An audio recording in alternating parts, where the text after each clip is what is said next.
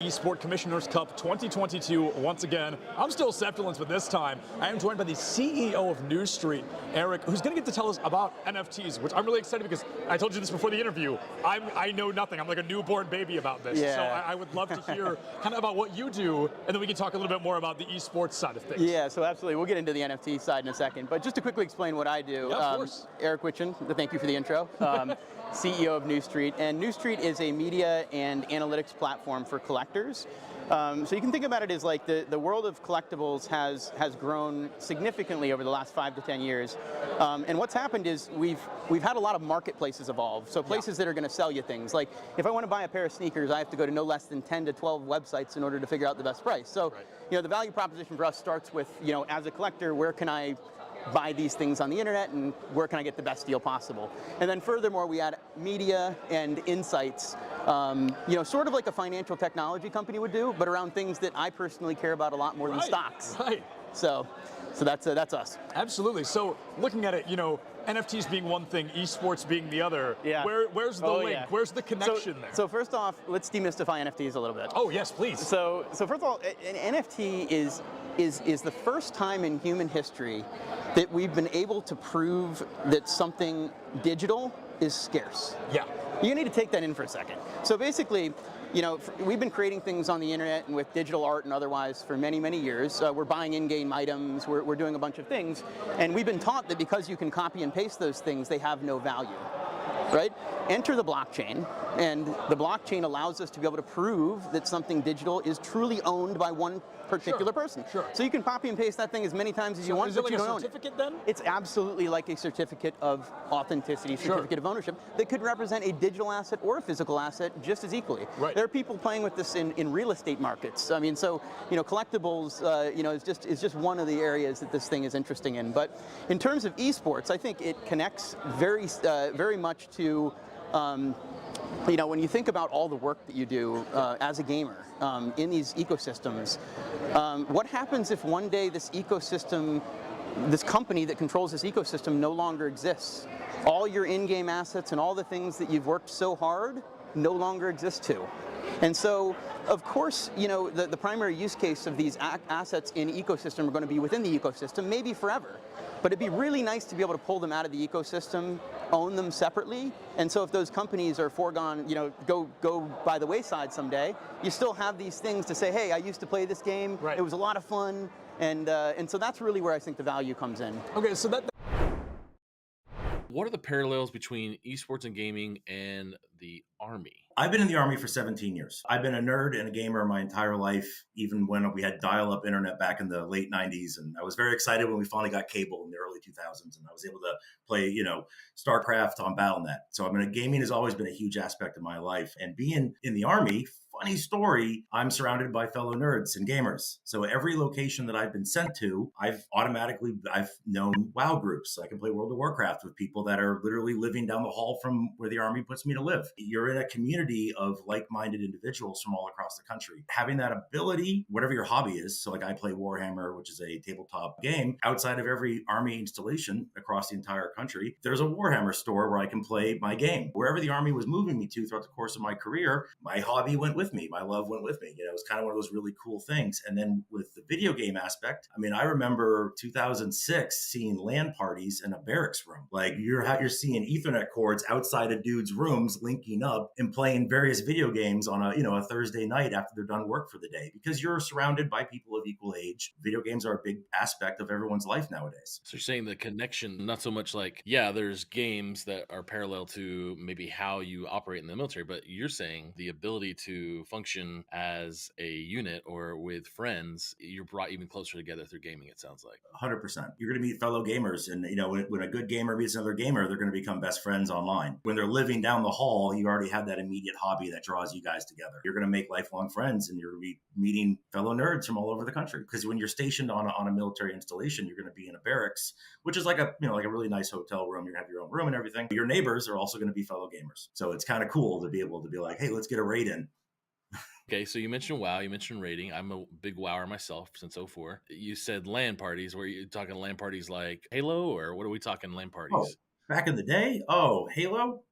Definitely. I joined in 2006. So Halo 2 LAN parties, money in the bank, having great nights. What some of my fondest memories growing up where you go over to a buddy's house, you got 9 TVs there, and everyone's connected to a router, and you're all trying, hey, don't look at my screen, man, don't look at my screen. You got 4 people to a TV and you're playing, Halo 1, Halo 2. So being able to still experience that and get paid and having your job and you're getting your skill training, it's awesome. One of those really cool experiences. Yeah, plenty of fights with me and my college roommate in Halo 2 and sticky bombs and holes in doors. Yes, I totally remember. Stop looking at my screen. That's all. Okay, so this is great. So I really feel this is good information for students thinking about what they want to do before college, after college. They're gamers, and look, you don't just go to boot camp and eat and run and stuff like that. You're actually spending time with people and playing video games. I think it's a good recruiting. You are still going to run. You're going to be in really good shape. I mean, you're still going to do your job. You're still going to be, we have over 150 jobs to choose from in the United States Army. Everything from electrician to plumbing to construction to HVAC to infantry to, everything. Satellite communications, which is a really good field to get into if you want to go into telecommunications for like AT&T, Verizon, whatever, T-Mobile. So you're going to get your skill training. You're going to get your job. You're still going to be in the Army, but it's a 9-to-5 job. When you're off work, you could go do whatever you want to do. If you want to do a LAN party with your buddies down the hall, hell yeah, go get that done. It gives you that option that don't think because you join the Army, you're just going to wear this uniform 24 hours a day. I mean, you're obviously going to get your WoW raiding parties in sweatpants at, 8 o'clock at night on a Tuesday, because that's when your group can meet up.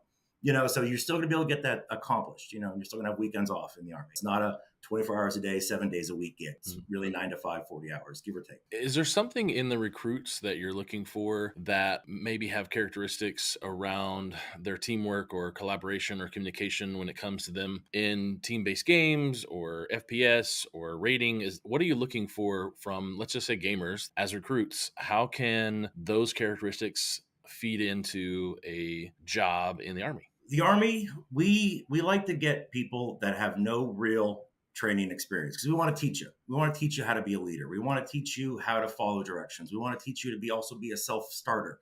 Obviously, having those skills prior to is obviously encouraged and liked, but we don't need someone that is an inherent leader right off the bat. A lot of people learn who they are growing throughout life. But if you're in charge of like a fire team playing, Call of Duty, you know how to work the maneuver elements. Like we need to flank. We have infantry, which is combat arms, which is Call of Duty, where you're going to do a lot of the same maneuvers. You're going to do a lot of the same communication. The Call of Duty, when they're making those games, they embedded their programmers with the military to kind of learn lingo, to kind of learn how stuff moves, how do certain weapons sound. Having those skills is important, but we're going to teach you. We want to be able to teach you. There's always a thing I've heard that if you know how to shoot a gun prior to joining the Army, that's good. But you're going to have bad fundamentals. We're going to teach you the right way to properly shoot a gun. Not saying every way is bad, but for us, we like a blank slate because we want to teach you the right way of doing everything. So, don't think that you have to have prior knowledge and experience coming into us. Like, there's a reason why we have basic training. It's basically teaching you the fundamentals of the Army. It's kind of like one of those little word plays. It matters, but we'll take anyone. We want people that want to serve their country. If they have a family coming into it, they want to give their family a good life, because we have a lot of benefits, like 30 days paid vacation a year, which you cannot find in the civilian sector. Like, good luck. I mean, if I want to go to an esports event in Vegas, funny story, I can just go do it every year. Being on the Army esports team is pretty cool, because I'm a full-time recruiter, but my esports thing is also part of my job. So I get to go do these really cool events and travel. I was in DC last weekend for a Warhammer event for the Nova Open, which is the major East Coast event.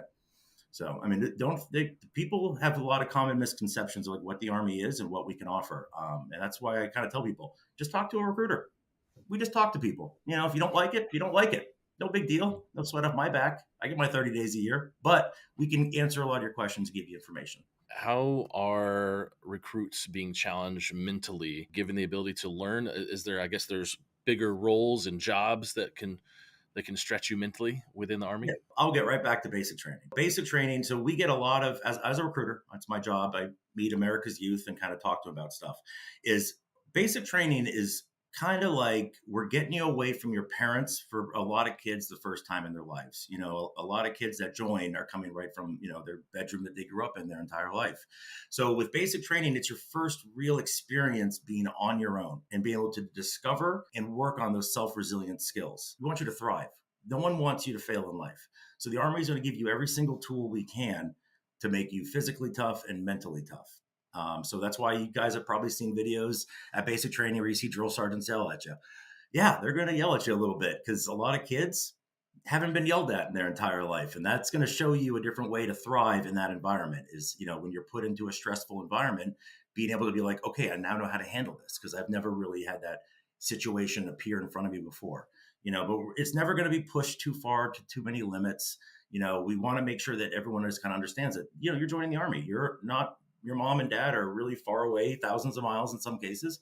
And we want you to be able to thrive on yourself. The person you are when you leave for basic is not going to be the person you are when you graduate basic training. I got a thing in my office where we always take a photo of you before you leave and we put it on my wall. And when you come back from basic, you come to visit us, is we always hand you that photo and you have to go into our bathroom and look in the mirror and see how much you've changed just in 3 to 4 months. Because you'd be surprised at what comes out of this training. And these are stronger mentally, physically, socially. They're put into these, pressure-filled environments where you're gonna swim. You're not gonna sink. We're gonna make sure that you know how to thrive. Listen, do it.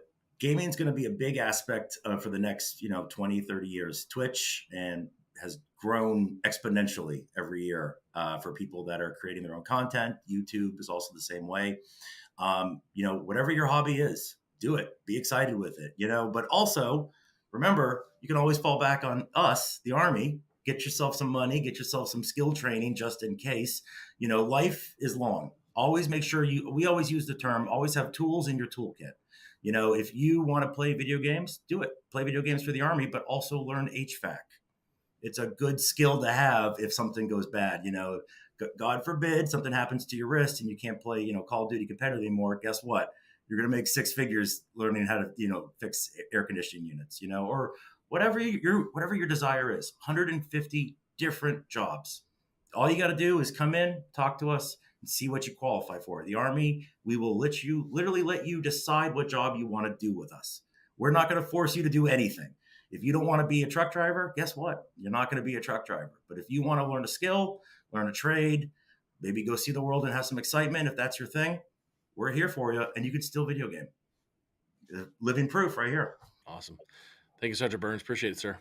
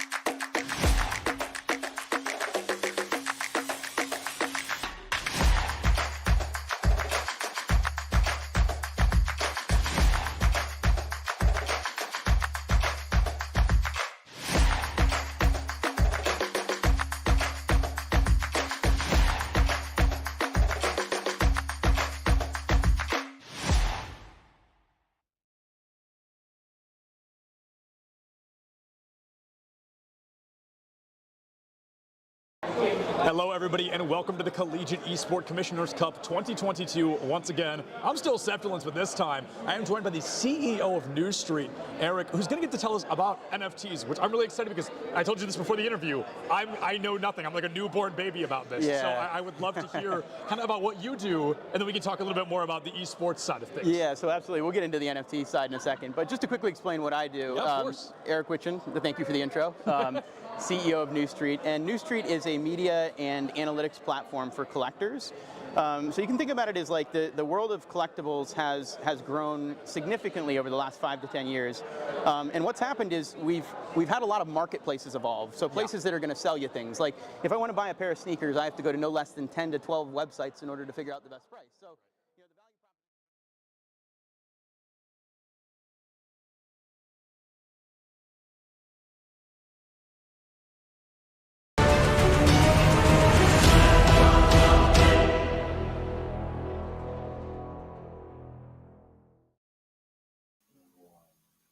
Good morning, everyone, and welcome back to the Esports U Gaming East Online Qualifier. We have so many. My name is Paulie Hype, and I'm so excited for another quality, amazing day of college esports here for the East Online Qualifier. And today is sponsored by not only Collegiate Sport Management Group and Esports U, but also the U.S. Army and Army ROTC. Thank you all so much for being a part of growing and developing collegiate esports. We have such an amazing day of action across 4 different game titles for you all today, like usual. To start things off, we have some amazing talent as well. We have for Valorant, Septilence and Gompers. We have Rocket League is Hail Monkey Man and Danger Taco, 2 big notables there. Overwatch, we've got Clutch Key, a new battle into the arena here, new person in the arena, and Dividing. And SSBU, we have Kilamiles and Darmgar. I'm so excited today to just get it started and get right into the action. I do want to make a little note, though, for everyone that's tuning in. Don't forget, we are also running 3 different streams today. 3 streams today. So Valorant will be on Esports U, the premier head channel right here, the channel we're on. We'll have Rocket League on Esports U 2, and that'll be followed up by Super Smash Bros. Ultimate, also on Esports U 2 later on in the day. And then we have our Overwatch portion of the competition. We'll be competing over on our partner conference, ECCC Twitch channel, and we'll have that dropped in the chat as well, and everywhere to be able to be found too. And that'll be not only, keep in mind, remember, we delayed our online competition from Overwatch from the South region, and we're going to be doing the East and South regions today on Overwatch 2, baby! The brand new Overwatch 2 drop finally October 4th.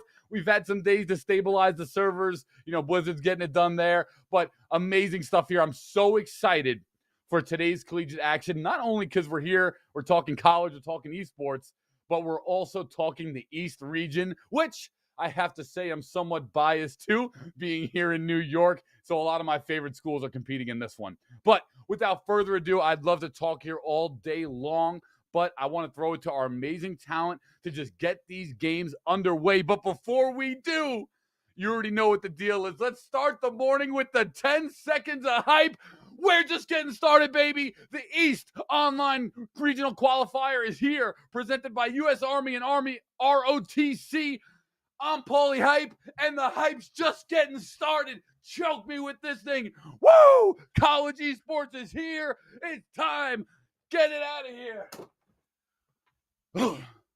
I'm so excited for all the competitors. Good luck today. You guys are going to do amazing. Welcome. But before we do it, let's throw it over to Septilence and Gompers for Valorant, Monkey Man and Taco on Esports U2 for Rocket League, and over to Clutch Key and Dividing on ECAC for Overwatch.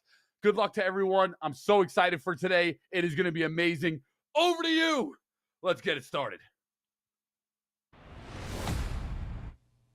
Thank you so much, Paulie. And after that, I've seen a million timelines, and none of them I expected to be as hype as that. What is going on, everybody? Good morning on this beautiful Saturday morning. I am Septilence, joined by Gompers, and we, as Paulie mentioned, have the honor to bring you a lot of Valorant here today. Gompers, before we get into the logistics and the statistics and the Valorant, how are you doing? How's your morning?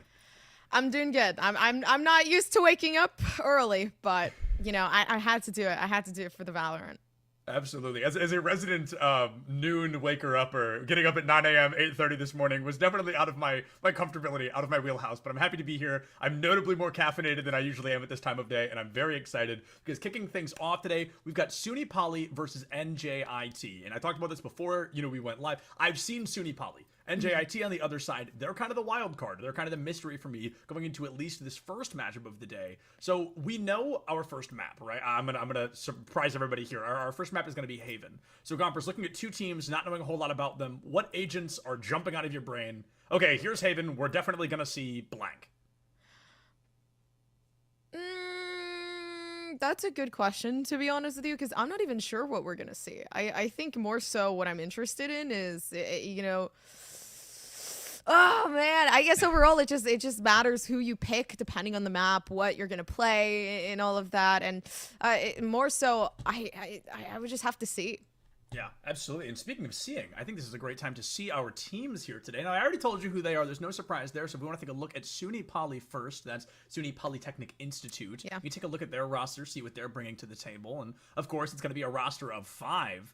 So I'm very excited because this is the school I'm more familiar with. Now, I haven't seen all of these players on this team, but Hysteria is a player that stands out right away. That's a player I know I've seen before, and one that I'm definitely excited to see again. Mm-hmm. I do want to say there's some fun facts here that I have been looking to give in. Am I in the same? I think. Wait. Yeah. Yep. Okay. I build custom keyboards, which is pretty cool. All right. And then I'm trying to find the names as we go, but I think it's Yip and Bazball. Yeah. And then Bazball is my first gaming console was a VTech bike. I don't know what that is. I was going to say, which is definitely a fun fact, because I have no idea what that means. I'm looking that up right now. A VTech bike. Okay, let's kick him out of the server. All right, hold on. Now I have to find out. Let's see. If we both say you gotta go, you gotta go. You gotta go. You gotta go. Get this kid out of here. Fastball. The fun fact, listen, a VTech bike. If you want to know what that is, literally Google it. I think you'll be very surprised. It was not what I thought it was going to be. But I know that on the other side, the New Jersey Institute of Technology, they not only have fun facts not related to VTech bikes, but they're also that wild card team for me, simply because I have never heard of them. But it's okay, because we got the fun facts. Listen, I'm going to be on the fun facts grind for this one. I think trying to find the names of the players as we go, but it is going to be... Oh, wait.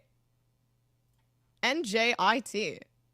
Yeah, wait. The players are different here. Yeah, wait, hold on. Something has gone wrong. Guys, it's okay. It doesn't matter. So no fun facts, unfortunately, for these guys, but their smiles will speak for themselves. The cool thing about the fun fact train is it never stops. It's just on a little break right now until we figure out what's going on with our information. But I either way, no matter who's coming out, I am eager, because this is the first stage of the day. This is the first time these teams are going to play each other. This is the first time these teams are going to play on stream here at CECC East. And that's where things kind of really get weird, because you can't hold on to strategies, and it depends on what map you're playing. So we know they're playing Haven. They immediately have to give up their best Haven strategies, because it's a now or never moment for them. Yeah, I have to agree as well. Also, kind of looking at the dynamic of this, let's not forget collegiate is a big mixture of ranks, a big mixture of personality. So then you also have to bring into account, okay, well, who's going to be able to play that duelist role? We obviously need someone who's very skilled at fragging and trying to kind of find that dynamic that works best for them. So it's more so who was able to figure that out. Yeah, and my favorite thing about collegiate is sometimes we get players that come out that are specialists on a certain thing, and they bring out an agent we'd never expect to see. The last collegiate series I cast actually was on Haven and ended on Haven in a tiebreaker, and both teams brought out a breach. And I was like, okay, so we're playing beta Valorant right now. We're actually going to bring breach to the table. I was super excited about that. And I will say, no matter what map we end up on, I kind of hope we see Reyna today, because she got some pretty massive buffs recently, and I'm really excited to see how, if they're as massive as I'm expecting them to be, or if it's more just impressive on paper. Did they add those buffs yet? I saw a tweet that they did, but that does not always mean it's true. So I'm not super sure. Let me see.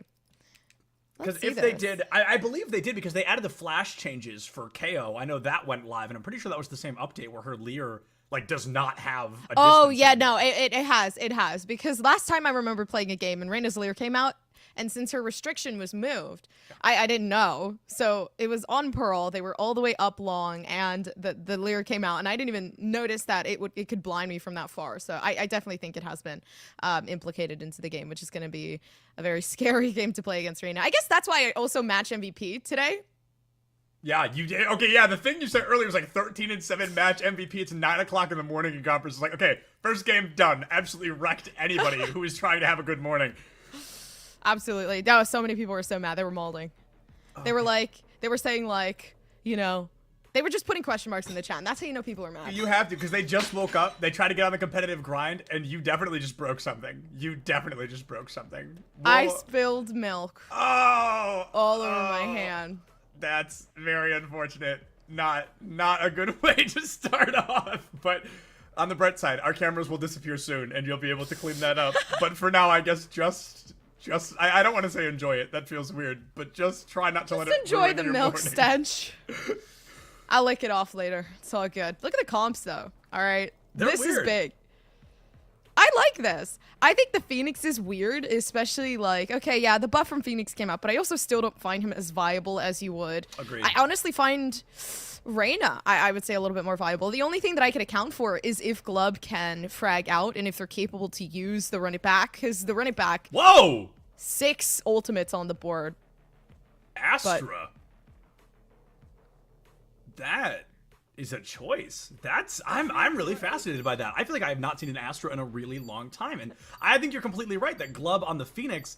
Yeah. To me, it's often people that are still playing Phoenix started playing Phoenix, and they've never really branched off to anything else. And I've got to wonder with, like you mentioned, Reyna and Phoenix kind of in this back and forth of like fighting for the slot of worst duelist. With those new Reyna buffs that came out, Phoenix might finally be back at the bottom.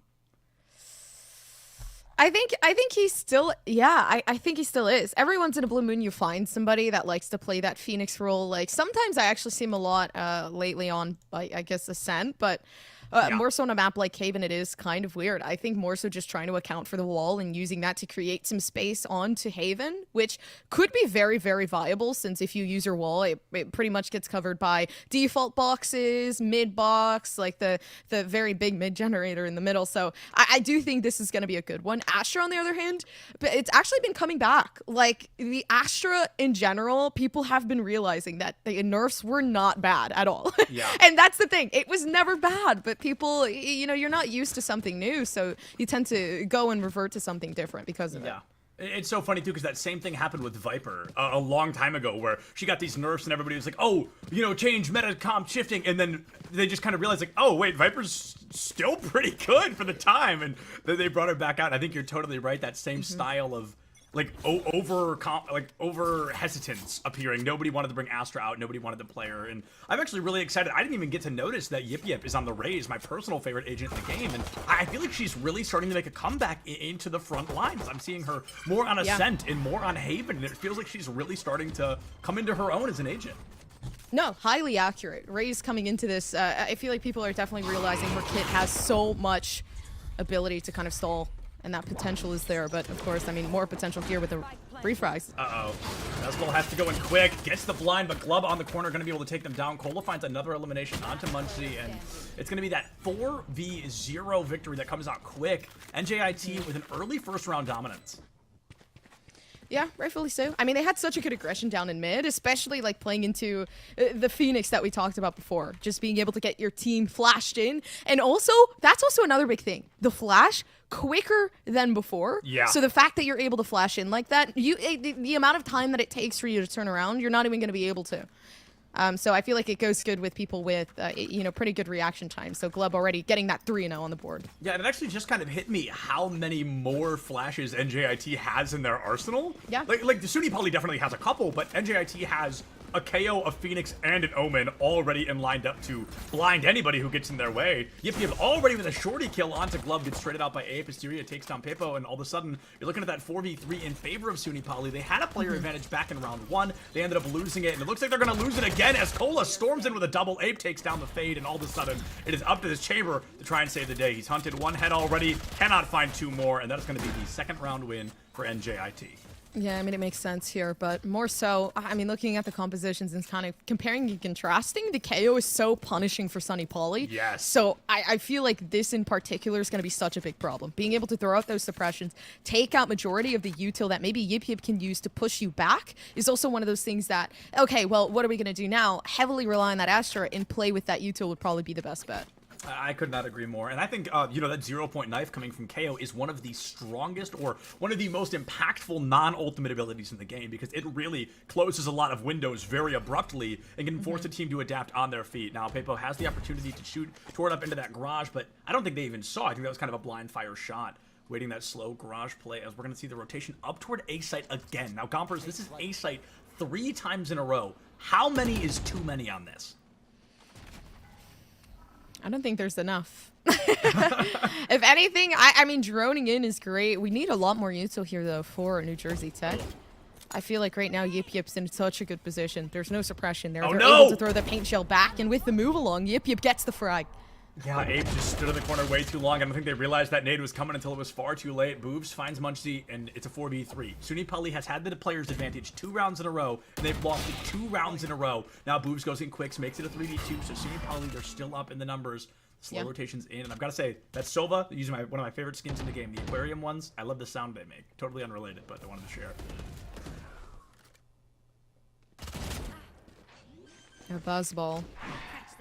Knowing that there is going to be a plant coming down, Hunter peeking out through heaven, which is great because they get the one, so Cola leaving Bobs, Boobs in a pretty unfortunate situation. But that's okay because the 1-2 finally Sunny Poly puts themselves back on that board.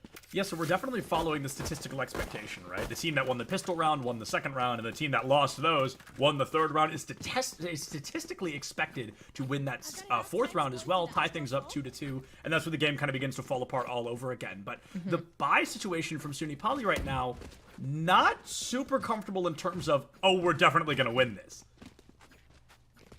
Yeah, I mean, I have to heavily agree. The biggest thing right now for this team is really just holding on, because look at the economy for Sunny Poly. Even though they've won that round, there's still a couple people who have to save, who cannot fully invest into this. So New Jersey Tech, they do start with this upper hand. Here comes that drone once again. Gonna get the read probably into the corner, but I think drops it beforehand. They're gonna toss the nade up into garage, trying to find a little trying to find a little bit of momentum, a little bit of damage, because that little bit can really go a long way. Yip Yip with only a sheriff to their name. The sheriff's such a scary gun because if you miss that first shot, you're probably not getting the chance to fire a second. Yeah, no shots fired. A rotation that might actually be baited out because you've seen and you've heard information over towards C, especially knowing that nobody's surrounding mid, at least just yet. I love the, I don't want to call it uncertainty, I guess I should call it patience from NJIT here, as they're not hard pushing into any site. It worked on round 1 when nobody had guns, but now, and to their knowledge, everybody's got guns. So you can't walk in with that same style of hubris and hyper-aggression. We're going to see the Phoenix pop his ultimate here. They'll run it back, coming out quick, you know, burns the flash, but gets his team onto A site effectively. They've cleared pretty much the whole site in the same breath as well. They're going to find the plant, and this forces Sunny Poly into a retake. Yeah, spike being planted is good. Now they can try to get themselves onto the site, but Hunter doesn't even know. They've made noise. Cola can peek off of it, which is beautiful, and the paranoia to stop the push. Yeah, the Hunter was hunted, and that gives NJIT the numbers advantage, and by golly, it's going to be a big one. 5v2, make it a 5v1. It's up to Fade to save the day. Bazball takes down one, but that was just a big ask to begin with. Would literally have to ace to win that round for the team. 3-2-1 in favor of NJIT. Oh, that was so good. But you got to be quiet in the entry down in garage. You never know when somebody's hiding. And Cola had such a good position there. I mean, it's surprising, too, because so many people like hiding there, but nobody ever catches on. So it's just that constant punishment over and over. And I'm taking a look here. We got the player sheet updated, and it looks like almost the entirety of NJIT is immortal. And then we're not seeing that same level of ranking on the other side. So this might just be NJIT getting through this first round early. SUNY Polytechnic, they are hovering between Plat 3 and, you know, they've got an immortal player. Yeah, which is great, but it seems like it worked out for the best down in the bonus rounds, but this round in particular is going to be a big one. VALORANT, a game that so heavily relies on momentum, is really going to kind of have itself shaken up right here, right now. This is where NJIT gets the opening to really start storming out and finding huge plays, or they're going to get taken out by Munchie, just like that. Yip Yip puts down Cola, and all of a sudden, the situation looks great for SUNY Poly. It's up to Yip Yip to try and save the day. Found 2 already. They know there's a third on the corner, not quite able to put Club down. And as that chamber comes in quick, Hunter finds one. That KO gonna burn out. The resurrection not available. A clean 1v1. I think Chamber's got the upper hand here. Oh, never mind. Yeah, unfortunately not, but the spike goes down. And Papo now having to wait, playing into this 1v1 with Hunter, having the rendezvous, but can't take it out in enough time. But I did want to talk about, all right, now that the sheet is fixed, that means we got the fun facts. And I love reading these because one of them made me crack up. In one of the matchups we'll probably be able to see soon. But Boobs says, I know how to fix cars. Interesting. That is a good skill to have. Glove says they are addicted to VALORANT, which I feel like is majority of us. And Ape said, I like reading manga and working on my car. So it seems like we have a lot of car fixers in this team. Yeah, but interesting. New Jersey Institute of Technology and apparently also auto mechanics, because they've got 2 players that are definitely interested in cars here. And Yeah. you know, it's definitely not a skill that applies, I think, heavily to Valorant, but it's one that I'm very impressed with because I cannot fix cars. I cannot fix cars either. That is not a skill that I have right now, but it's okay because fixing cars means you can solve these very difficult problems, and it seems like it's working out for NJIT. Ape gonna get the plant down early, and of course it's all about the credits, all about trying to put yourself, you know, setting that new timer for the defending team of, okay, we can't just stall out anymore, we've got to get that defuse or we're gonna lose the round. Fastball with the rotation in through garage, quite a few players to back him up. The Sheriff's spray and pray, not picking up much of anything. Yip goes down to Ape, and with such an aggressive weapons disadvantage, it's gonna be difficult for Suni Poly to win. We're back into this fade. She's gonna get shot out by that 0 point. He takes all abilities offline. Glub has the rotation around box, and that is NJIT with their 5th round win. 1 to 5 is such a large gap to really come back from. But the thing is also, like, you got 5 ultimates on the board to use. Right. The only thing that scares me is that, you know, there's such good counters here that can actually push things back. Papa with the 2 to 4s honestly could get those first-hand picks that are really needed for NJIT to stop some of those ultimates from being expended. I'm looking. I was trying to figure out if it was a visual bug, but I don't think it is. I think Hunter had just pulled that tour de force so quickly that we never saw the actual... yeah, it's going to be happening early. That nade finds a lot of value. It doesn't get any elims, but it gets the damage off the board, or on the board, I guess. Yip takes down Ape, going to be traded out. Another run it back from Glub. Now, run it back is not, you know, not one of the highest charging ults in the game, and it is quite an effective one for making space just like this. Flash down and out the corner, but the tour de force sends Glub packing back to that spawn location. Spike plant comes down, and Gompers, I mean, right away, that's a weird spot. Yeah, weird spot, and already Glub tweaking out Munchie. There's so much going on. I talked about the ultimates. Now they're being able to bring it out. Hunter really good with the tour de force, but there's one more to be able to use, and this is so good. But they've got no idea where he's at. He can't hear the defuse. So I believe that's Boobs, just kind of has to wait it out. Hunter, living up to the name, might be able to find one more if he's quick, but Boobs has the spray. 70 HP, already got half. They can't go for the full. You know his location. You've got to decide. You know, pros don't fake, or pros get taken down by Boobs just like that. That is NJIT. Gompers, their new worst-case scenario is a tie at the half. That's kind of insane as well. Like, being able to take that to that 6th round. Yeah. But overall, damn, I mean, this is so hard to kind of account for, but you know, there is such a difference in the rankings, like we talked about before, and it's also really hard to kind of put that into perspective, because even though you're on such a good momentum, there's always that one person that is so skilled that they can take things back. Without a doubt. We're looking at a really unlucky buy from Suni Poly here. I think the biggest gun we saw was a Spectre.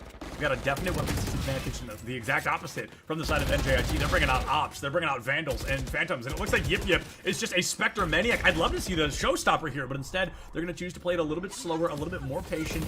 Cola takes down the fade. Munchie going to get caught out by that hot hands. Glove finds Yip and Hunter with the headhunter of his own. All of a sudden, a round that started so strong for Suni Poly here, it looks like it might just be another round loss. Oh. Yeah, still some shots coming down. It seems like nothing yet. Yeah, the aggression here from Sunny Poly is gonna get... Actually, I think it might work out for the best, because so many players from NJIT are so low. Yeah, there's 2 left. I think the Chambers, 17 HP. Has the right angle, but has no idea that he's correct. The slow peek in. If the Astra kind of wide swings the corner, they dodge the bullet, they win the fight. But if they wait patient like this, he knows. Oh, the smoke! Blocks him out. They're both down now by sewers. They know the location of the Astros. 40 seconds left. Plenty of time to get this spike down, but they want to go for Elims first. It's a safety first situation. Uh-oh. Wow. Wow! Okay. Even with the HP difference, that is not how I thought that was going to go. Yeah. Understandable, though. But, okay. But that's good. I mean, Sunny Poly... I thought for a second that it was going to be possible, especially since the op was there. They were holding the angle. I think if they held that angle, then things would have been fine. The thing is that once you start to try to push that positioning, you're giving them the advantage, and then you start to throw yourself off balance. So overall, kind of just leaving themselves scarred there for NJIT. But I think they can come back from this, especially with the 2 ultimates left. They have the Hunter Syria to stop that plan. They have Cola for that information if possible, or if anything, just to get the spike and give that rotation in. I love the op angle from Hunter here. It's going to be able to shut something down quick. If they choose that C site, the blind fire chooses not to take it. Oh, and there it is. Chooses to take a second one. Puts down Glub in the blink of an eye. And all of a sudden, SUNY Poly, they've got the numbers again. That op down C long, so difficult to get out of that spot.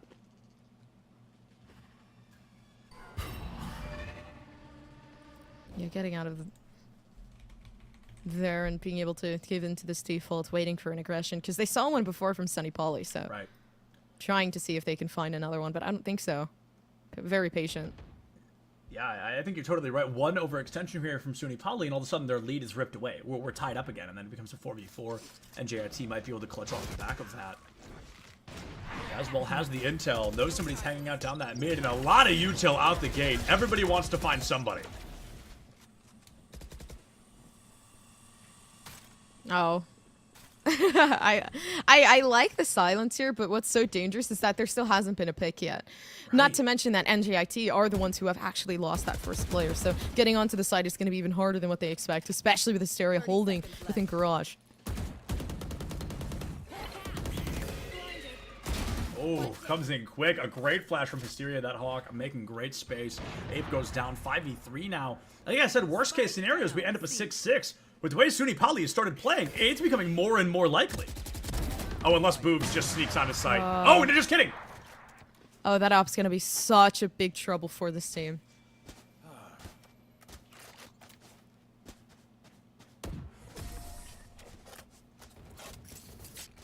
I think the only thing the op has really done is show NJIT, okay, maybe we don't go C, just like at all. Maybe if we do, we go through Garage, but C long definitely feels off the table right now as long as Hunter has that op in hand.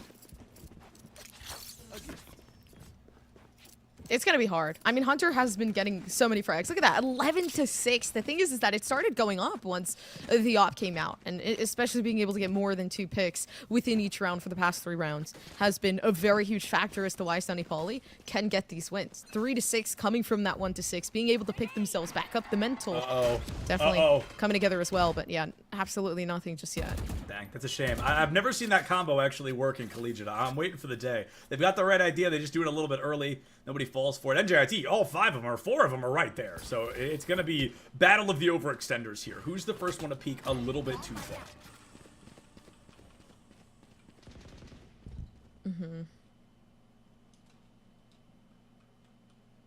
Yeah, there's nothing really. They always kind of falter back here for NJIT once the plan starts to dissolve. They don't necessarily know what to do as of right now and start to wait for a push, but it never gives in. Yeah, I think something that could really kind of behoove them is to use the Sova util a little bit more. We were spectating the Sova there, and I realized I don't think I've seen a Shock Dart yet. I'm not even sure I've seen a Sonic yet. Like, we've seen the drone a lot, but other than that, I can't recall the last Sova util we've actually seen. Glove goes in hyper-aggressive very quick, has the run it back available, goes for a spray and pray strategy, saw the raise, but the respawn pulls him back. It's still going to give the team the opportunity to get in and get taken out one by one. Munchie and Yip Yip coming to life here in round 10.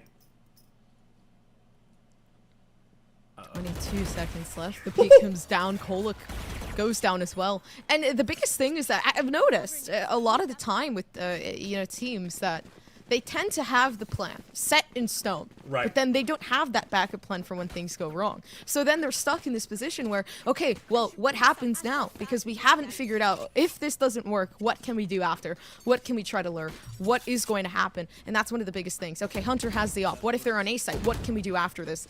And just not having that plan leads them to the 6-4, leads them to this consistent loss. Yeah, it's that, like you said, primary plan, but there's no secondary plan. It's when the plan starts to crumble, the team begins to fall through, and I think you're right. I think we are seeing that with NJIT. Every round they've lost has come off the back of somebody being eliminated almost immediately. It's the moment NJIT falls into a disadvantage, they really start to crumble. But this time, they're going to find the advantage. Papo takes out Munchie early.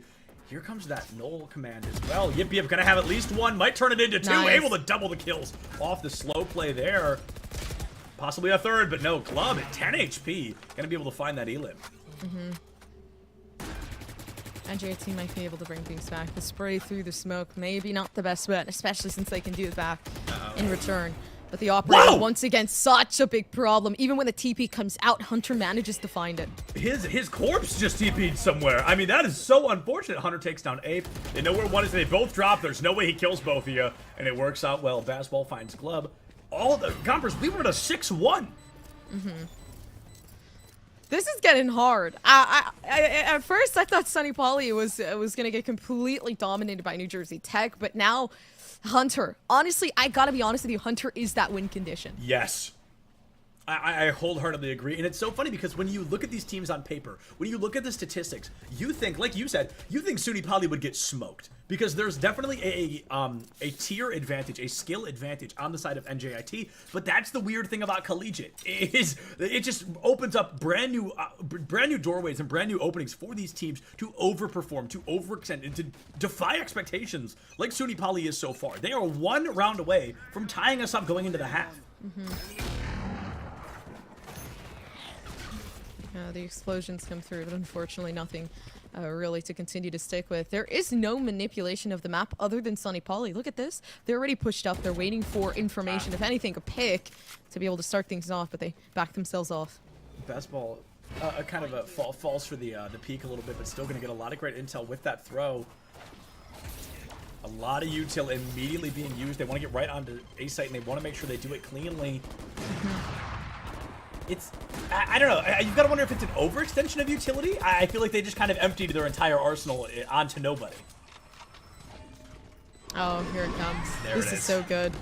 Look at the tethers. They give away that information as to where these players are. Yeah. And initially bringing out everything, but it just gets struck down in a second. Wow. I mean, in a second by one person. Yeah. Glub there. Just a 4K in what felt like 3 seconds? 4 seconds? I mean, what a cleanup. And that guarantees a round lead for NJIT. If SUNY Poly wins the pistol round, that puts them in statistics to win the following. Then they tie things up 7-7. That's where it can really turn on. But look how quick these kills come piling in. Before we can even finish talking about the fade, Glub has wiped the entire team off the board.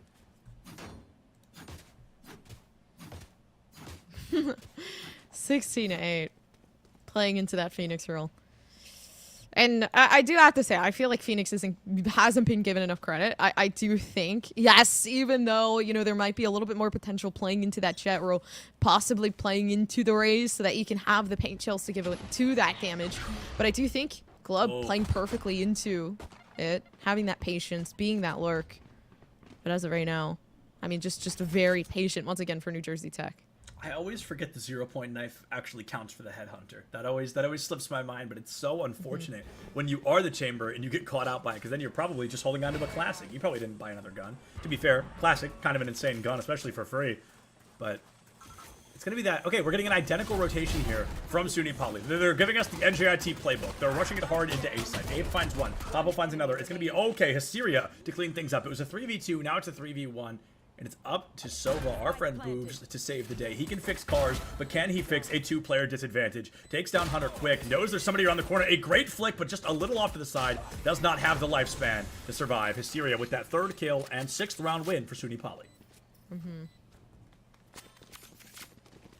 And so far, I mean, fixing the half so that Sunny Poly can come out on top. Winning that round in particular is going to be a really good win because the Spectres come out. They managed to be able to take things possibly that 7-7. But of course, Hysteria investing into this Vandal, and most people would think that it's not too much of a big deal. If anything, it's risky. I think it's a good plan. If Hysteria keeps this Vandal into the next round, then honestly, the bonus round wouldn't look too bad. Yeah, it looks like Hysteria is going to go for full armor as well, so I assume we're not going to see that full Sky util on the table. Yeah, only has the Hawk to her name, but I wholeheartedly agree. It's going to be a great weapon in this round in particular because NJIT, they're rocking with handguns, and only handguns. You've got an insane fire rate advantage, an insane damage advantage, assuming you don't get domed by a sheriff, but it's a risky play. Like you said, it's medium risk, very high reward if it works out well. Oh, nice shot from Hunter. They were pushed so far up to get that one, too.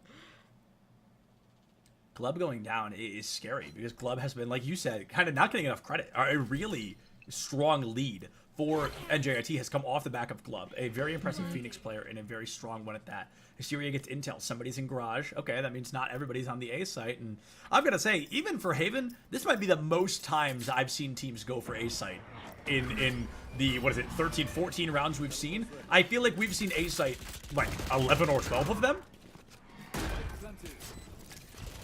No, we have. Oh, this is good.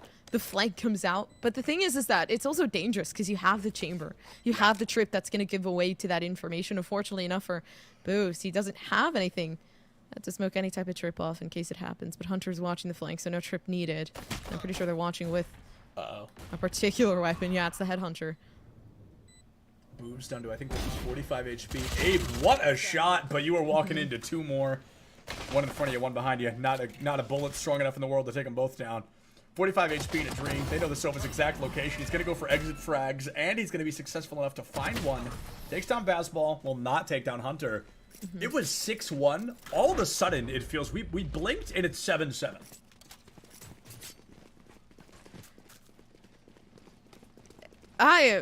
It's surprising. Honestly, teams just kind of take you aback once they start going on this momentum run.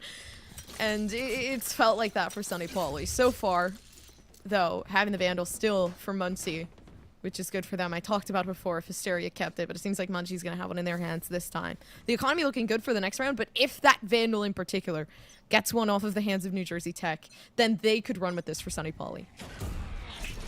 Oh, a great attempt there from Hunter. Falls a little bit short. Doesn't want to get hit by the 0 point. Has to TP out with the fragment nade. Gonna make space. Give Glove the opportunity to sneak up right into Hunter. And Hunter not gonna see it. What a play. One top frag takes out another. And Glove walking into the spawn. Trying to find a second and or third elim. Has to use the hot hands to make space. Guarantee he doesn't get pushed. The flash comes out. Here's the wall to boot. Yeah, that's why, you know, we talked about the wall before and how it could give you some space to create, but it seems like he was just keeping the space, if anything. NJIT looking good this round in particular, and not even a shot that can be hit. Yeah, it's going to be up to, never mind. Yip, yip, not going to find much of anything. NJIT, they let SUNY Poly get to the tie, and then, I mean, they come back with a complete flawless round, a high success. They're showing NJIT, you know, not only did we buy the guns we needed, we get to keep them. Nobody goes down. They don't have to spend a dime this round if they don't want to.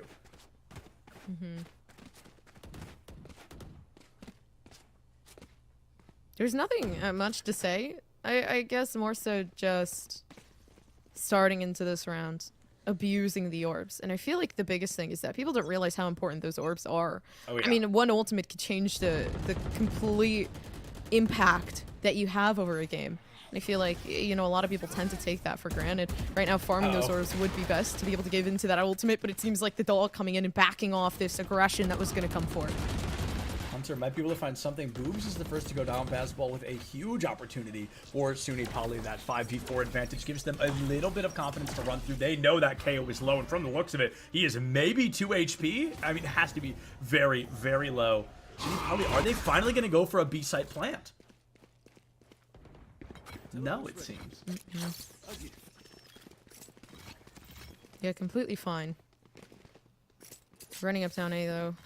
Kind of just faltering like New Jersey Tech did, but in their own type of way. This time, they're just trying to figure out what site to aggress forward to now, and C Long seeming like he's going to be the victim. Glove with a great patience. Choosing not to commit, not the double blast back in. Does not check the corner. No way! Glove takes down Yip Yip. Glove finds Hunter. Gets taken down, but NJIT, they've simply got the numbers. It's now a 2v1. The Paranoia going to come out. Probably going to catch Bazball. At least for the moment, 2v1. This is a tough one to win. Especially with the Chamber, who could be sneaking up down that long step, but instead he's coming up through garage. We need 2 headshots, and we aren't even going to see one. Cola with the wall bang takes down Bazball. Oh, it's never ending here for NJIT. Look at that. Another round up on the board. They get themselves to that 7-9 mark, which is actually really good. And I talked about before, trying to farm those orbs, trying to give yourself a little bit more boosting of that momentum. And the only reason why I say that, so many players were so close to being able to bring out their ultimates. Now, some finally being able to pop them here. And if they managed to collect those orbs for Sunny Poly, they would have had the ultimates the last round to use so that they could possibly take things back away from New Jersey Tech. But it seems like, I mean, completely fine. They have the Seekers, they have the Nightfall to be able to get themselves in. But my biggest issue is the only thing that can counter that right now is going to be the Phoenix, is going to be that run it back, so that they can at least have that second life to eliminate these players. That second life can really come in handy. Turns it into kind of a pseudo 6v5, and like you said, very, very effective if NJIT can bring it out. Glove, though, doesn't even need it. Walks out, domes Hunter, immediately walks away. I love this weird, like, over-aggressive use of the hot hands to completely negate any attempt at walking up towards Glove. It always creates this weird distance where Glove seems to really capitalize off of it every time. Oh! Isn't even going to use anything really. Papo bringing out the op in cohesion so that they can at least give back what Sunny Poly gave on their defense side. But mid side seeming like the best bet because there's absolutely nobody on it, and the first one goes down. 3v3, we're finally gonna get a B-side play. Oh, boobs. Oh, no way! Muncie just was not ready for it. Yip finds the spray and pray, turns it into a 2v1 as Papo, with that Oppo, might have a huge opportunity to come through and find Yip Yip into the corner, has the line of sight, playing chicken here. This is a dangerous one. Oh, not the run it back. Oh, wow! All right, wow. Okay, a very valiant effort from Yip Yip, but just could not find it. I said it. I said the run it back could be that win condition, and it was for New Jersey Tech. They take this 10-7. They push Sunny Poly back, and then once again, Sunny Poly in this position where, okay, well, you know, this is the last round where we can finally have the economy very, very well connected. If anything, they're gonna have to save for Yip Yip. But it seems like Hunter actually saving up for not an op. I thought they were gonna invest in an op because they had so much money, and I was wondering why. But it seems like it's all good. I'm trying to think, and I'm not totally sure if this might be the first round we've seen where all 10 players are actually buying a rifle or higher. We are seeing the one operator on the board, but I feel like almost every round we've seen a Spectre or a Frenzy or an Ultimate in lieu of a weapon. But this feels like the first round, at least in a while, we're seeing all 10 with a full arsenal.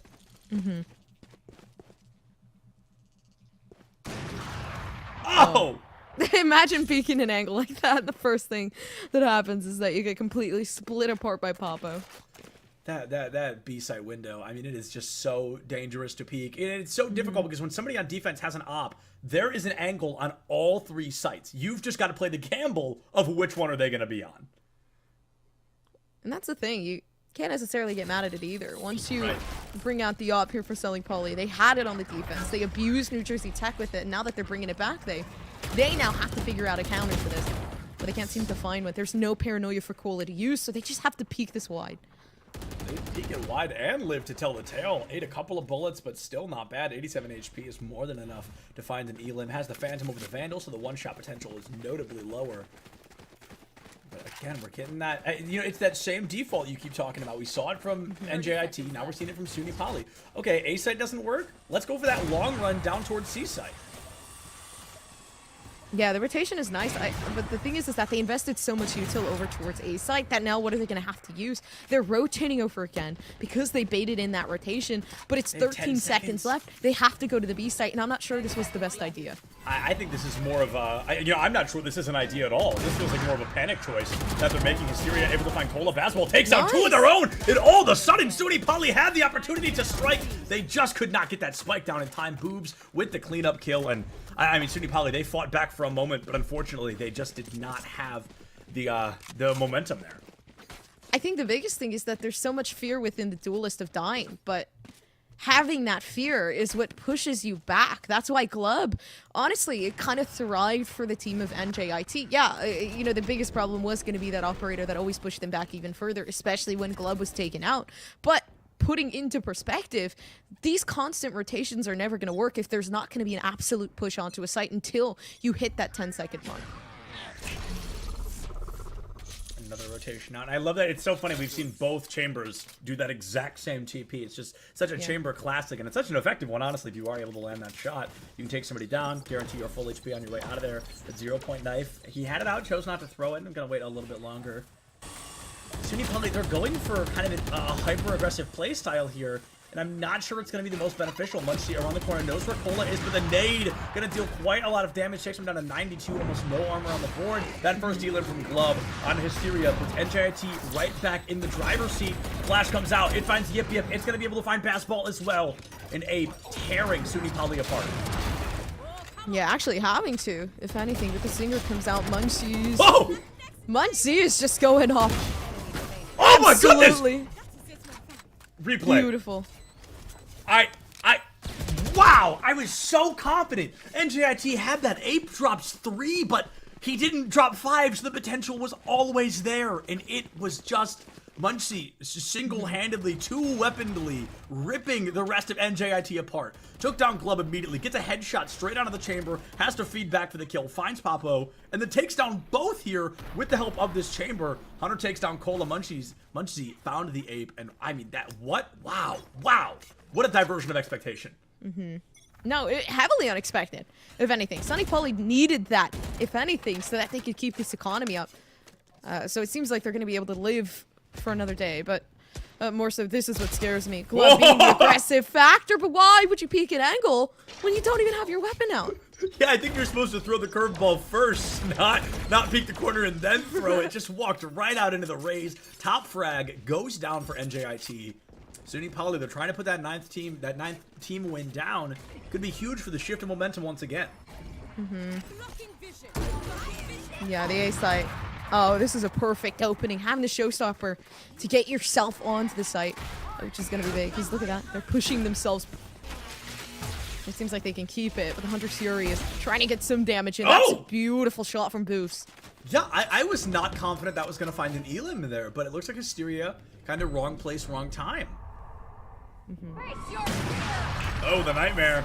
Papa takes down Yip Yip. Still going to get caught out here. Tether going to give him away a little bit, but still finds the confidence to take that shot. Munchie finds 2. You've got to do something about this Astra. And Papo is able to do that. It's a 3-piece once again. He knows the precise location of this chamber. Oh, the TP! But it doesn't help the way you think it does. The peek on the swing, and Hunter with the mind games able to clutch out that round win. Uh-oh. Okay. Yeah, all good. 9-11. Which kind of leads Sunipali back to a state of comfort. If anything, pushing New Jersey Tech back into this eco buy is going to give them another round on the board. So possibly that 10-11 that could come in, and that's a lot closer than what we expected. I mean, before they were at 7-11, they were having a very, very hard problem trying to get themselves, you know, really, really established within this grouping. But honestly, Munchie having the Cosmic Divide as well. So in the next round, this could look good. This could absolutely look good here. And I think this could be the primary momentum shift. I keep talking about that. But if Sunipali wins this, I think they're going to have the econ to come through and be able to win at least enough to tie things up to 11, maybe into 12 or 13 with the aggression we've seen from them so far. Yip Yip goes down. Glove gets one from beyond the grave. It's a 3v2. I love the use of the Seekers here. It's going to make up for that lack of HP on the side of Hysteria. Munchie in a weird 1v1, going to win it. Basketball takes down Ape, and Gompers, again, we see NJIT dominate the first half of each half, and then they really start to lose it. They start to slip a little bit, and Sunipali takes full advantage of that. Oh, man. And especially, I talked about it before, this Cosmic Divide could really open up the round. Having that there inside of their pockets is going to give them so much space to be able to enter the site. But the thing is that they have to fully commit. They use so much util, trying to push themselves on the site, and then they end up backing off later on. Ape with the early 0 point. Might catch a few folks with that. No, instead they're all going to be... They all played so far back to guarantee they wouldn't get hit. I love the idea there. I love the confidence, and nobody's going to wide swing for Ape. Talk about a timing diff. Oh my goodness, trigger discipline challenge? There's 1, there's 2, where's 3? Oh, Bazball able to find that Elim and Ape. What an opening here. And JIT, they've still got the numbers.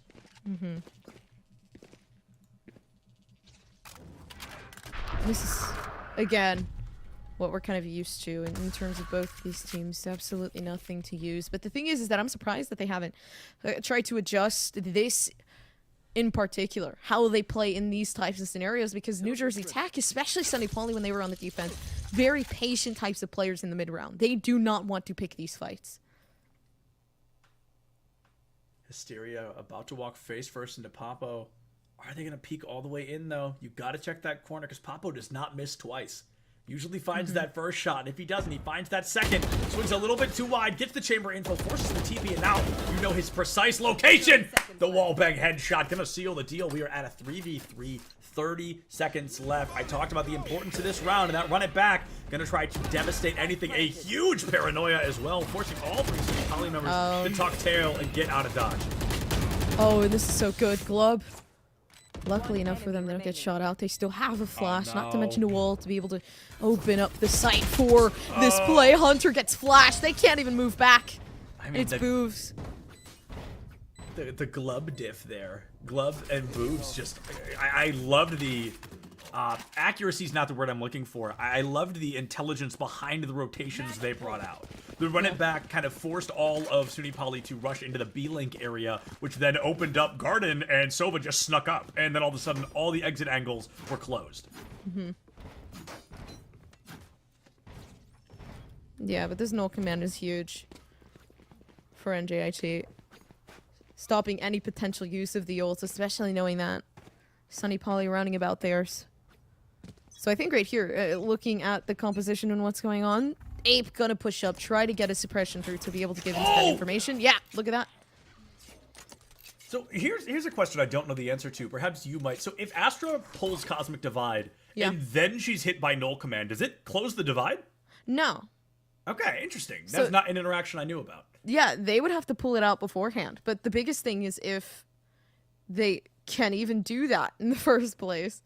So the biggest problem for NJIT is trying to have that KO, put out the suppression, that null command early enough. SUNY Poly, you feel like kind of backs against the wall. It's a 12-10 situation. They lose this round. The map is over. This is a best of one, folks. So they are really going to be in a tough spot to clutch this back. Cola and Yip give one another away. There comes that 0-point knife. I don't think it finds anything. I think it was a little bit too high. Oh, no, excuse me. It did find Hysteria. So that's a little bit of info off the table. Papo finds one, gets traded out by Bazball, but that trade could have been a lot more effective. Boobs! Hysteria's reaction time was amazing, but they backed away from Boobs right into Glub. In my opinion, the MVP of the match. New Jersey Tech, and they're going to win out the game 13-10. The 13-10 good for NJIT. I didn't think this game was going to be as close as it was, in all honesty. I did talk about being able to have that player, have that duelist on that role if they are the fragger. If they have, I would say, not necessarily the highest role or the highest ranking, but more so just somebody that you can rely on that isn't afraid to give those entries, to give that space, and not to mention the synergy that you would have to have with the team in particular. I think both teams looked amazing. I think continuing on, they're going to do amazing. But right there and then, it is going to be the win for NJIT. I agree. It's going to be the win for NJIT in a best-of-one series. And the cool thing about that is we have another best-of-one series coming up in just a couple of minutes. We are going to throw it to a super short break. I recommend you all use this time. Use the restroom. Eat breakfast. I don't know. See your loved ones. Do something. But come right back here for CECC East in just a couple of minutes. We'll see you soon.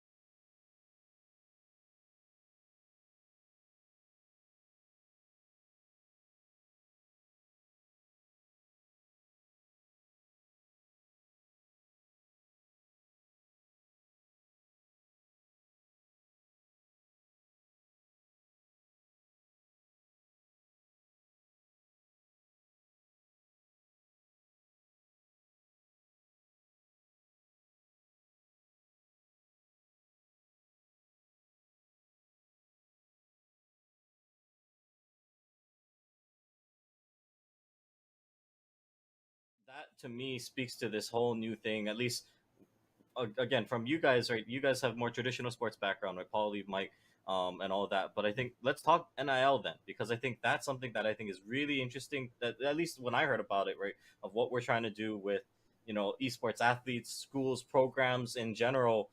Because it wasn't something you would think normally, right? You could understand, right? Football player on the field, star quarterback. It makes sense, right? The guy is somebody that everybody knows on campus, whether you're on the team, off the team, or you're just going to the school. It makes sense. But I think, nowadays it's not as common, or people don't think that they could be somebody that their name is out there, right? Or that they're known, right? As we're growing this space, as we're putting this together, it almost feels really interesting that, your star entry in Valorant, or your star forward on Rocket League, right? Whatever the case might be, now they can have NIL deals. It's a thing out there, and I think, I don't know, maybe Mike, you want to start off, but I think thank you for teeing that up. So I was talking for too long.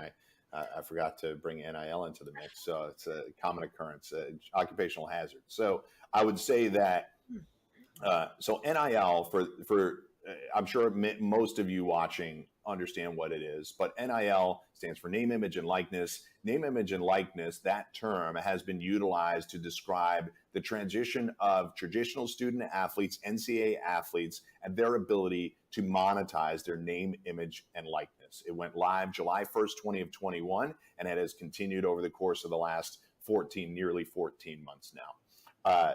It's an interesting term because it's been co-opted to describe the NCAA's approach to student athletes being able to make endorsement money or be able to monetize any part of their name, image, and likeness. But it's been around forever, right? We've had athletes endorsing brands for over 100 years. Babe Ruth of the New York Yankees was endorsing brands 100 years ago, and it has continued onward from baseball cards all the way through now, where we have lots of different integrations of how influencers can monetize their followings. So what I would say on the traditional side is it's still a very young space. There are a lot of stories out there regarding NIL.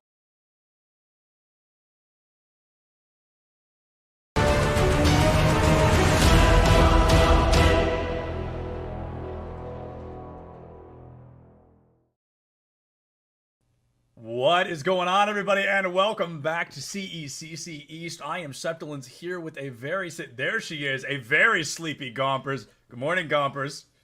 Is it still morning? It's 11:30, but it feels like it's 5 o'clock in the morning. Sorry, all this waiting was just resident sleeper. I wanted to get straight into Valorant.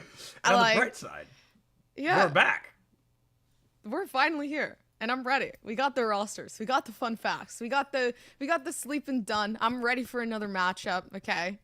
We're awake, we're well rested, we're excited because we do have the players, we do have the fun facts. Our first team, Elmira College. In Elmira College, they've got quite the differential in ranking here, as low as Iron 2 up to Ascendant 1. So we've got kind of a wide spread here from the team. I'm really excited to see kind of how that plays going into this matchup. Okay, but I think okay. I need permission from Prod to have a little joking time, because we're gonna read the fun facts, okay? So all right. First, we should go to the match so I can joke around for a bit. But before we get to the match, though, we gotta look at Howard University. We gotta take a look at them because they've got 5 players as well. Their ranks, though, I do not know. They're not in the sheet that I have. And they've got 2 headshots. I love it. Much better than 5 not headshots. So looking great here. And I'm really excited because we already know the map. We're going to be jumping in. It's my personal favorite map in the game. As a designated Raze player, where else would I want to be other than Split? Rest in peace, Split. It's going to be Bind. Valid. This is valid. I like the map of Bind. I think this is going to be a nice transition from the Haven map coming into another classic. So, also, while we're waiting to go into the game itself, I do want to say, all right, Elmira College, right? We have some she, her, she, theys in here, which is awesome because some representation, all right? Amazing. So, for, I believe, also, we're ready to go into games. So while we kind of transition over, I want to talk about this because I love the fun facts. They're so funny. Always. Agent Select coming up, all right? Get into this. Let's get into it. I'll go one at a time. We'll go back and forth. Fun fact, I bowl on my free time. Yeah, do the... Snaps for bowling. Snaps for bowling. There you go. That's a fun one. That is fun. Which, you know, love bowling. I haven't been in so long. Another fun fact, I benched 225. Guess who that is? You have to guess. That, I don't know these players at all. I hope that's Elmo because the separation of like Elmo benching 225 is hysterical. It's the biggest chat in here. It's Money. Absolutely. How would you not bench 225 if your name is Money? Money can bench more than I weigh, and that is a terrifying consideration to think about and to say out loud. He can bench 2 times my weight. That's incredible. Shout out to Money. Outside of the game of Valorant, that is a life achievement. That is a very impressive one. And speaking of life achievements, I want to jump down to Elmo because I just read his fun fact, and he can do something I will never be able to do. He can solve a Rubik's Cube. I can't do that because I'm colorblind. So I will never be able to solve a Rubik's Cube, but it is very cool that he is able to do that. Really sad. It's okay. It's fine. I can do other neat things like talk about video games. So it's not a complete loss. Something interesting is that Jessica, also known as Atlas, is a streamer. So let's give some love. Hello. All right. That's actually amazing. Being able to stream in college and do all that is a lot of work. So. That's very impressive.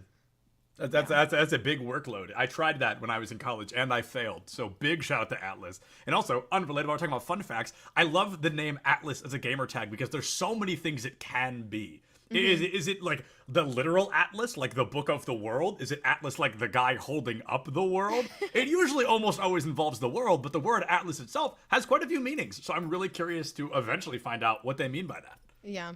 Oh, something cool. Okay, so actually I really like this. Power Playa 14. I don't know if they're playing today, actually. I think that might be... I don't think they are playing. I think that is either a sub or a coach. Yeah, I think that is a sub because they're not in here. So we can't hear his thing, but he is the Iron. So he's not playing today. Oh, that's also a good point. So Money is kind of the wild card here. We don't know the ranks of anybody from Howard University, but on the side of Elmira, we know everybody's rank except for Money. So we're gonna have to find out if he can, he can bench 225 in real life. Can he deadlift his team in game? I mean, that is a good question. Also a very good comparison. But already given into a rotation because the paint shield threw back and Howard just scared of the smokes. Oh! No.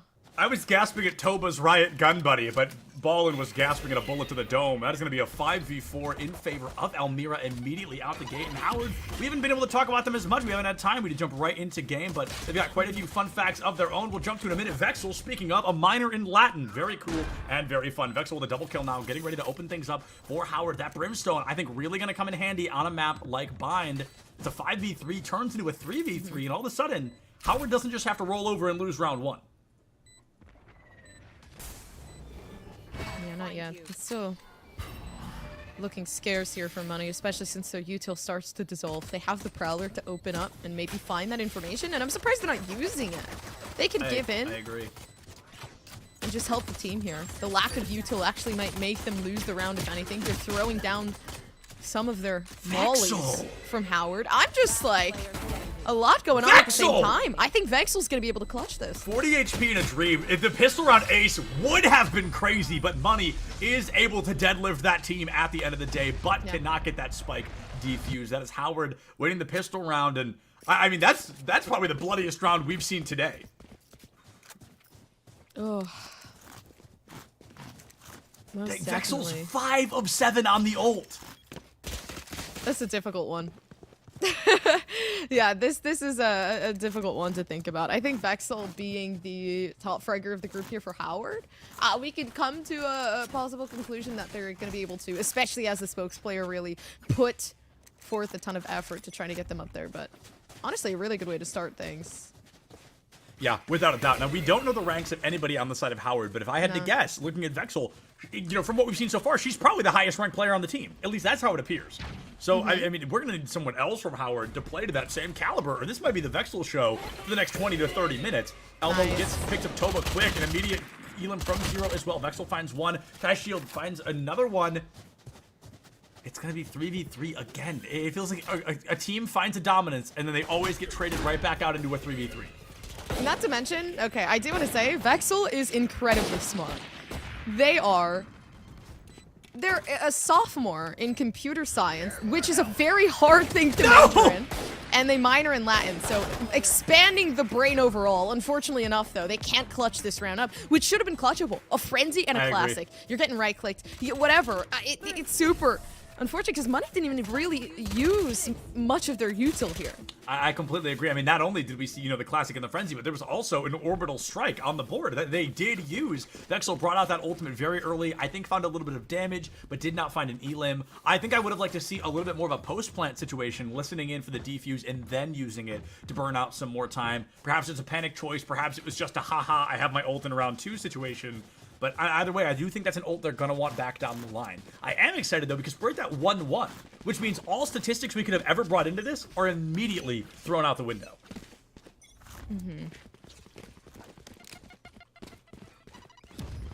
Paint shell comes down, kind of blocking off anybody that could entry in. And this is good because Vexel starting to drop the smokes off early so that they can at least try for an entry. But the thing is that playing the Raze on a map like Bind, you have so much impact trying to push these players back. Look at that, already putting the blast pack back there, and they want to beg for a rotation. Yeah, they're immediately going to try to fake out, perhaps bring it up through mid toward that A site, but this is just as dangerous. You know the paint shells were used. You don't have to worry about that as much, but there's quite a few other things you've got to worry about in the moment. I mean, there's the Brim Smoke. There's Elmo dropping 3 people as soon as they turn the corner. These are all genuine considerations to find.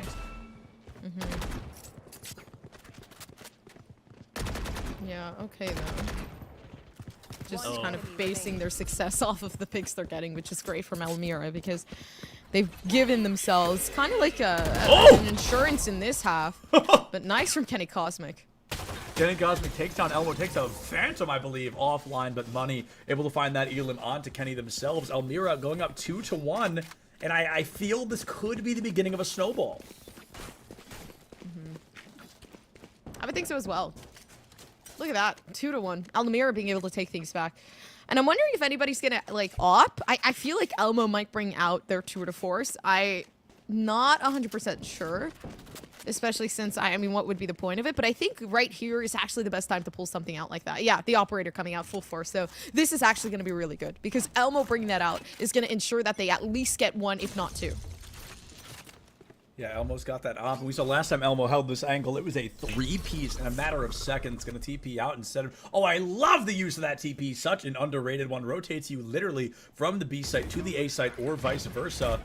That trademark going to get destroyed early. Toba going to tank a little bit of a nade, trying to read the teleport. Nobody comes through. That nade is my favorite one on this map. Through the teleporter into hookah. I love it. Launching smoke. Yeah, slowly walking up, which is great. The smoke's already down, so they can give themselves some space without having to worry about these angles, but still also having to worry about that util. And the one thing we talked about was the lack of util coming out from Elmira, especially with the Fate, so I'm wondering if they're going to try to use this time.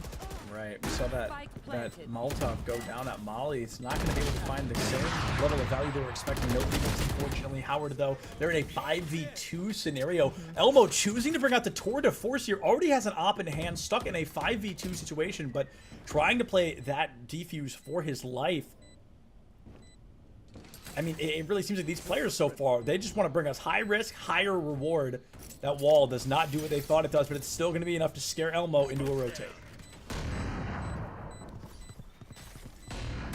Here, there's so much going on around everyone. And they're backing off. At this point, they don't care about what could happen. Right now, the spike getting imploded on is the biggest thing, but able to give themselves another round on the board so that they can continue their wrath of terror here for Howard. But that 2-2 is looking good.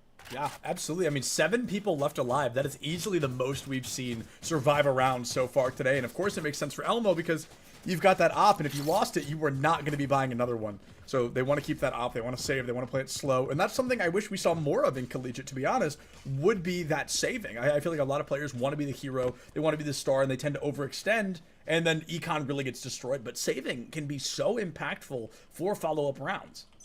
Mm-hmm. It's a scary game to play, but nice information from Zero. Already out inside of the spawn side, knowing that they have an op. This is big. Oh, Taishi gonna have a weird kind of lineup situation. I think it was immediately followed up by Amali trying to cover that B side back. And even after all of that util used, they're still very hesitant to push into B. Oh. Timing diff. Yeah, really nice from Ballin. Timing diff. It's continuous, the difference. Absolutely insane. Anti. Oof. Shots already fired. The pain shell coming down in the back of sight, and Anti trying to stop them from coming in with the molly. So they have to, once again, rotate here. And Howard have been rotating many, many times so far. It really is just kind of a complicated dance at this point. Oh, B side, oh, A side, oh, B side, oh, A side. Just back and forth. I mean, this is the third time already they've rotated in this round alone. They're faking the faking fake. Like, they're very uncertain. They're trying to change their strategies and their gameplay as quickly as possible. Elmo misses a pretty crucial shot onto that raise, but Kenny Cosmic with the spike goes down right out in the open, tucked into that corner. Elmo chooses not to take the shot, plays it a little bit slower, a little more patient, and Money will be the one to sneak in and secure Elmira that third round win. Mm-hmm. Good for them, 3-2. The own ultimate ready for Money, and that 6-1. By the way, so they're getting lots of frags here. Even though it is kind of weird too, because Money has stayed alive despite the fact that we've already passed around 5-6 rounds. Right. So maybe just trying to keep themselves alive for the KDA. That's also a very dangerous game to play, because the more scared you are to play, to kind of lose that momentum, to lose that KDA, then the more you're going to let your team down. But it seems like they're doing good so far. So honestly, no complaints. I have to agree. It can definitely become a risk if you get a little bit too worried about not wanting to die, about wanting to save. Things can get tough, but if Money just kind of decides now's the time, let's really kick it up a notch, let's shift it into 5th gear, that might be very effective. They take down that Haunt early. Oh, and that nade, gonna get just a bit of damage, but every bit counts in a game like Valorant. Vexel gonna be walking straight into Elmo's operator if they choose to do so, but no, instead it's a full rotate down toward that B site. Howard, they're going for that rotate, that slow play once again. That almost works every time. Mm-hmm. Having smokes for Anti, the moment that they hear anything coming along, they might actually, yeah, this is a perfect smoke to use. Uh-oh. Unfortunately, though, the entry comes in because of that stun, so it allows Howard to take the first thing. A possible second at it. Nice from Ballin. Yeah, Ballin just walks up and takes Anti down. That's some anti gameplay if I have ever seen it. Howard is going to be up 5-3. The spike already planted. The Haunt comes out quick from Money. Every bit of intel will be very important to keep them alive. I'll be honest, Gompers, it would be a risk. I wouldn't be upset to see the Nightmare from Money right now. Yeah, I wouldn't be surprised either. Ballin. Lineups, I heard it. Literally just sitting along waiting. And this is so good because you have the wall there. If anybody walks through that, they're going to lose a little bit of their health. Not to mention they're going to get hit with that molly. It seems like, yeah, the decay is going to prove to be such a big factor as to how they're playing this. That was perfect from Howard. I actually really like that. The wall coming into cohesion with that molly, it was going to completely tear somebody apart. It was a difficult thing to really kind of beat. I think you're wholeheartedly right. By the time the molly ticked down and you either had to take the first half of the damage or, 80 HP worth of damage and then try to get the defuse without being shot by 4 people, or you walk through the wall straight into the molly and you tank an insane amount of damage like Elmo did. It was a very intelligent play that I wouldn't be surprised to see Howard bring out several more times. They've clearly got lineups, and if you've got them, flaunt them.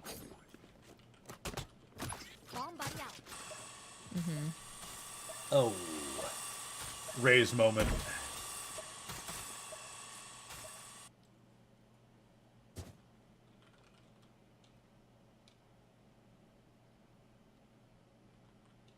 A slow burn style play right now is everybody's kind of afraid to be the first one to peek.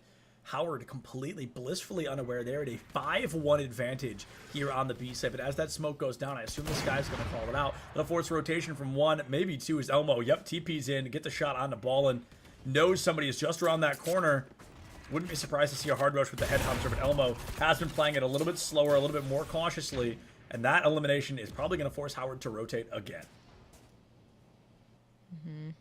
I've got your trail. Oh, I love that, actually.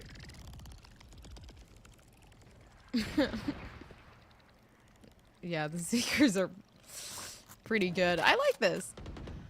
They know that somebody's A. I'm surprised that they're going A despite the Seekers giving away the information that there are some players A. But that's okay because Howard, with the 30 seconds left, they have to hit a site regardless. The Nightfall there for money if they use it. They still haven't used any of their Fade utility.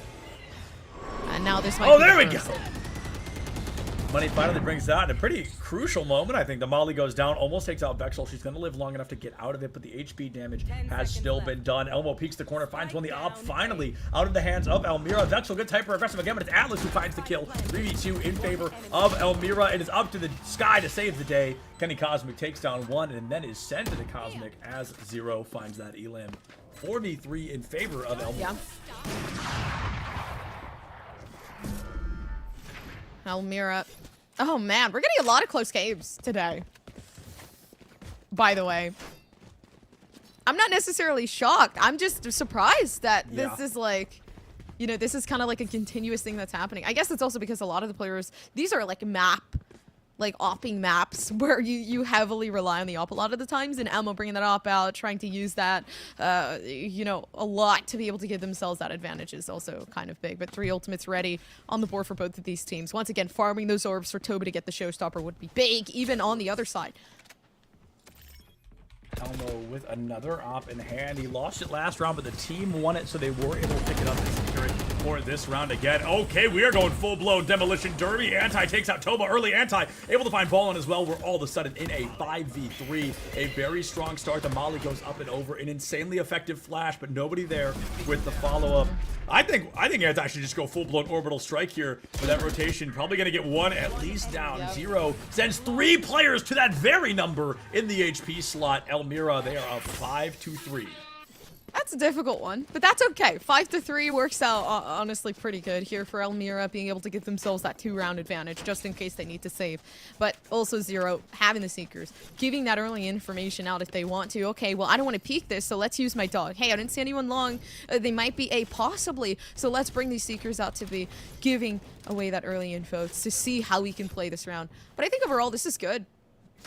Yeah, Elmira doing a phenomenal job so far. And Howard, they're down, but they're certainly not out. I think this round is going to be a really rough one. It's going to have to be a thrifty. And even, okay, I actually really like the idea of committing the tour de force here to make up for that missing weapon. Taishid, though, with a Sheriff, going to be able to take down the chamber from Elmira early on, giving Howard that numbers advantage. It almost makes up for the weapons advantage, but I think we really need 1 more elim to make that count. Oh, I'm scared. Oh no, and the showstopper, they know that they're there. I'm surprised Atlas isn't even bringing it out yet. If they bring it out right here, they could get the 3K, but they don't. It would have been a bloodbath. I would have pulled it on 1, but that's probably why I don't play competitively, because I would have just been excited to get the kill. Howard, they are down. Things really were looking rough, but they've got that 3-3. They're going to rotate again, hitting us with the Howard Classic at this point. And Elmira, they're going to have to change adaptation. I'm really curious as to why Ballin would hand Toba the op here. Okay, wait, I'm mixing up my chambers. I'm sorry. Elmo is the one that's been rocking the op, so this is a little different. Oh, because Tour de Force. Duh. Never mind. Understandable. A mistake we all make. Oh, no. Getting in is no problem. Surviving and or getting out, that's going to be the hard part. Orbital Strike comes out. Chamber has to TP. A lot of extra damage to be done, but Anti, oh, wow. Talk about an unfortunate way to go. A wallbang headshot. Money gets the trade kill onto Toba, and we are back into a 2v2. Spike down, 0 out. Finds both of them in the blink of an eye. I mean, 0 moment at this point. Just finding multi-kill after multi-kill. Gets the first half. Gonna try to farm that up. And Elmira, they've guaranteed, worst case scenario, a draw at halftime. This is the try not to cry challenge for Howard. Oh, and they had such a good start, too. Truly. Like with Vexel bringing out, actually, no. Yeah, they had a good start. Okay, yeah, they had a really good start. I was thinking of Elmira bringing out the ultimate, bringing out the orbital strike to stop the potential plant. And honestly, that would have given Howard that advantage. They started off good. They had the site. They were able to get themselves on. The moment that orbital strike came out from Anti, that's what pushed these players back. Yeah, I think there's just a little bit of kind of ultimate hesitation here. Ultimate ability hesitation, and that can go a long way. It can be very damaging because while the ultimates, you get them, you know, once and a half, maybe twice if you're fast enough, if you farm orbs, if you're lucky. But I think a lot of players tend to hold on to the ball, and then sometimes they don't get used at all. Toba is going to get taken out by Elmo early there. That's one heck of a tough angle to fight against somebody with an operator. Money finds Kenny Cosmic. Taisheed found Anti, and there goes Elmo. One chamber dismisses another. It's a 3v3 once again. 1 minute and 10 seconds. This is a nice pick for Money because it gives them some boosting. I am so surprised. Money has not used any of their Fade util. And Fade as an initiator is so big with the information. Yeah, I think we saw a Haunt like 5 rounds ago, and that's literally all I can think of. I love the use of the Viper's Pit. You're in a 2v2, you have no idea what their HP looks like, and Zero is still alive. Just barely at this point, but we've learned as long as that Sky is alive, the round is far from over. One lucky snake bite here from Taisheed, and they win this round. But if they overplay their hand by even an inch, they're gonna give Elmira a mile. 0, 1 HP, and they are gonna be able to find that Elim. Talk about unlucky Elmira. They are going up 7-3. Wow. I want to see more Fade util. Truly. To be honest with you. I think that, I mean, I know Elmira is winning this out regardless of the Fade util. Majority of the time, they're winning the duels, which is good for them. Because that's the biggest thing that you need to be able to win out. But what happens when you're on the attack? What happens when you need that information? What happens when you're trying to entry, but there's nothing to be able to lead you to the right direction? Right.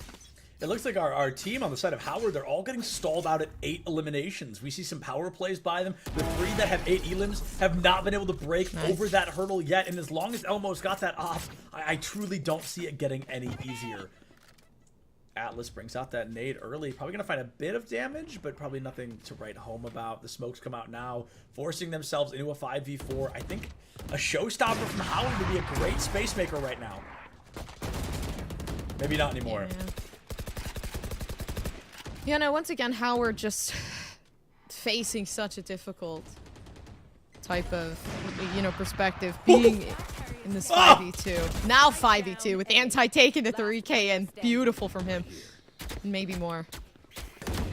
Honestly, I mean, Sky, this has been a strong player from Howard so far, but I don't think there's much Benny Cosmic is going to be able to do in a 5v1. They've got 3 ultimates on the board. Maybe you go for a rifle save, but even that ain't going to cut it. Takes down Anti, and Atlas gets the kill, which means they'll probably secure that op once again. Elmira, they are up 8-3. They're 1 round shy of winning the first half 9-3. This is gonna be a hard one.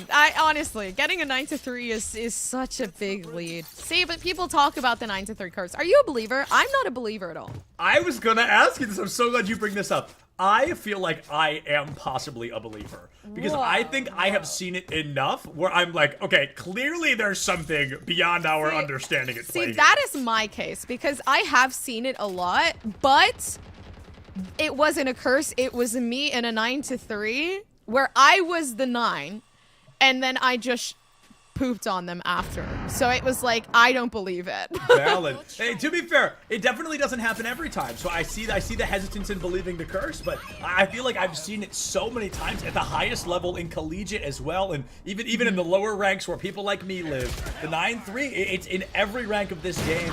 Ballin, though, trying to make sure that doesn't happen, trying to turn it into an 8-4. Elmo takes out Ballin with an immediate 4-4 trade. Here's another orbital strike. We got that back-to-back, a Brimstone Venn diagram. Elmo takes down Taisheed, and that makes it all the harder. The showstopper came out. It didn't find value. Elmira still one in their back pocket, and Vexel, she is coming to life like that first pistol round all over again. But as she goes down to Elmo with the 3-piece, it becomes that much harder for Howard to turn this around.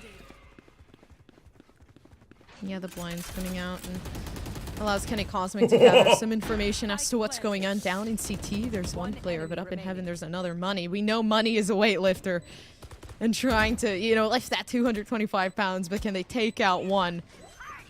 They have no idea where Toba is right now.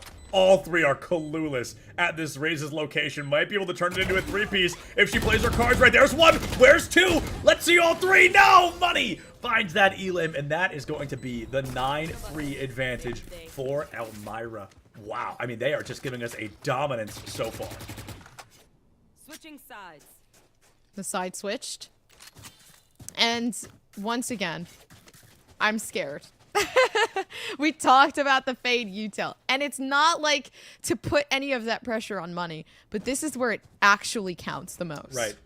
Absolutely. And while we have this time during our, pseudo halftime sitting in the 9-3, I do want to give a shout out to Go Army. Go beyond your field of study and get a world-class education in leadership. As an Army officer, you'll learn to be a decision maker and a mentor in any environment at any scale. It's a challenging path, but the choice is simple. Decide to lead at goarmy.com/officer. It's a big shout out to them for sponsoring everything happening here today that you guys are seeing on screen. Look at that. Almost perfect. 3 seconds left in the half. We are now at a 9-3. If Elmira walks out and dominates this round, Gompers, statistically, we're going to see an 11-3.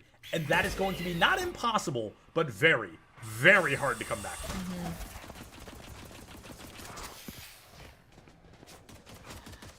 Yeah, I think it would be hard to come back from as well. Look at this Atlas. Oh, no, not going to use the pain shell. Instead, backing off. Very diligent play, but yeah, seeming like the A site's completely clear. They hear so many shots down, and this is such good information. Yeah, I will say both raises we've seen so far today, I think they need to be a little more spontaneous with their kit, because she gets that nade back on 2 elims. It's pretty easy to get back, and it does a lot of damage. Those paint shells are crazy. Taishin peeks, gets the right click, and able to take down Elmo Money with the immediate trade, lifting that team up into a draw once again. 4v4, Kenny Cosmic got a tank, a paint shell down to 26 HP on the board. Nobody's looking at Kenny. He sneaks into the smokes here, might be able to heal the team up a bit. But that Sky, she cannot heal herself, and that is always the hardest part. Anti finds 1, doubles the amount of kills he's seen in this round so far. 0, puts down Vexel, and Money finds Kenny Cosmic. That is Elmira with that first double-digit round win. Gompers, they already need 3 more, and this will be over before it can even begin for Howard. Ooh, 10-3. All because of Elmo. Basically everybody on this team. You can see how equal they are in terms of skill, right? Like, there is not really that big of a gap in terms of their KDA, in terms of their impact as a group. Money having the 7 assists, by the way, which is huge. Being able to assist the team there in their endeavors, but gonna have to see a little bit more, especially coming into this bye round.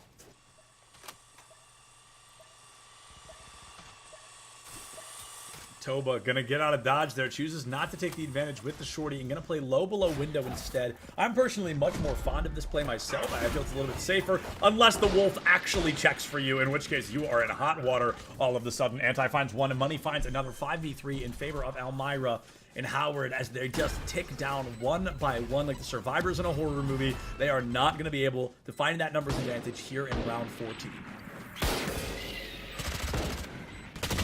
The flash comes out, but unfortunately enough for Ty Shield, he's in a very bad position to try to save the world. Unfortunately, there is no world saving.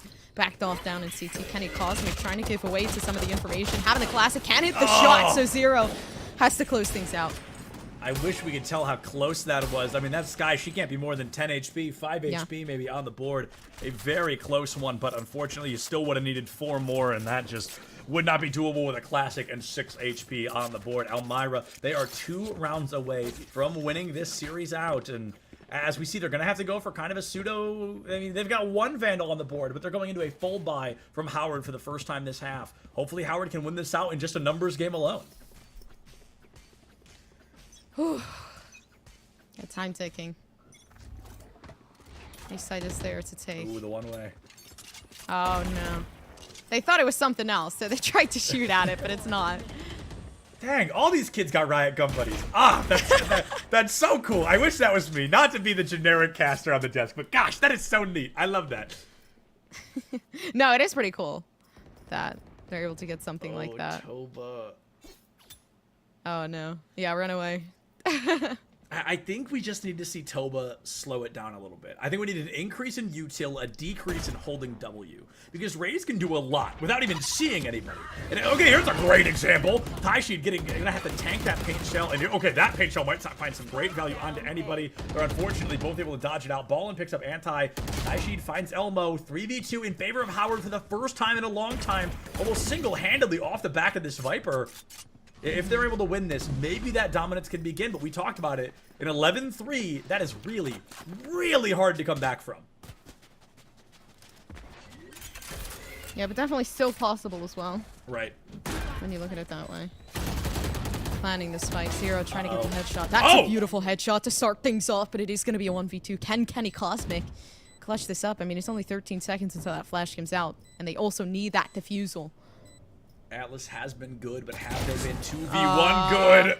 Just a timing diff. Kenny Cosmic swings the corner. They can't quite locate the spike for a moment, but they do find it at the end. And Howard, they're going to put that 4th round win on the board, probably giving Taishid their ult after a performance like that. And if not, one ult orb closer. I've got to say, that was a really strong performance. You've got to wonder where that's been. That's the thing. Strong performance like that one has to keep going. Right. Or else you're going to get like that. How many wins is that? 1, 2, 3, 4, 5, 6, 7, 8. 8 win streak from Elmira. But it is also a buy round in that bonus round. So also making sense as to why Howard was able to kind of take things to that win. If they can continue this stride, then honestly, it would be very, very impactful. It would be a very different momentum than what we were seeing. Elmo has to go for the light shield here, and I can only assume a couple of headhunter bullets as well. Anti and Ball and about to square up here in the B-Link area, the hookah area. Dangerous game of Balling into TP right back out. Chooses not to take that chance. I think this is going to be a first blood wins the round situation. I'm not sure. Maybe. Depending on who you take out. Very good point. Very good point. Toba trying to play it slow, but nobody's really peeking into it. Can't find that momentum yet. I think with the Raze gameplay style we've seen so far, you've just got to play slow. Maybe blast pack into a cheeky corner. Maybe just sit there with a shotgun. But the holding W strategy has not worked for Howard so far, and I love to see them really, really slowing it down.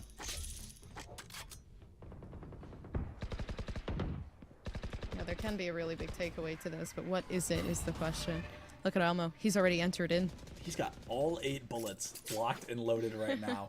Chooses not to go in there. Going to play it a little bit slower. And it feels like everybody's trying to do that because the first person to overextend may cost their team the round. Taishid takes out Atlas, clears showers immediately. And as the other 3 go to move into this A site, I would love to see this Viper's Pit. I'm not even going to play. Ballin takes out Money. You're at a 5v3. I think it'd be a very intelligent play to locate or to take them off of site and make it a lot harder to get through. Zero, far too confident with that rotation. Ballin going to catch him. Kenny Cosmic takes down Anti, and Taishid all but saves the day. Elmo going to clutch out that kill, but with only, what is that, 8 seconds left? 2 seconds. I can't read.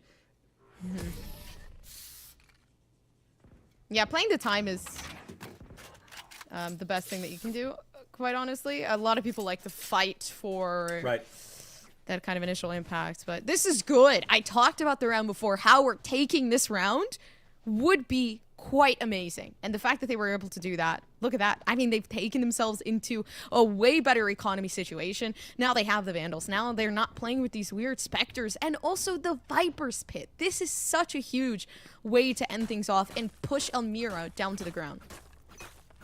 Yeah, I love the Viper's Pit. I think it's one of the most fun ultimates in the game to play with. And now as the double bomb buddies come out to dance, one is destroyed before they can even meet. Atlas going to push quick into Hookah. They know they can play in overconfidence here. A little bit of fade util and Atlas sneaking into the teleporter. You've got to wonder if it's going to pay off. One of my favorite plays as a Raze player is to dominate the teleporter just like that. The nade comes in quick. Here's a Seeker. Here's a Tour de Force. Here's a Haunt. And it looks like just about all of them are going to be destroyed. A great flash in the Seeker to boot, and Ballin just cannot catch a break. Somebody's got to take that chamber down early. Give him an inch and he'll take a mile, but you're going to instead put him 6 feet under. Money finds Ballin early. Elmira back large and in charge. Oh, the shots come down. Good for Elmo. But this is it. Elmira. So much for them. Kenny Cosmic sitting outside, and they can't even clutch this round up, despite the fact that they had so much to use. with the Vipers, but doesn't succeed in being able to get this defusal. Yeah, it's not going to happen. Yeah. It's so hard to try to get yourself out of this position. Too late already. We're thinking Kenny Cosmic. Kenny saved the day, but no, Zero gonna take out that Sky. We're at a 12-5 in favor of Elmira, and that is where things are. You know, Gumpers, I hate to say it's over before it's over, but looking at the econ here for Howard, it's gonna be tough to win this round alone, let alone go on to win 6 more in a row. I am pretty much, yeah, you pretty much said it. This is like, you need one more round, right? And even offsetting yourself with a Bulldog, which honestly isn't that big of a deal, but not being able to fully invest in a round like this one, you're putting yourself in a very, very hard position. We're gonna have to wait it out here and see who can kind of clutch out round number. Hold on, I can totally do math. 18, I think. Ballin down to 34 HP, gonna get wallbang headshot by Money, who I've got to say, living up to that deadlift. We made a joke at the beginning of the day, and Money has been living up to it through and through. Elmo finds Taishin. Money gonna bring out that Nightfall, and I think that's gonna be huge. It's gonna give away the location of dang near everybody on the board. Even with these couple of extra kills, things are still looking bleak. We're back to Kenny Cosmic. Kenny be the hero that the team needs. Kenny save the day, but things are looking bleak, especially as the Haunt just gives him away straight away. Kenny Cosmic needs the 3K of a lifetime right now.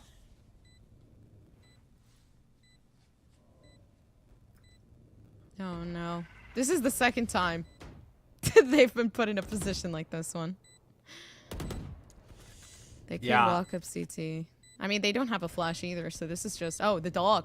Actually perfect. Came in the correct time. Kenny's just kind of playing out the inevitable here. Either you peek and die, or you let the spike go off and die. Yeah, it walks right out into the... I mean, you just got to do what you got to do, Kenny Cosmic. Nobody's going to hold that one against you. That was a very difficult scenario to try and win. Elmira, though, I've got to say, that game started crazy close. And by the time we got to the end of it, Elmira just had every sense of dominance on it. I think the biggest thing that I learned from, you know, a coach in general was... It was, even though you're in a 1v3 type of scenario, you know, you can't expect yourself to get mad at yourself in particular, because you shouldn't have been put in that scenario in the first place. So it's also a very big thing into kind of looking into the synergy with the team, and the fact that there is so much missing against a team as dominant as, you know, the one that we just saw. So super unfortunate, but honestly, it's not like they were too far off. Yeah, I wholeheartedly agree. It was the fundamentals were entirely there. I think we just saw round after round, like you said. Unfortunately, somebody kept ending up in that 1v3, 1v4, and the team coordination, I think slowing it down a little bit could have gone a really long way for Howard. But now they've got a great VOD to review and a great VOD to watch. Folks, I'm sure you can guess by now, we're going to throw it to another break here. We're going to take just a couple of minutes, use this time, get some water, eat breakfast. It's noon now. You can eat lunch if you wanted to. I wouldn't hold it against you. But come right back here for some more CECC East in just a little bit. We'll see you soon.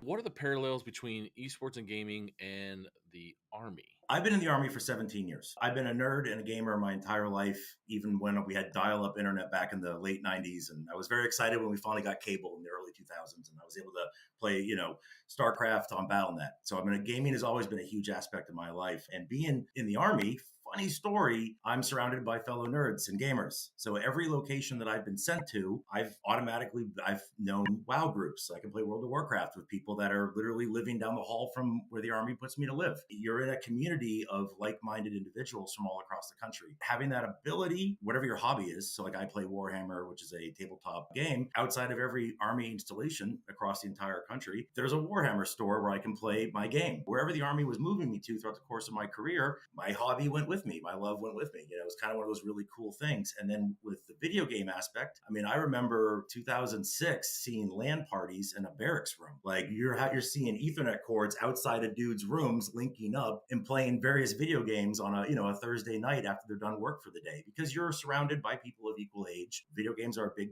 aspect of everyone's life nowadays. So you're saying the connection, not so much like, yeah, there's games that are parallel to maybe how you operate in the military, but you're saying the ability to to function as a unit or with friends, you're brought even closer together through gaming, it sounds like. 100%.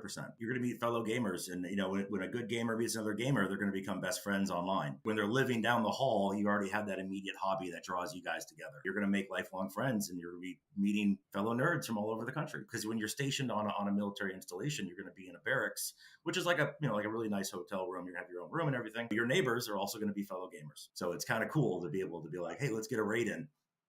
Okay, so you mentioned WoW, you mentioned raiding. I'm a big WoWer myself since 04. You said LAN parties. Were you talking LAN parties like Halo, or what are we talking LAN parties? Oh, back in the day? Oh, Halo? Definitely. I mean, I joined in 2006. Mhm. So Halo 2, LAN parties, money in the bank, having great nights.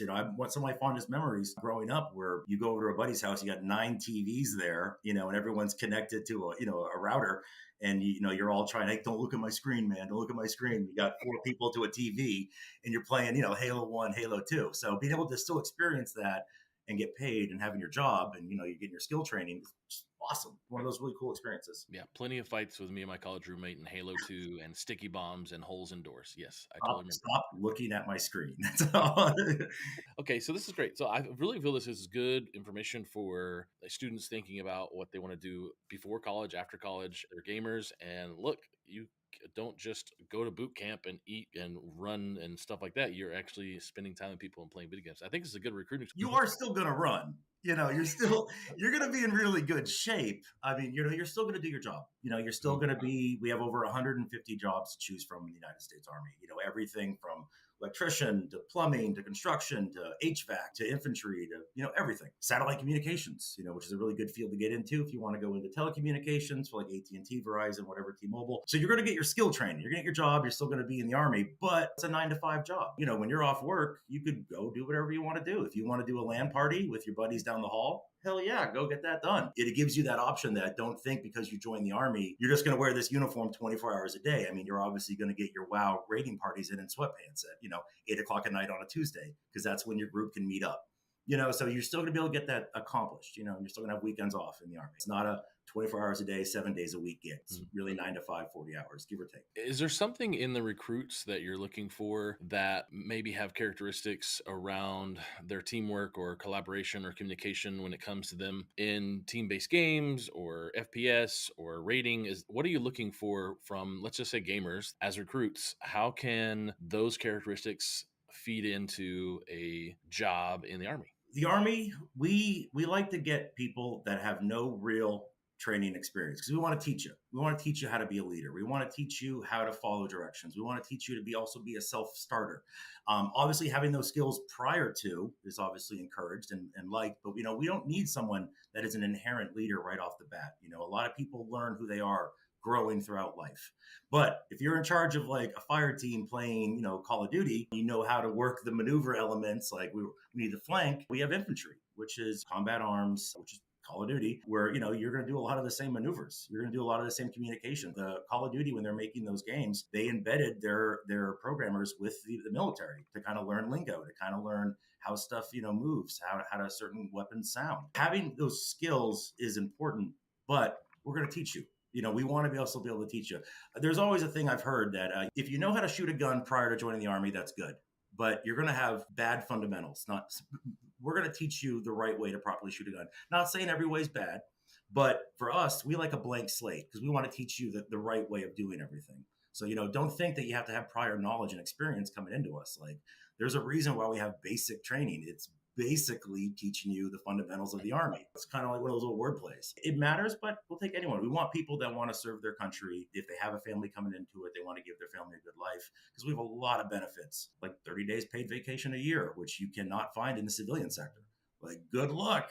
I mean, if I want to go to an esports event in Vegas, funny story, I can just go do it every year. Being on the Army esports team is pretty cool, because I'm a full-time recruiter, but my esports thing is also part of my job. So I get to go do these really cool events and travel. I was in DC last weekend for a Warhammer event for the Nova Open, which is the major East Coast event. So, I mean, people have a lot of common misconceptions of like what the Army is and what we can offer. And that's why I kind of tell people, just talk to a recruiter. We just talk to people. If you don't like it, you don't like it.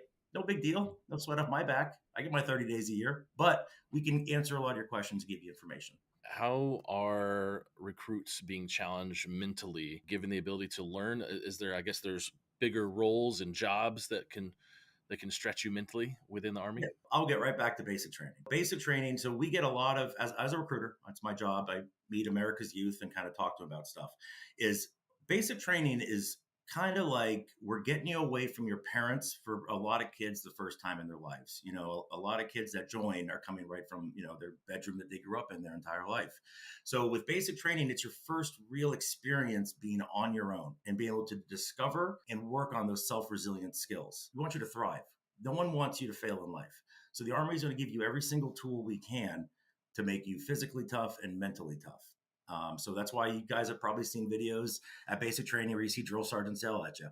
Yeah, they're going to yell at you a little bit because a lot of kids haven't been yelled at in their entire life. And that's going to show you a different way to thrive in that environment is, you know, when you're put into a stressful environment, being able to be like, okay, I now know how to handle this because I've never really had that situation appear in front of me before.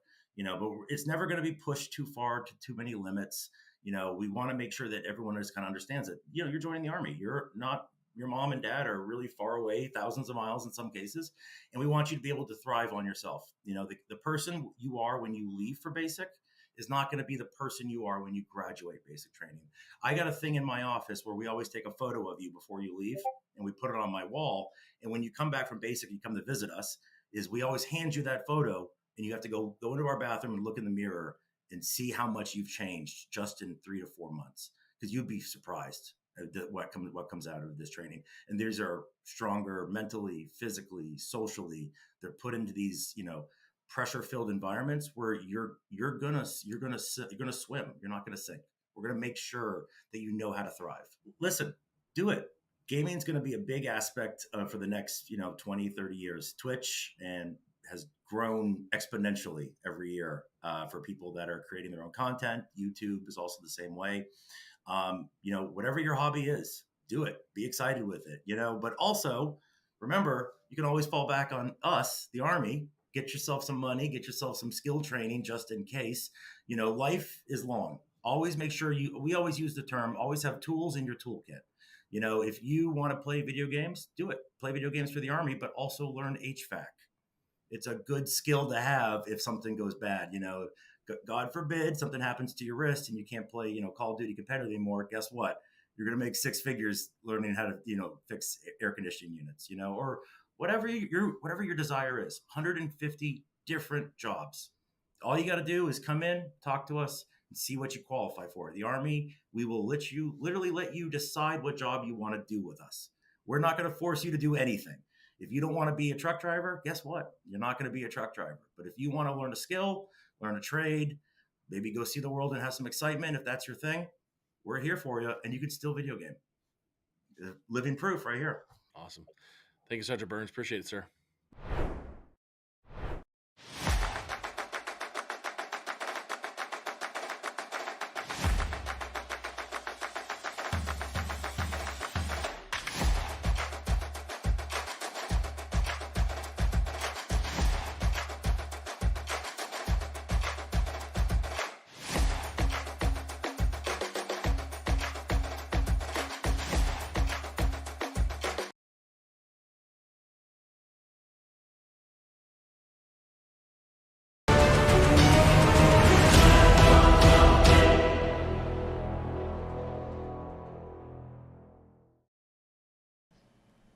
What is going on, everybody, and welcome back to CECC East. I'm still Sepulence, that is still Gompers, but this time we're bringing you the same map, but with 2 different teams. We've got St. John's University, a team that I know quite well, up against Loyola University, Maryland, a team that I also know, but not quite to the same extent. Either way, Gompers, I'm very excited to see 2 new teams on what is the same map, but, 10 new players. New things are bound to happen. I'm excited too, honestly. Looking into it as well, this is very high ranked ELO, right? Yeah.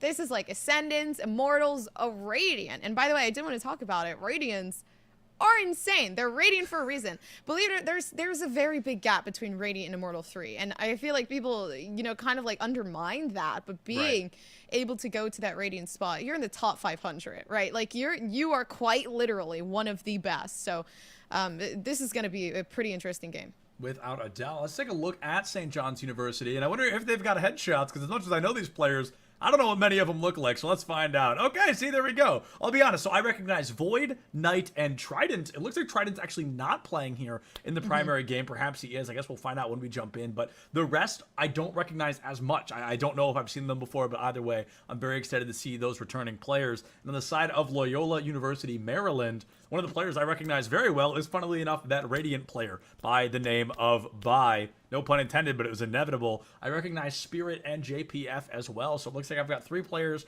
on both sides that I'm really excited to see their own performances, their own kind of coming out of clutch here. And as I talked about already, but we'll show you guys once again the map we've got appearing. My personal favorite map in the game is the in-house Raze player. It's going to be Bind. You know it. I love it, and I'm always excited to see more of it. I'm excited to see more of it too. I think Bind coming into this has been a classic pick for ever since the game quite literally started. So yeah. I feel like this is never gonna be something that a majority of teams want to ban, although it is. It depends. Obviously, like, it depends for everything, just like everything does. I'm hoping we see a Pearl because of the fact that it's such a new map. I think Pearl would be really, really fun to be able to cast as well. But I do want to talk about. I love these. The fun facts. Okay. The Radiant himself. Okay. His fun fact is that he learned how to ride a bike at 3 years old. That's crazy. 3 years old. I was still peeing my bed at that age. Unironically. I can't think of a 3-year-old ironically peeing their bed would have been kind of crazy though, to be honest. That would have been next game meta. That would have been next game meta, but also, it's kind of crazy. A counter fun fact that I think is really interesting is S-Flow, who we're going to be seeing on the side of the Breach, on the side of St. John's. First video game console is a Nintendo GameCube, which is very neat. One of the most iconic consoles out there. And we barely even get to look at the agent select. They knew what they were bringing out. They were locking it in. And Gompers, in those 2 whole seconds we saw their team comps, I saw a couple of unique agent choices. I saw a Breach, which isn't bad. It's just different. It's very unique. Not something we see often. And I feel like I saw something else that I was like, oh, okay, but now I can't remember what it was. Yeah, I actually like the Breach. I feel like Breach a little bit more normalized on maps like Haven, maybe on maps like... I would say more... I'm trying to think of the map. There's no way I forgot the map name. Is it Fracture? It is Fracture. Yes, thank you. Oh my gosh. Okay. See, after the changes, I just completely forgot about that. Brand new map. Yeah, right? But yeah, it's like, I haven't seen it a lot coming into a map like Vine. I mean, I have seen it. It's definitely not the most untypical type of thing, but it is brought out maybe every once in a blue moon. Yeah, and a Radiant Raze player, a player after my own heart, I'm very excited to see, and I'm totally also, for sure, definitely also Radiant, so it's very cool to see another Radiant Raze player. The joke there being that I'm definitely not. Anyway, jumping in, St. John's, they're going to get hyper-aggressive and going to get that classic Fade Raze combo. I call it a classic. It's one of the newest combos in the game, but everyone does it so often, it feels like it's been here for 100 years. Uh-oh. Oh, this is good, because we can see these players know exactly how to play the game. Esla, really good at being able to have the reaction time to block things over, but Anzi getting a refrag, so 2v2. Bloodbath. I mean, blink and you miss it. It's up to Bai to go in quick. Does not check the corner. Oh, the reaction time will be enough to save the day, Loyola. They've got the numbers for that headhunter in a pistol round. That thing is lethal. They've really got to play this careful. Oh, and as he gives away his only location, it just got a little easier for them, I think. Bai peeks the corner. It's not even the headhunter that says bye-bye to Bai. It's going to be the ghost, and all of a sudden, in a 1v1, 40 HP in a dream, this Brimstone's going to have to give us a good play to not get taken out early.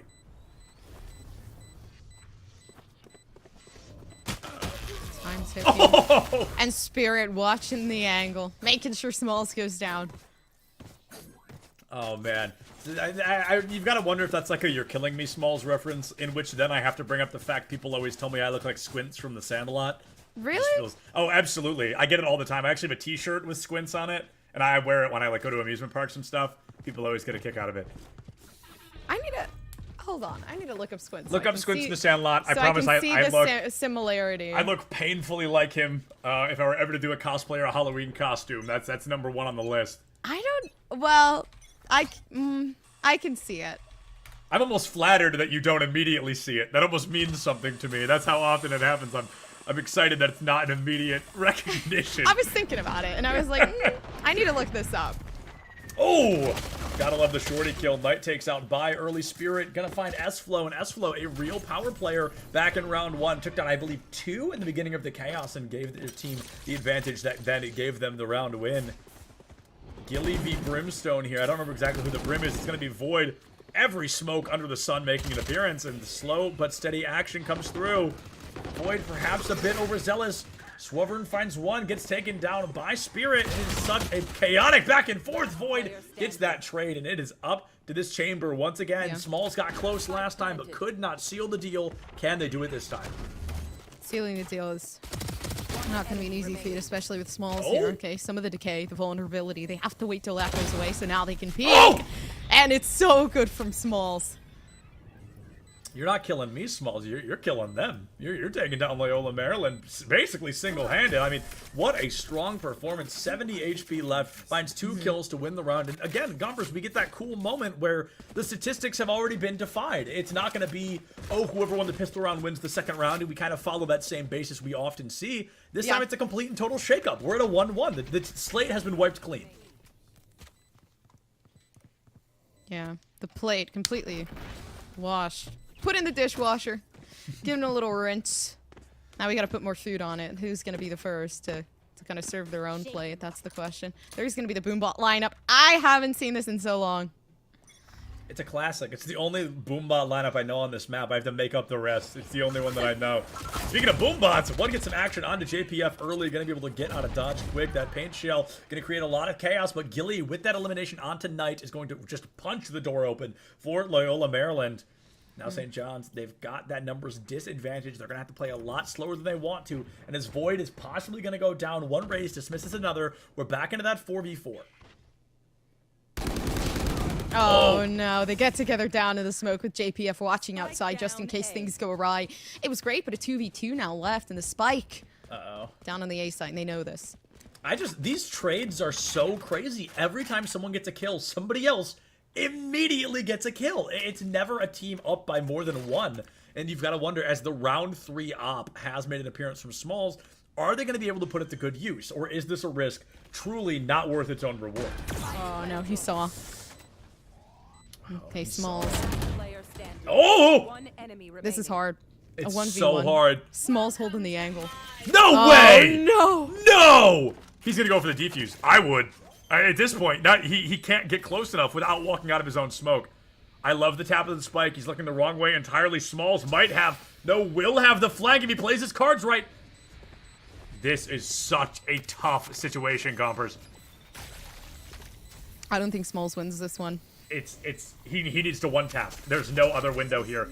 Jumps in quick, goes for the defuse, but it is already running too little, too late. The spike had been pung, and JPF puts down Smalls. Should make it out before the round comes to a close. And Loyola Maryland, they are up by 1 with an op on round 4. I'm surprised there was no attempt to try to shoot through the smoke in general. Yeah, right. To be able to at least, you know, take out the Viper. If you heard any noise, shoot in that typical direction. I don't know. But also unfortunate because the Viper's bait was pulled out at a perfect time. Knowing the op is there, JPF playing into, I mean, their own hands perfectly. So they managed to keep themselves alive just a little bit longer. Gilly with the op is a scary, scary thing to look at, though. Yeah, you gotta wonder, you know, because we can always see the Viper. You've gotta wonder if he could ever see the Viper. But I agree, it was a little too concerned of, do I want to make noise instead of I should be making noise. If I get lucky and find that headshot, I win the round for my team. And speaking of headshots, Swivern gonna find one. Swervin, I gotta figure out how to say that name. Those paint shells could do a lot of damage, but Spirit turns Swervin into just that. 3v3 again. Gompers, every time someone gets an elim, somebody on the other team answers it with an elim of their own. Every single time. Never-ending story, truly. Oh, there it is. Okay, that's perfect. They were able to strike to stop. I've got to say, one of my biggest complaints of our last buy into game is nobody was using their ultimates as efficiently as I wanted. This time, if anybody's got an ultimate, that thing is off cooldown. The moment it is available to be used, they are busting them out. And I think that is a much stronger way to play a map like Bind. Yeah, as well as the fact that we're seeing a lot more utility usage here from both sides. They're abusing that. Loyola, I mean, good to that 3-1. Seems like they're kind of boosting their momentum just a bit. Ultimate's ready. Will they use this just like they did before? But honestly, yeah, really good orbital strike coming out from Void because they managed to at least stop for a second, and so that they could lead into that rotation just a bit more heavily. But the thing is that the retake kind of got messy. Yeah, the retake definitely got messy. I think they weren't expecting that orbital strike, and it kind of forced, or I guess maybe the whole team wasn't prepared for it because we didn't see the swing in I expected afterward, because you force them into specific locations with that. I expect lineups or a follow through or a swing in, and it felt like maybe the communication was a wee bit lackluster. That classic Boom Buddy lineup is always going to clear that inside cubby, makes it a lot easier to walk confidently into hookah. S-Flow gonna go for the Rolling Thunder. It is bounty time, my friend. Still not able to find that land onto JPF. 5v4 now in favor of Loyola Maryland. Here comes some Seekers to try and make this even easier for Loyola. Oh, TP's down. Nightfall giving away to some of that information, but a beautiful showstopper. Oh, run away. Run away.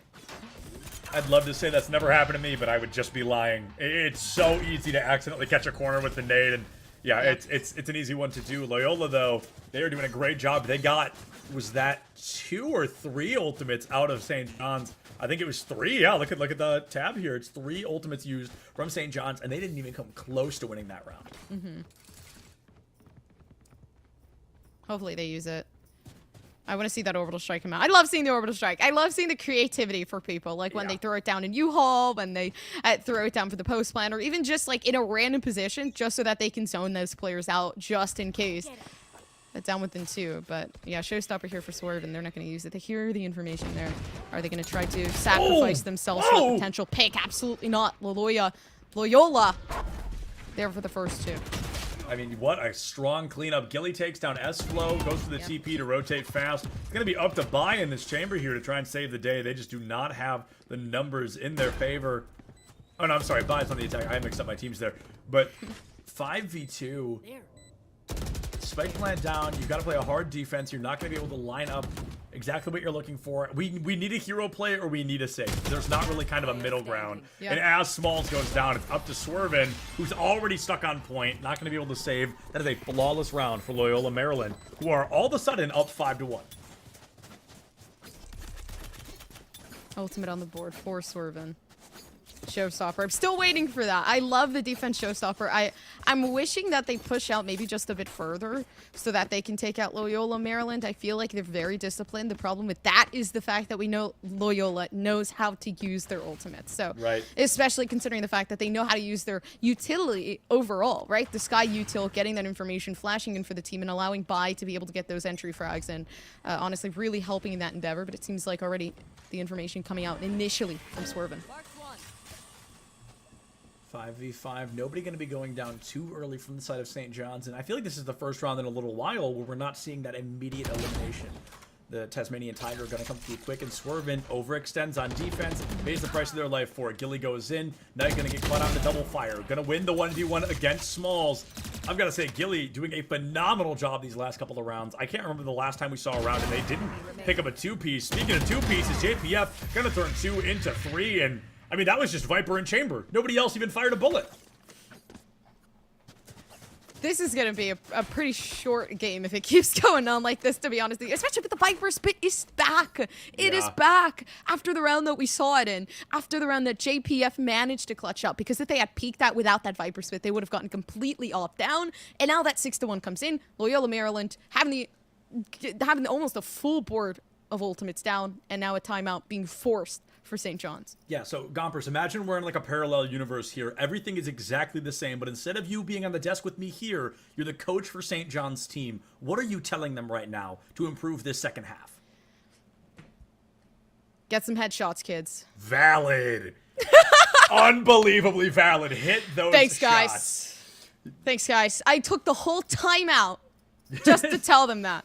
And the thing is that I didn't even talk until halfway through the timeout. That's what I would do. I would not. I'd be silent. They're like, "Hey, coach, you good? Is your mic working?" Like a statue. It's like out of nowhere, hit your headshots, and then boom, it's done. That's all the motivation they need. They need to go, Coach. And they're like, "What the heck? What are you saying?" And then boom, they're in it. They're like, "Oh, we need to prove coach wrong because you love proving your uppers wrong." Oh, who doesn't, right? That's it. That's the mental game.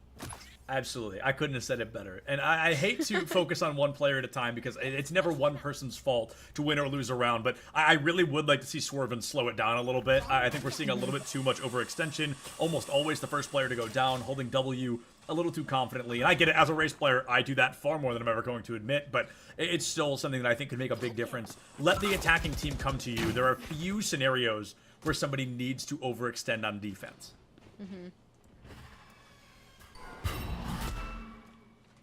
Nice. Getting themselves unseen. Oh no, the showstopper's still not used, by the way. They've been holding on to that for so long. Oh, never mind. But then it's gone. It's gone. Yeah, gone as quickly as it had made its appearance. The rotation, and now they know the showstopper doesn't exist. They can pretty confidently walk down A mid here, A link. I never know what to call this little area, but Gilly goes in quick. Gonna have that immediate aggression from Loyola. An orbital strike to try and seal the kill. Knight finds JPF. Spirit gonna be able to find that counter kill. Swervin puts down Hamzy St. John's. They have the one-player advantage, but one player is not enough. Small's gonna go ahead and make it 2. Maybe 3, will make it 3, and all 4! Smalls going to almost single-handedly send Loyola to the graveyard. St. John's putting their second round win on the board. 4 more, and they can tie us up at the half.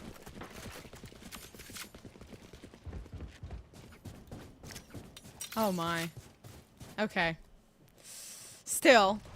It's hard! It's so hard. Kind of like giving a full range of who I think is going to be able to win this out. Right.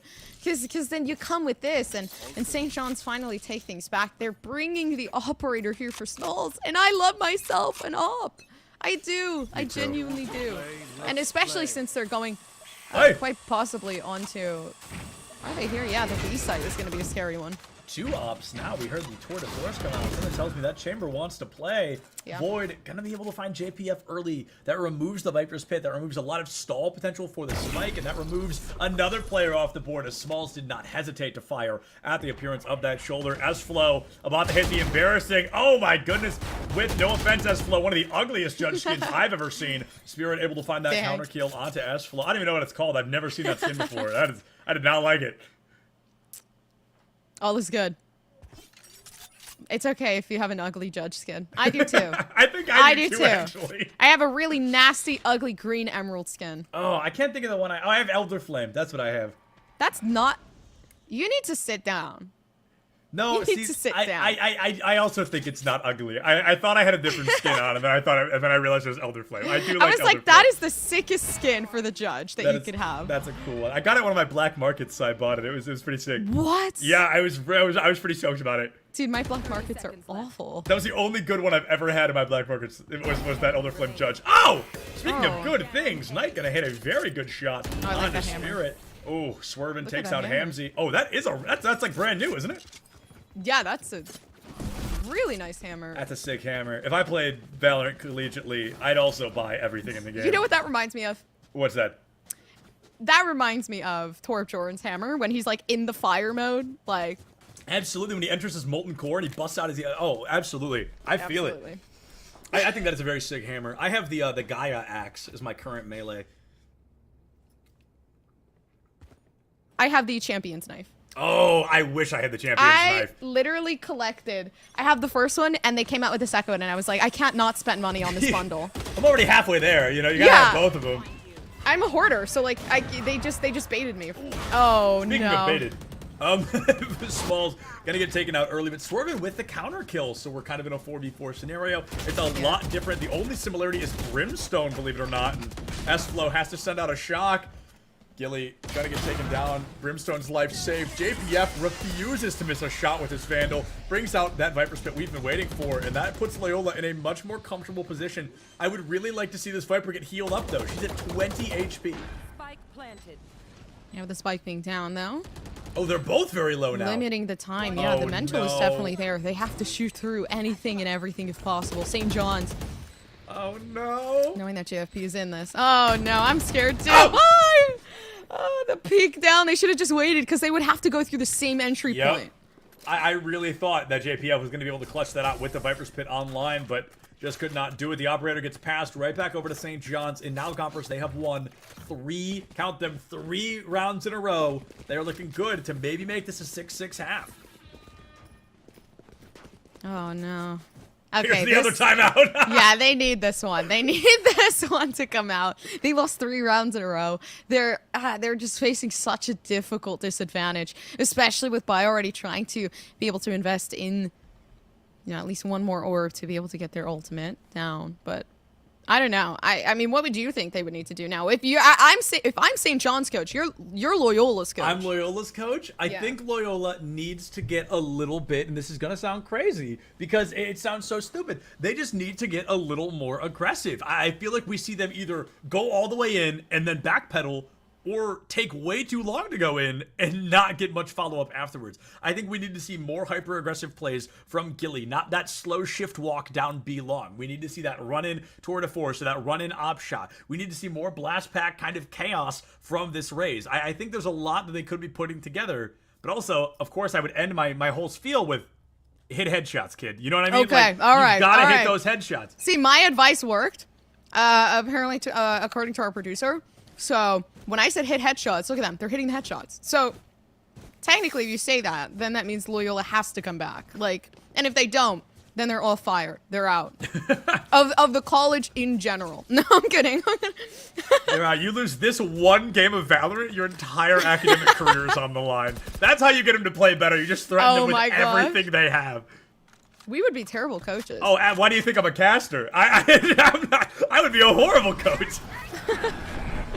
Our advice would get them homeless, if anything. We'd get somebody in trouble, probably ourselves. Oh, speaking of more aggressive, this is what I wanted. Bai comes in quick, says bye-bye to 2 of the 5 members of St. John's. JPF puts down Knight, 5v2. Even 1 round here, then that makes it a 7-5 at worst. They can turn this into an 8-4, and that's a whole new type of dominance, because you win the pistol round, that's a 10-4. All good there. Yeah, 2 with the op peek in this angle. Oh, the flash comes out. Last player standing. Look at that. Only 1 more standing. Nice from Smalls. If anyone is going to clutch this, it's going to be Smalls, but I don't think he's aware that Raze is right down to his right. Bai might be able to get the catch on him. He's making far too much noise to pretend he's not up there. Gonna drop down. Sar sees the gun. Find it. Oh! Phenomenal. Looking for kills here. Looking to be the hero the team needs, but running out of time to defuse that darn spike. Hamzy takes down Smalls, and Loyola put their 7th round win on the board. All right. You said hit headshots, and they be hitting headshots, you know what I'm saying? The advice is working. It is working. There is absolutely no way that we can discuss this. It is Maybe working. We should be coaches. I don't know. Clearly we know what's up. Clearly. Look at us. And we're totally, definitely, both also for sure, also definitely immortal. So. Well, I was immortal. Whoa, are you saying I'm not immortal? Wait, are you immortal? Absolutely not. No, not even close. Not even a little bit. I wish, baited. But no, I'm very bad. I'm very bad at this game. That's why I'm a caster. If I was good at it, I'd play it, but I can't. I'm not very good at it. I feel that.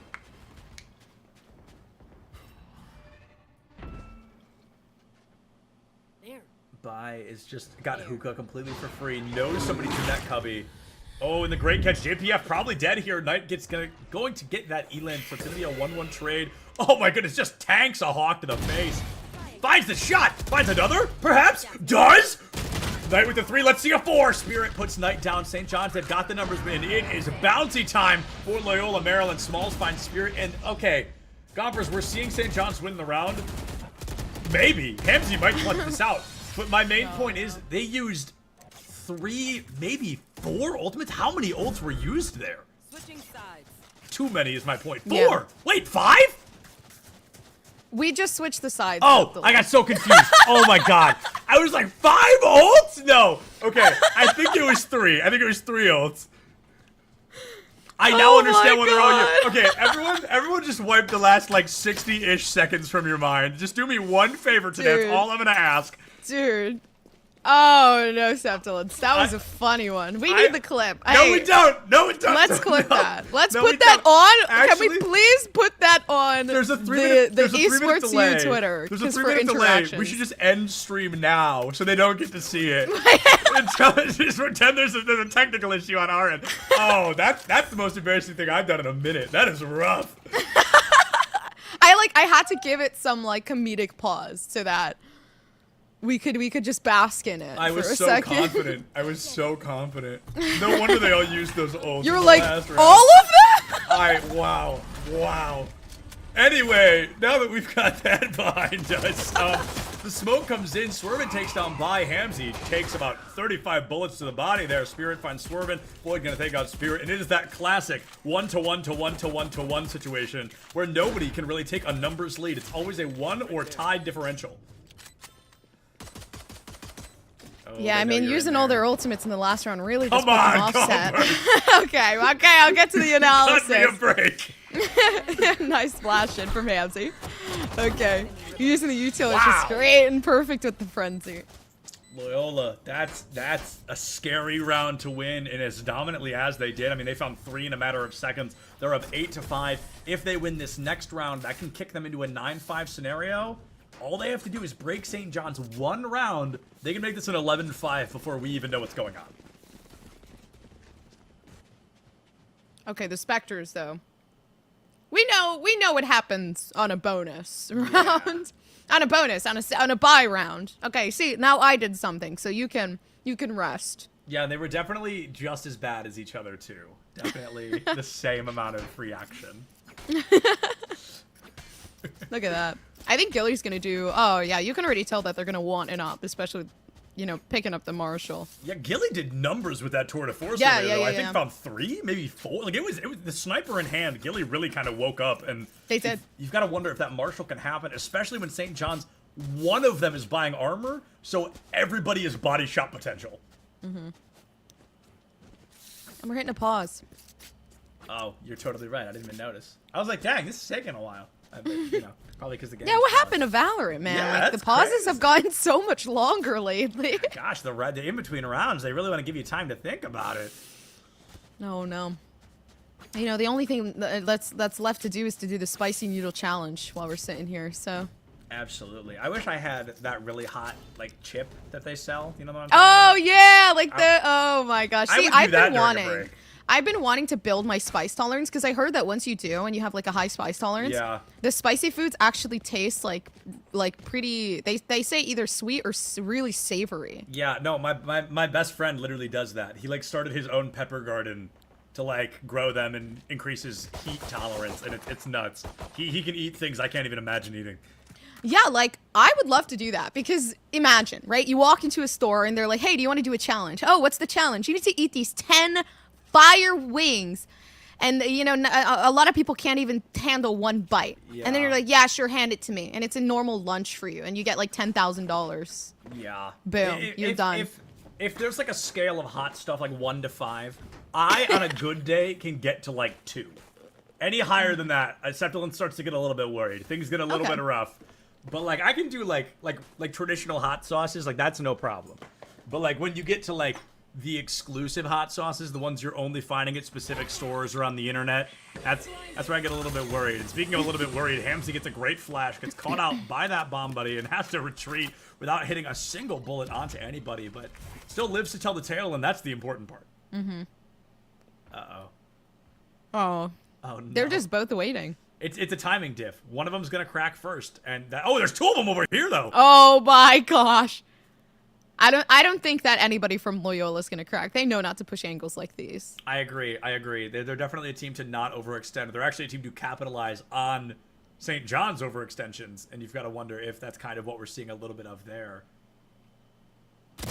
Hamzy. Oh, no. Speaking of overextensions, but look, the trade. Gilly found Knight at the same time. I mean, just literally leagues apart from one another, and they still find that insta-trade. S-Flow finds Gilly, which means Gilly probably S-Flow overextended and got the kill for it. Bai finds a trade once again. We're at a 3-3 scenario. Raze and Brim alive on both sides. Yeah, but they're going to TP over. They don't even know that there is a Brimstone over towards B. They're going to find out the hard way here. Having the molly, having some smokes. They're not going to smoke anything out. They don't even want to be seen or heard because they know they have the discipline. Now the smokes come down. No, actually not. Oh, the molly kind of gives you away, but I guess they knew you were in there to begin with. Found a little bit of damage. Yeah, Smalls is crit. Now Smalls is at 0 HP. It is up to this Raze to try and save the day. Swerven's been doing a pretty swell job. That nade is genius. That nade was so unbelievably smart because it gave Swerven one place to go, and that was right into Bai's arms. See, you learn something new every day. I'm locking that one down. Yeah, I'm locking that one down too. I didn't know that you could do something. Well, yeah, well, I mean, it's common sense to know that you can push people around, but like to be able to do that as a Raze and have that quick thinking is a skill. Yeah, a definite kind of level of intelligence there, and you've playing Raze at Radiant, I think is kind of a performance in its own right. It's very hard to do so. You've got to know a lot of the tech and a lot of the gameplay and a lot of little things like that. Like that's something, like you said, that's kind of common sense, but at the same time, never really thought all the way about it. Like, oh yeah, that's a great place to toss that nade. Yeah, you have to be another type of breed to pull something like that. Oh, they have the flash though. So honestly, they are open for one. Oh, I was scared they were gonna pull the dog out. The Tasmanian tiger. Oh, nice. No, there's an open pick. Can they hit it? Stuck. He's stuck. They got it. 5-3 in favor of Loyola there. Oh, maybe not. Maybe things looking a little bit rougher. 3-2 in favor of Loyola, and we've seen some great clutches so far, but I will say statistically, we've seen the team with the numbers advantage go on to win the round. We've got a couple of miracles here and there, and as that nade comes out, 55, gonna walk right out. Oh, the blast pack is, almost kills. Oh, Gilly still finds the one tap, insult to injury, and Loyola, Maryland, they find their first double-digit win. That hurts so bad. Imagine really getting blast packed twice, right? Your health goes so low, and you're sitting there. You're like, I survived. I'm good for one. And then somebody, like, you just get one tap. You can hit for 160 anyway. Yeah, like in the head too. It's like, oh, I would have died, man. That's so unfortunate. I don't know. They're doing so good. Loyola, you know, the team that you coached, you said hit the headshots. They're hitting the headshots. They're hitting the headshots. So now we need to pause so I can say hit the headshots. So it would make things fair. Their time out of the half. And they're capable of it too. I feel like they've just hit this kind of stump. I agree, and it's interesting because we saw that earlier on the team I'm blanking on the team, but our last game as well. We saw a team really kind of like hit a curve and then start to plateau a little bit. Maybe it's just a little bit of a slow burn, a little bit of, you know, kind of a failure to adapt. We've gotten it clipped. But it's okay. Because my the shots good are friend happening. and longtime producer Colton stabbing me in the back live on air. The most embarrassing moment, but honestly, I'm going to use it for farm impressions. I'm throwing it in the reel. That's a huge moment for Septulence. I just got you some interactions there. There you go. Huge. During the next break, everybody check out my Twitter. Just throwing that out there too. See, so smart. You're so good at branding. I have the spike. Oh no. The spike was all the way back there. Oh, but they have the A site anyways, regardless.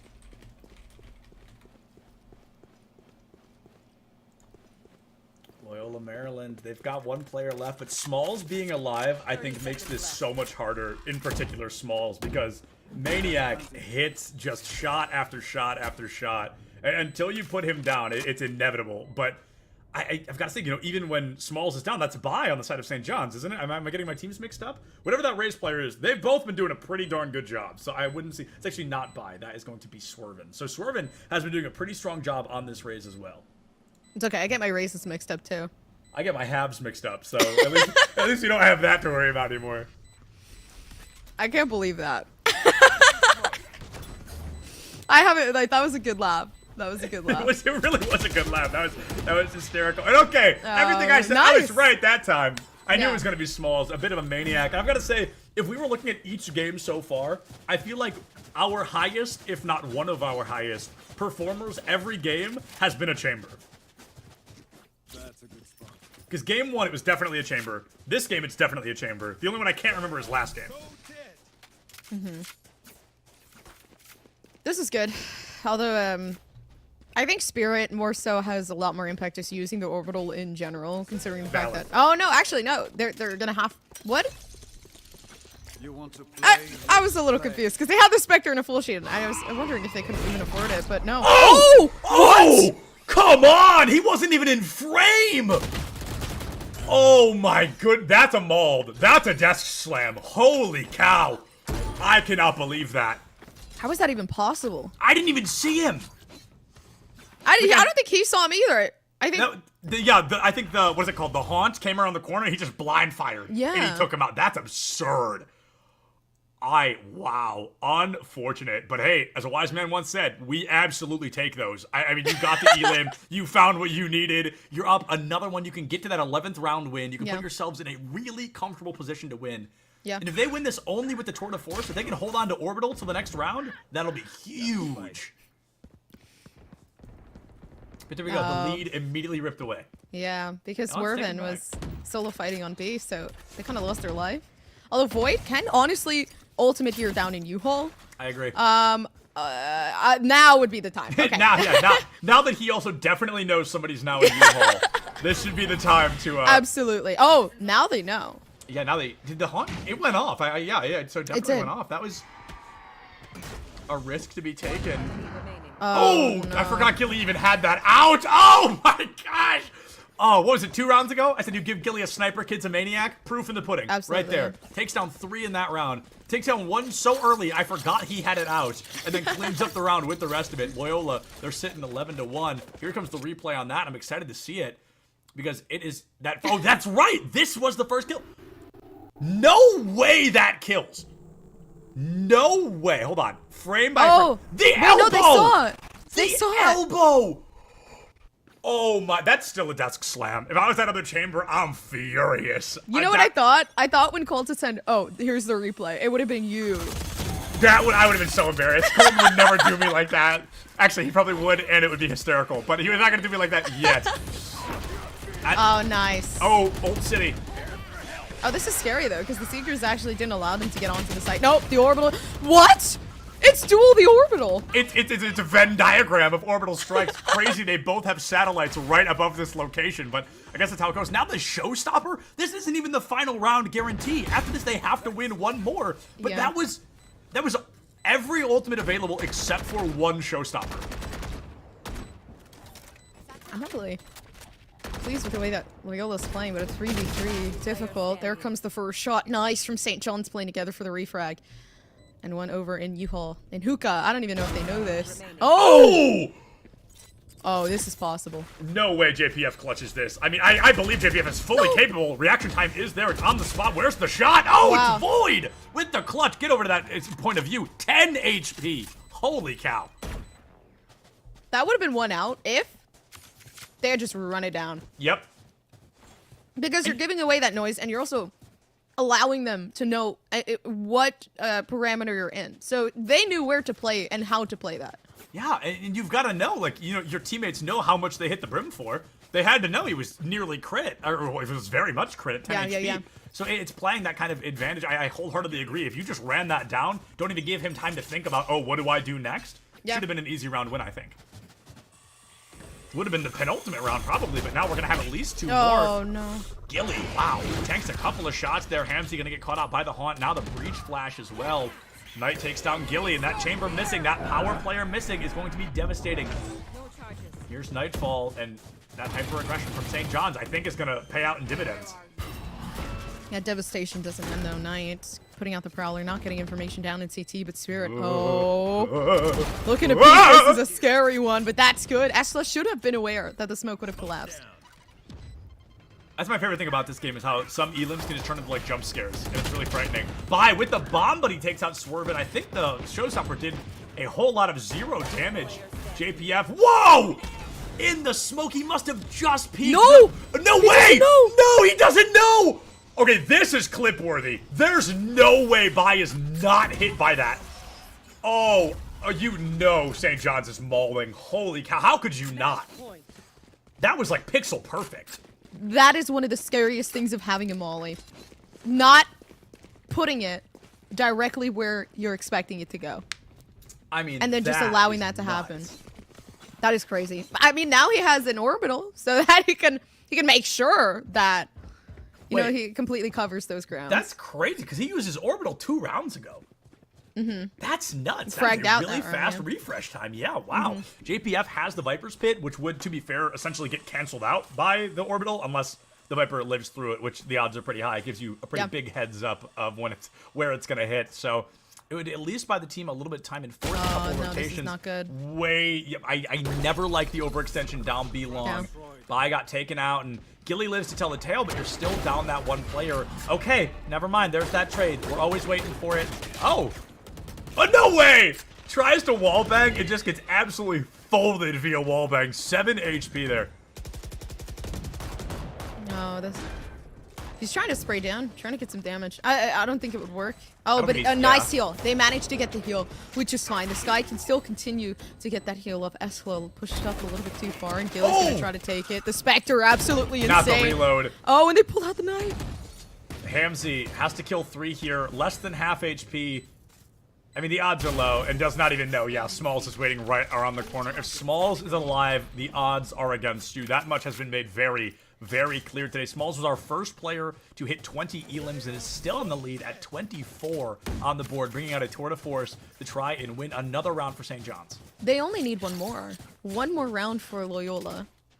The biggest problem was that round that Bai pushed up. Why Right. not play with your chamber, Gilly? Why not try to hold a crosshold just in case something goes wrong? Why not? Like, there were so many other options that you could have chosen, but pushing up by yourself, especially not with the Sky, the only way that could work is if you pair yourself with somebody who can give you more of that advantage.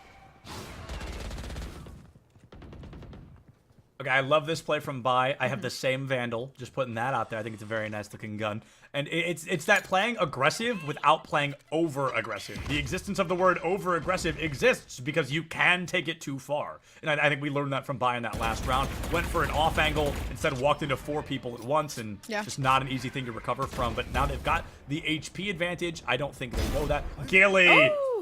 Oh my goodness, a flank all the way up and through. Takes somebody out in that mid, and that is a numbers advantage for Loyola. Turns even larger here as Spirit takes down Swerve, and S-Flow finds JPF and St. John's. They are down 3-4. Make it 2-4. It is up to these two to try and save the day, or Loyola is going to win this best of 1 right here, right now. Hamzy down. They need to find one more to tie things up. I'm wondering how they don't even have a lot of weapons in the first place when they won. Yeah, a little bit funky. But all is fair. Nice. Not knowing and not seeing that anybody is here in the back of sight so they can entry.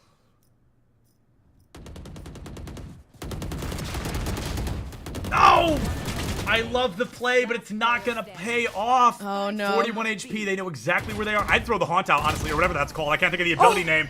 I would have tossed it out, created a bit of a diversion, but not able to do that. Loyola Maryland are going to win what is, I think, easily our most entertaining game of the day so far. I agree. A 13-8 final score. Just an absolutely phenomenal performance from them up to that point. And I've got to say, St. John's, they came out, things looked really rough. They fought tooth and nail until the bitter end, but unfortunately, just could not clutch out those final moments. I can see the squints. Now that you're looking at me again, yeah, no, it's there. During this, because I know our next break's going to be a little bit longer, I will try to go find the shirt, and I'll see if I can find it, but the odds are low. But speaking of that break, folks, we're going to go ahead and throw right to it. So this is a slightly longer break as we are now entering the next phase of the tournament. Our production and tournament organizers now have to seed the teams that have made it this far. So we'll be back with a whole lot of information to throw at you in just a couple of minutes. We'll see you soon.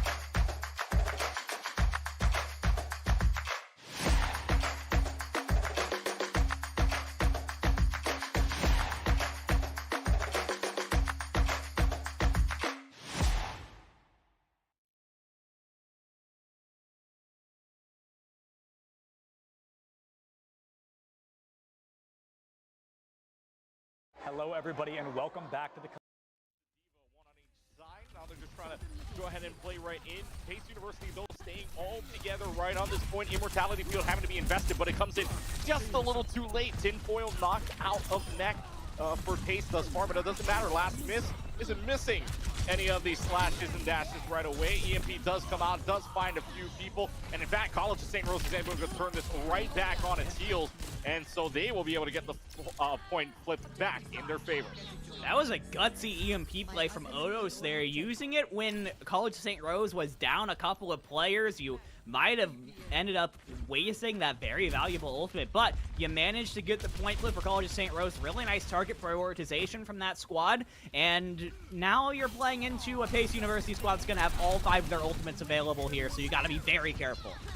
Lofi does have that EMP available. Last Miss, like you're saying, has a Dragon Blade as well. Doesn't need to use it, though, to start, because already gets a dash kill on Clutch. There's the EMP, catches 3 inside of it, and now all Last Miss has to do is swing away and gets every single kill possible with 3 kills on the board for Last Miss. It's Pace University back in command.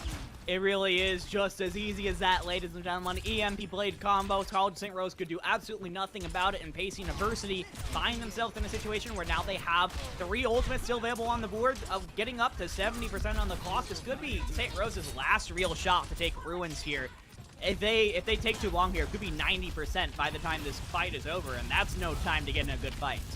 So we'll see if Pace University can bring this one home, or if College of St. Rose can bring it back to them and keep their hopes alive here on the Ruins as they switch off supports. Halfcraft and Sapphire both going down in the meantime, but Last Miss still making impact. Although again, it's traded out, but now both of the supports for Pace University basically out of this fight so far. So now College of St. Rose trying to take any advantage whatsoever. The self-destruct having to be invested because knocked out of mech, it doesn't matter. Movie still out of mech, trying to get any kills that they can back in. And now it's going to be a survival mode, and somehow, someway, College of St. Rose stays alive. That was some beautiful stall plays from College of St. Rose, but really Moopy specifically with such a presence on that point there. Even when you were forced out of the mech, was able to get the kill on the Lucio, got a ton of damage onto the opposing Diva with the remech, so really did a great job being kind of a one-man army there, keeping College of St. Rose into this one. And now 99% for Pace, but College of St. Rose are now in a much better position. They have the EMP from Odos ready. Battle Pants is going to have the beat to try and counter this blade coming up from Last Miss. They're not out of this. Not out of it quite yet, but 72%. This is looking like one-fight territory. EMP catches 4. Oh boy, Pace University in a whole lot of trouble. College of St. Rose, Otis bringing up a big EMP, and it's a quick fight win. Are they going to be able to get back in time is the question. Yeah, it's going to be tough here. In 88% in count, they're going to be able to get back, and if they can get a good fight here, they do have the ultimate to try and turn this around. EMP Blade was so good for them last time around, but Lofi is under pressure from Moopy. Has to make sure you get this EMP off. Tries to touch the point as well. The Lucio is there. EMP is out, catches 2 inside of it, and Last Miss again swings away. The EMP Blade just too powerful. Again, another triple kill for Last Miss. This is going to go back the way of Pace University. This Somber can only run away as the point flips. The overtime clock starts to bleed, though. Will the Somber touch in time for maybe the team to get back? It ain't going to happen at all. Otis does go down earlier on. And Pace University, the EMP Blade clutching up for them in a 199 victory to take point 1 on Helios.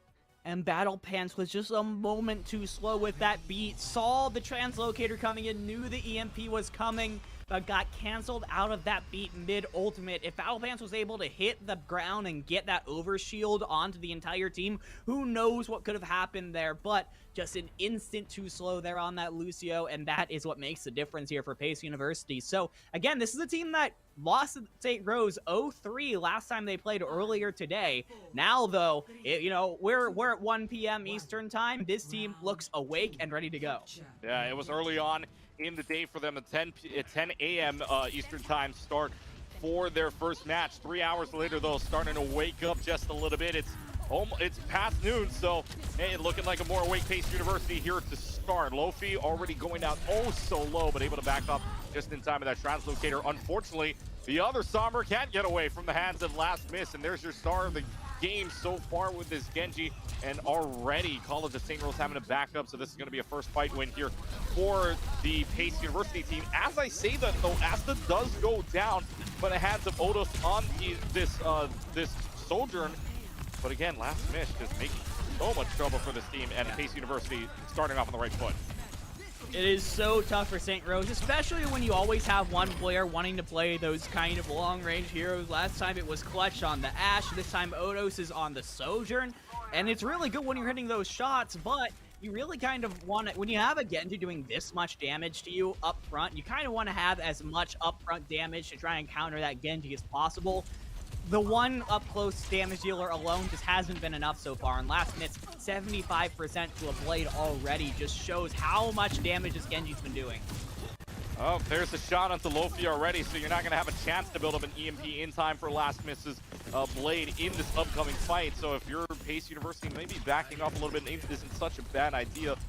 In order to get this EMP blade running again. In fact, last miss is just going to invest the blade here, and why not take a swing already? Because Lofi's won the battle. Unfortunately, the overclock takes the fight there in the battle of the DPS. Is self-destruct down the middle of the lane, one on each end. One baby diva goes down, and one warrior goes down on each end, and it's not going to matter. College of St. Rose able to bring it back. And we needed that from Odos there. You saw last miss was not threatened by the Sojourn at all. Went right into Odos' face, getting ready to slash and slice that, slice him back to spawn. But Odos was able to get the overclock shot out on the Genji, which means last miss is going to have to play with a little more reservations here. That Sojourn can be a big threat to you. The EMP translocator just bounces off the wall, but able to get Lofi out of the fight. EMP is available for them, but Odos again with another great shot onto last miss, and trying to make sure that last miss doesn't get any value whatsoever, and it's working out for them thus far because now Odos is just going off already halfway through another overclock. Yeah, and this is looking really good now for St. Rose. One more fight will be able to basically equalize the percentage here, and you've got that EMP from Clutch. You've got both support ultimates. This is going to be interesting here going into this next fight because you've got both EMPs available, but also both beats. So, will Clutch and Lofi be able to get the EMP onto Battle Pants and Asta in order to make sure that there will be no overshield going onto either of these teams, and then it'll be easy to go up. That should be the difference in this fight. College of St. Rose coming out here, taking advantage on the lead. Meanwhile, EMP is big from Lofi. Clutch does not use the EMP though, so this is going to be a fight win here for Pace unless the EMP comes up big. It's not going to. Clutch holds onto it, but Battle Pants, big note here, both Lucio's holding onto the sound barrier too.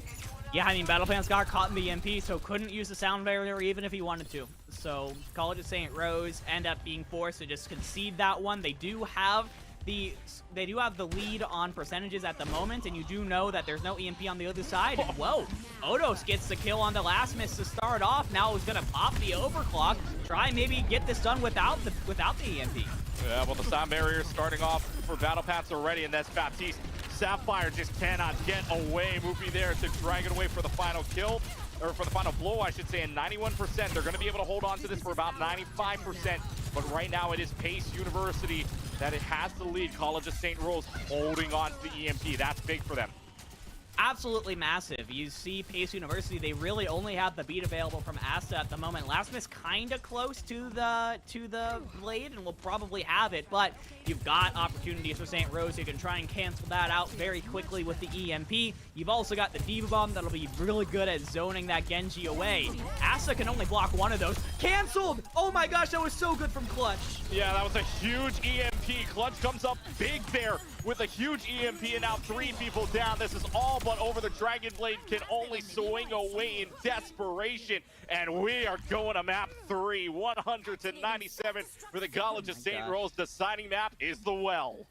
I mean, Clutch living up to his name right there. My goodness, absolutely read Asta like a book. Knew that the Lucio was going to want to use the beat early in that fight to try and give Pace University an early advantage. It was a 99-99 situation, so it all came down to that one fight. Or it was like 99-97 technically, but basically the same circumstances, and was positioned perfectly to make sure that that Lucio could not hit the ground. That is the second canceled beat of the map for both these teams. So these Lucios, I tell you, Klutchkey, they're getting outplayed by these Sombras right now. Yeah, the Sombras are just making so many big plays right now. And hey, don't fix what's not broken, right? They're going to go back into the Sombra here. Odo's going back into the Sojourn here for College of St. Rose, and that's what's been working for them so far. By the way, for our stream, if you've been keeping up here with this entire stream from the start of this at 10 o'clock a.m. Eastern Standard Time, 3 hours in, this is our first map 3 on Ilios. 4 games in, and this is map number 3. This is how close this decider match is going to be. Already, though, Clutch able to take down last miss, and your win con really for College of St. Rose, take down last miss, because right now, that EMP building up for Clutch is so big, and Odos just cannot miss right now. And so they're just pushing on in for the College of St. Rose, and right now the only person left on this point right now is this Diva, maybe a Lucio right there. Disruptor shot's just gonna make sure that this Ana can't get on point. In fact, this Ana's in so much trouble already, down to half. Odos somehow gets away. I don't know how you get away there with 3 people on you. That's impressive in itself. They're just holding on, and right now, already out of that, tinfoil is gone.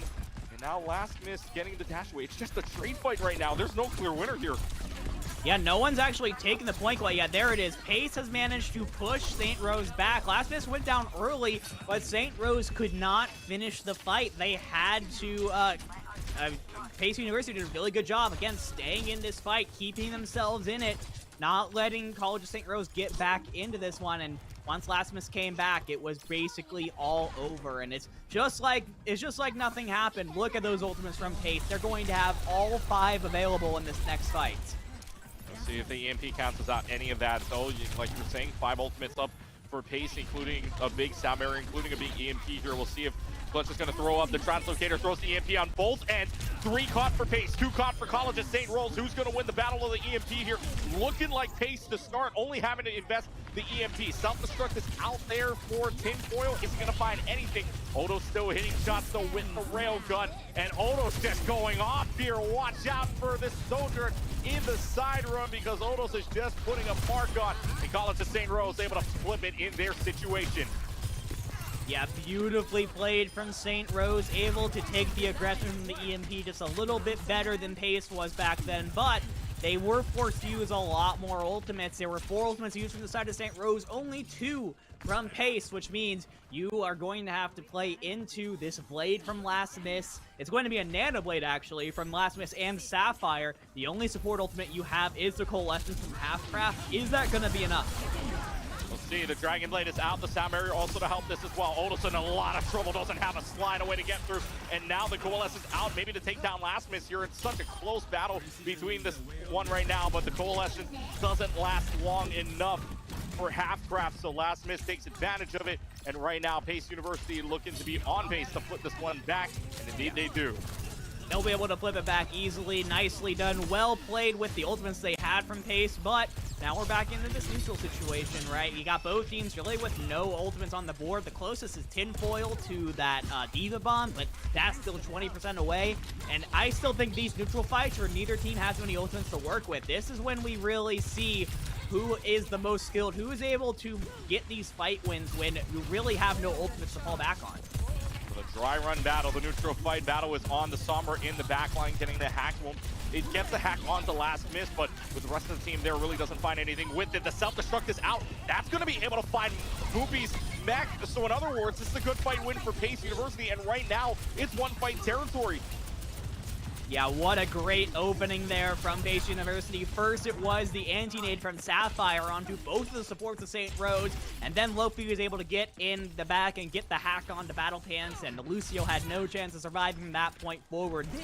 College of St. Rose, we got to get another great overclock here from Odos, and that's exactly what we're going to get. 2 railgun shots, 2 headshots. Lofi and Sapphire are down. The College of St. Rose are not done just yet. With how close this Ilios map has been, it couldn't go any other way. Yeah, really, I mean, this Odos, I was shocked just to see the headshot right there on the Sombra. I mean, I know. How do you hit that? There's definitely a Sombra got changed. There's a little more radius to her getting discovered, so it's a little easier than before, but still a fantastic shot. EMP is big, though, gets 3 on the board. College of St. Rose looking to bring this all the way back from 50% to a win, and that EMP only needing to invest it to win that fight. And Pace University now on 1-fight territory. You wanted it close, this is as close as you're gonna get it. But here it comes again for Pace University. You have the Nano Blade and the EMP for for Pace. St. Rose, on the other hand, they're very close to their support ultimates. They're not quite there yet. Battle Pad still 15% away. It's not going to be in time.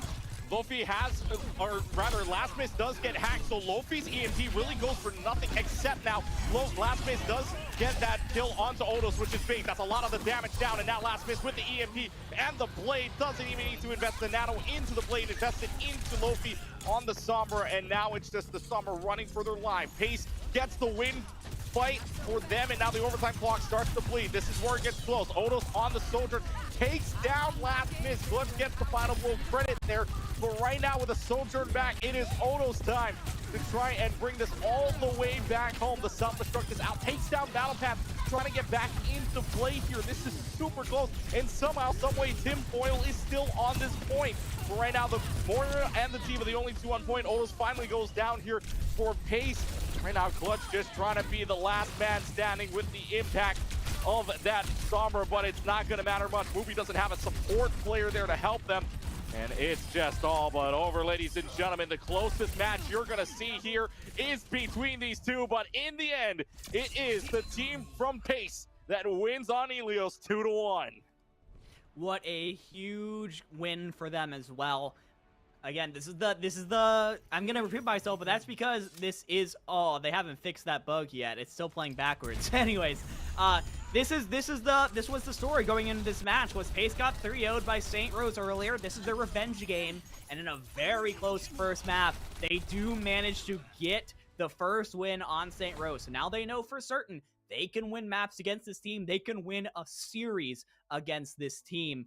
And they did a very good job. I gotta say, very impressed with their ability to set up these ultimate combos in a way that I really don't think we've seen from any team so far, even from Harrisburg Fisher.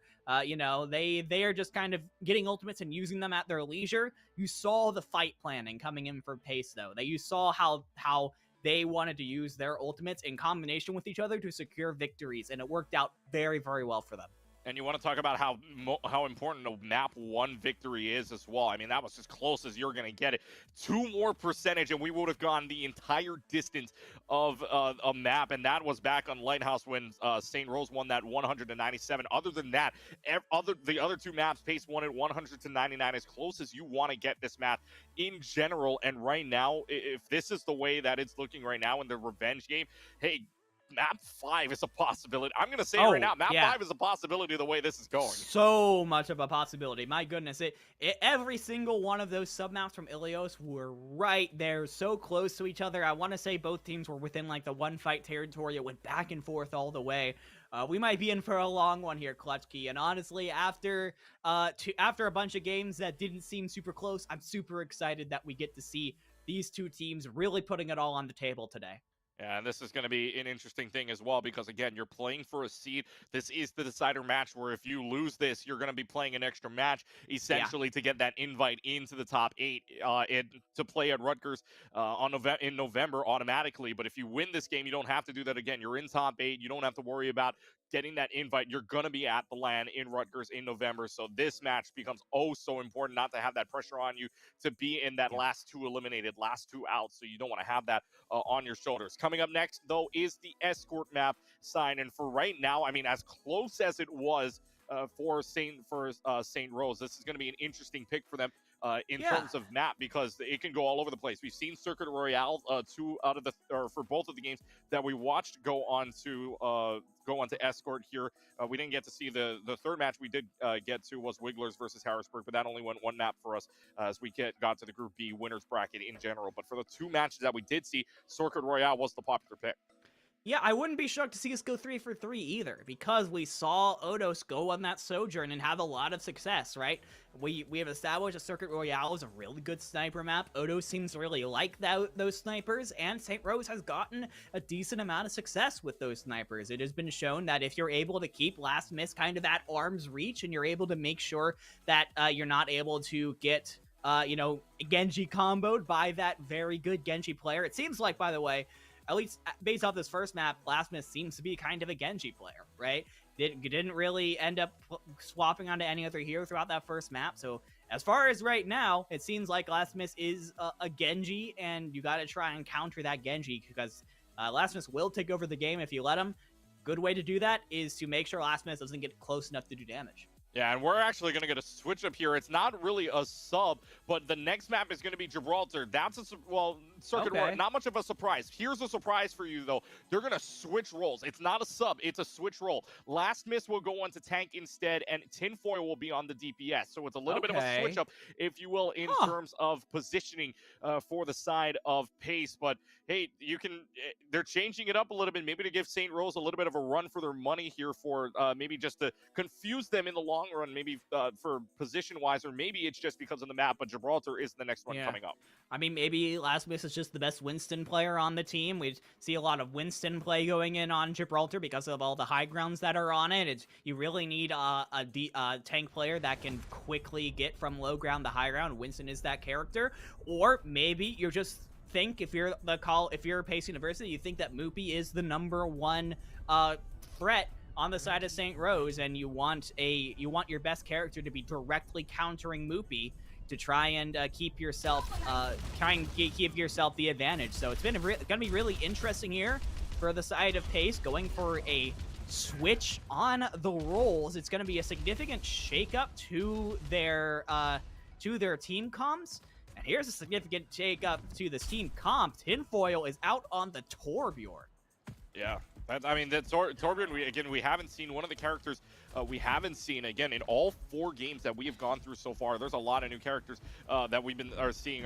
Doomfist in the last one was the first time we saw a Doomfist being pulled out in that 3rd game we saw. And now for this one, we haven't seen a Torbjorn yet at all.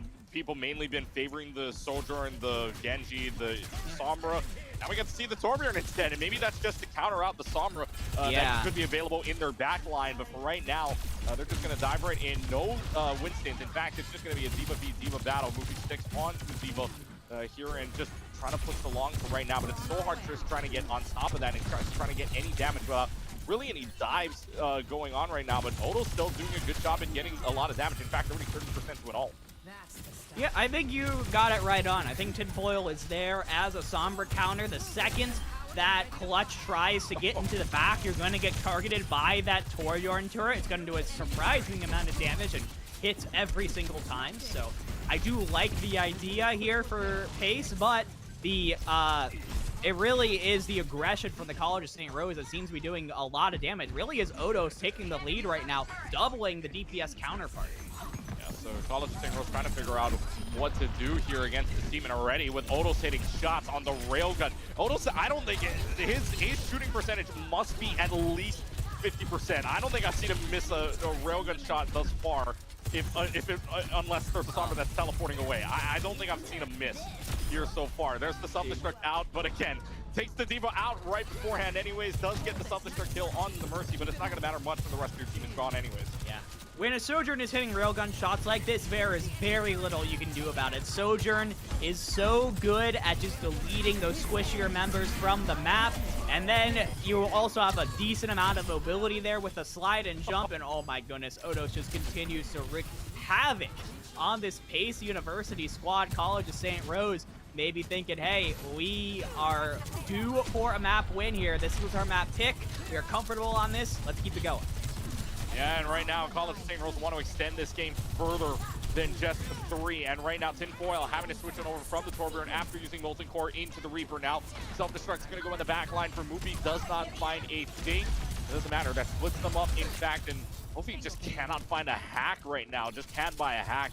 And already, I mean, Lofi is almost close to an EMP. Clutch at the same pace as well, trying to find that EMP. Sapphire with the Transcendence to hold. So this is just Really just going to be an interesting fight with both EMPs coming in. Here's the EMP, catches everybody inside of it. That EMP is big, and this is going to be a fight win for Pace, no doubt about it.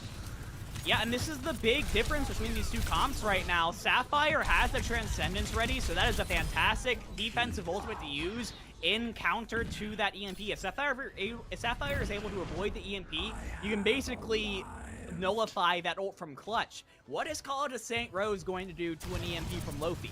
Absolutely nothing. The Valkyrie can only do so much healing. It will not be enough for the follow-up. It's going to be a really tough situation. You've kind of traded that offense and pocketing of Odos for that defense there, and Pace University taking full advantage.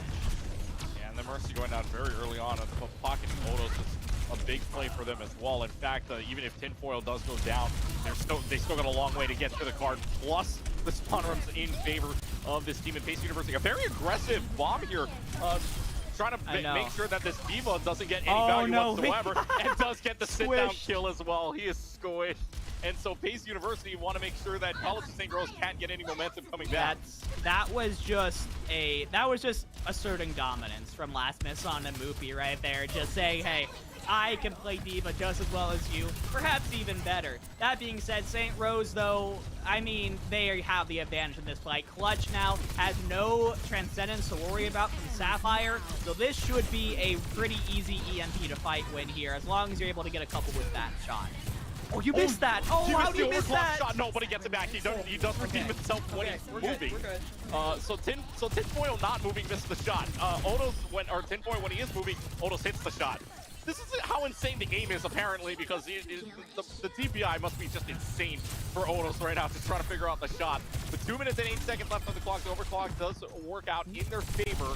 And so halfway through the time bank now, just trying to find a way back. And because Pace has been pushing so aggressively, they had to use those ultimates just to get back to the cart, and that has allowed Pace University to get their ultimates back up. Like Tinfoil right there with the Death Blossom gets 2 before getting taken out themselves. I wish we could see the stats on this Sojourn right now, because again, the railgun shot, the secondary fire has to be at least 50%. There's no doubt about Odos just hitting every single shot possible, and Odos just going on a tear. Another overclock shot, another overclock kill, and Asta just can only weep as he sees his life fade away, and another successful overclock kill from Odos is going to allow College of St. Rose to push this one in. Yeah, Odos has been fantastic over these last 2 maps. For St. Rose has been, I mean, I really did question the Sojourn play, right? Staying super long range could be a detriment to the close range of Pace if you're not hitting your shots. Odos is hitting a shot, so really doesn't matter. Yeah, and so they're going to try to contest this right now with 1 minute left to go on the clock. Odos actually had to back up a little while with another headshot. Odos just does not miss, and they're going to add another 90 seconds to the bank. This is just insane. Even our observer is just like, we're staying on Odos the rest of the game. This is our ridiculous. observer is going to go AFK for a second, but that's okay. We got some Sojourn gameplay all the time. Just getting multiple kills per fight here. Though, College of St. Rose now, they do have D.Va Bomb from Moopy to try and keep people away. Oh my gosh. I mean, you can't even peek out on this Sojourn right now. Odos is just owning this corner here. Pace does have the nano boost though. Could use that on the Last Miss or Lofi to try and get a good assassination onto the Sojourn. You've got to stop this momentum from Odos, no matter how. Here's another overclock. Here, how many want to bet he gets at least 2 with this? Asta gonna go down with that first one, gets another shot and turns around onto Lofi, finally goes down in the hands of Last Miss, but that's not before this card is all the way in the home stretch. We'll keep it here as the Reaper just fades away into nothingness. If they can get 3 on cart, they probably get this one over with, and within the final 5 meters, the only person left is this Summer on point. Lucio there, Ana there as well, just to do anything that they can, but the EMP there just to certify that they can get in, but Lofi did get Odos. That's huge for them. That was the win condition. And then back off. Yeah, the win condition is making sure that they get rid of... Oh no, Moopy squishes Lofi in the meantime, but already College of St. Rose has to back off just because Odos goes down. I mean, that's big for a Pace University. Just stopping Odos there, finally getting a chance to breathe after felt like he took over the map for like a solid 3 minutes. So You get a chance to breathe. Oh my gosh. How do you get Asta from across the map like that with the railgun? I was gonna say you're looking good with the EMP Death Blossom combo, but again, Odos, the momentum is absolutely not over. Continuing to get picks, but this is the last fight here. 30 seconds left on the clock. It's gotta happen here for Pace University. Yeah, who else do you nano boost here in this situation? However, it doesn't matter. The Graviton Surge is big, the Death Blossom invested as well, with 15 seconds left to go. It's a quick cleanup here, and the only person left to go on this point is the Somber, and Clutch is, they know where Clutch is. I don't know if they get back to the point in time.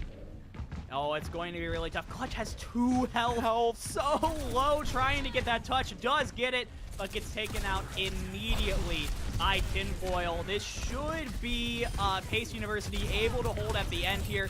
A really good play here from Odos to try and push them to this point. That being said, Pace University did do a great job. They delayed them on point A. They delayed them on point B. They're going to deny the full point capture here on point C. Somehow, some way they do this as well. The last person left to go is the Mercy, as well as the Sojourn here. And Odos somehow still finding a kill on the Sapphire, which is the more impressive thing here. Last person left to go is the Tracer on the point. The overtime block immediately bleeds out. And somehow, some way, Pace University able to hold the wall onto the College of St. Rose. But my, oh my, what a push.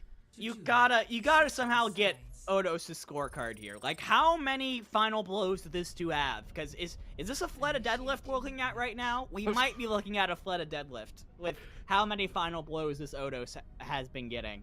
It's just ridiculous the way that Odos has been playing. And again, if we could see the scorecard just for Odos alone, we need to know like final blows. We need to know railgun shot, like secondary fire accuracy, overclock kills. I mean, it's ridiculous. It's ridiculous. And the way, or rather I should say, how fast he gets that overclock is ridiculous because he's hitting every single shot possible.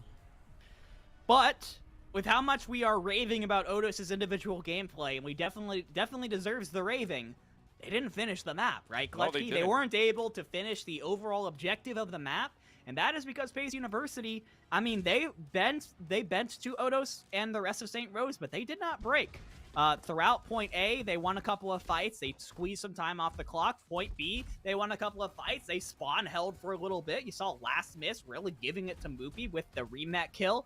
They took it out a little bit. They used their ultimates well to try and limit the effectiveness of St. Rose. They took advantage of the fact that this Mercy Ana deep support duo really doesn't have that many team-wide defensive tools. So I think really good overall play from Pace University, getting themselves in position here to go up 2-0 if they're able to outdo St. Rose on this attack. Yeah, and it's not like they didn't have a highlight reel either during that defensive hold. It was just a lot of Odos, but at the same point, too, Pace did put up the wall. And here we go again. Odos with a kill onto Asta, Tinfoil as well. This is what happens when you give Odos a lot of room and a lot of sight lines. Yeah. It's just going to be a rampage of kills. And so far, so good for College of St. Rose, right around the first turn on defense. I mean, Odos has the most ult charge of the lobby right now, 44%. Immediately making his presence known. And when you're playing a Somber Reaper on the other side, you're basically just giving Odos so much room to get these shots off and get these. I mean, look, Tinfoil was 20 feet away trying to close the distance. Odos said, nope, not happening. You're going back to spawn. And Odos playing aggressively now right in here. This Baptiste in a whole lot of trouble. And again, it is the College of St. Rose just putting on the show right now. A minute gone, but you can already feel like it feels like it's been 2 minutes gone. The fact that Odos already has an ultimate coming up. I mean, look at these ultimates. Tinfoil and Asta are basically charging their ulta passively right now. They have not had the opportunity to do anything on this map so far. They just haven't been able to get close enough. And Lofi's translocator gets picked off by Clutch in the backline, so Lofi doesn't really have anything to escape if they were to. However, Tinfoil getting a kill on the battle path is a big pig. That's a Mercy down, and the only person you have left to heal is an Ana if they can get anything going. Odos does invest the overclock. However, they finally get close enough to him where Odos can't hit as many shots as they want to. Self-destruct is used now, but it's going to get away from them, and now Pace University finally can say they got a win fight here on the first turn. Took a couple of tries to Pace University. As soon as they were able to close the distance on St. Rose, as soon as Odos wasn't at that effective range, be able to pretty easily take him out. Here's an EMP from Clutch, but like, where's the follow-up? There's no follow-up here on Pace. He did get 4, and Odos does get a kill out of it. However, it wasn't enough time for anybody else to contest it because he backed away right off, and that adds 2.5 to the clock. The doors open up, and now it's all advantage for Pace here on their attacking side. The Death Blossom is there, but gets slapped. The Defense Matrix just a half second too late there to save the Reaper of Tinfoil from anything else. The Self-Destruct is out. That's going to catch Halfcraft in the back line as well. And now with the Diva and the Ana out, this is basically a fight win here for College of St. Rose, or rather for Pace. College of St. Rose trying to defy that expectation, though, but right now they're getting pushed all the way back. Odo still hitting shots. What's new? As, yep, I mean, they're just so close to him at this point that they're winning, but Odo's trying to self-carry the team here, self-sustaining on the Soldier, and you can't get away. You can only run away for your life as far as you possibly can, and Odo saves the fight yet again.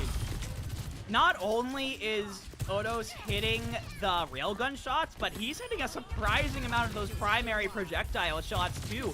That is a lot of aim skill on the side of Odos to go from projectile aim to hit scan aim back and forth consistently and be just as good on either side. I really love that. Because Sojourn, to get as much value as Otis is getting out of it, you really need to be good at both parts of the DPS aiming conventions. EMP is out, entire team in it. St. Rose only probably needing to invest one all, nothing else. The EMP is the deciding factor, and there goes the team, and Odos, another overclock available. I mean, this is such a strong position here for Sojourn, and snipers in general. You're able to sit up here on top on either of the high grounds or maybe on the spaceship if you'd like, and you're able to just get free pot shots in. And again, there's Odos right there. The second that Loki has the EMP available, nope, you're back at spawn. Yeah, and there goes the sound barrier as well, invested by Asta. This could be a fight win here for Pace because they are pushing up on Odos just a little bit more, but with Moopy just defending their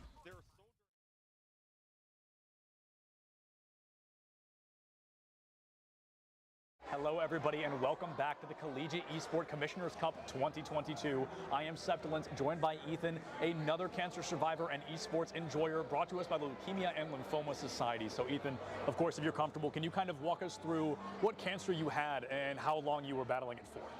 Of course. I have B-cell lymphoblastic lymphoma, which is a blood cancer.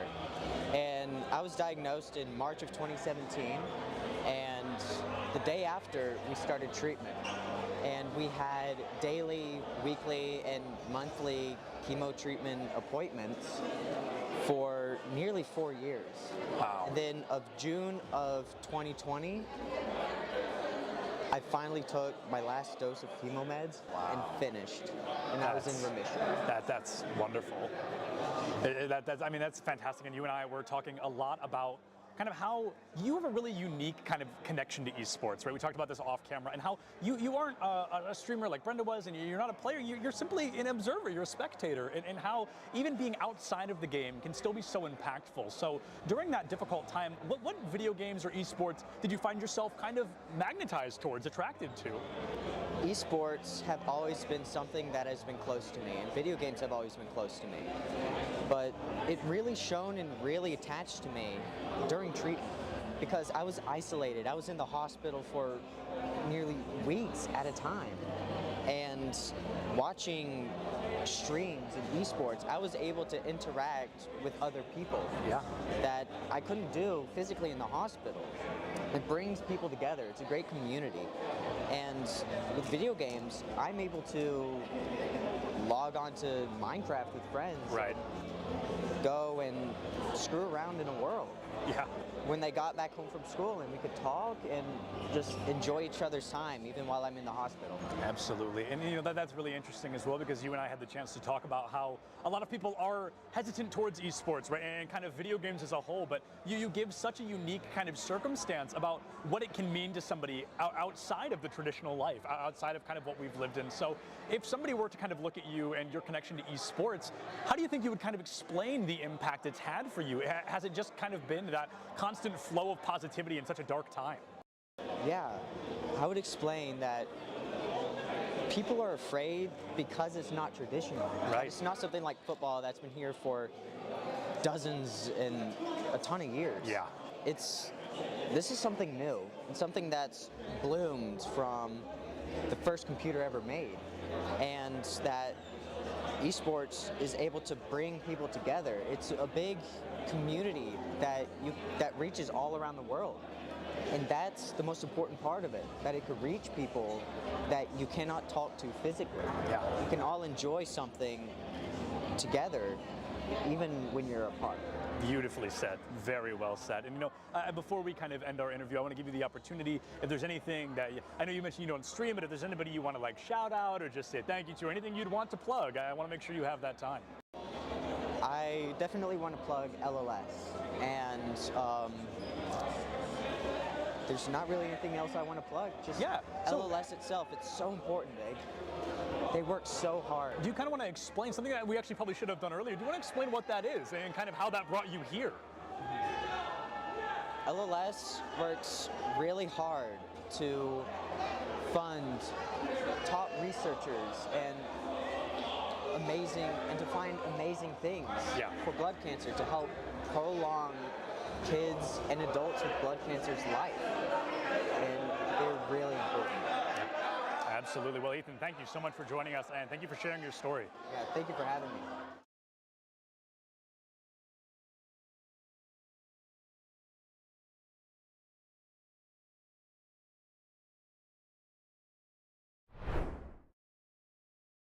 First, can you just tell me a little bit about yourself? Hi, so my name is Caitlin. I'm a part of Farmingdale State College's esports club.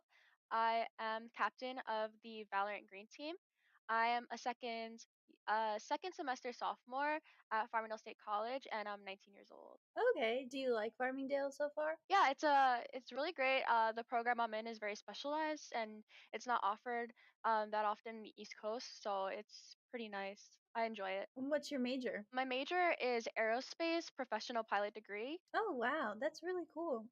Thank you. So, is this your first time on an esports team? No, so I've been a part of the Valorant team for 2 semesters, and this is my third semester, and it's my first time ever being a captain. Okay, oh, that's awesome. Can you tell me a little bit about what it's like being a captain? So a lot of times I'm organizing the team, making sure everyone is properly set for upcoming games, um, getting scrims for our team, and kind of just making sure everyone is there, present, and possible, and able to play the games that we're gonna, you know, be participating in. We're participating in 2 leagues this semester, so it's kind of hectic. Oh gosh, yeah, definitely. I can see that.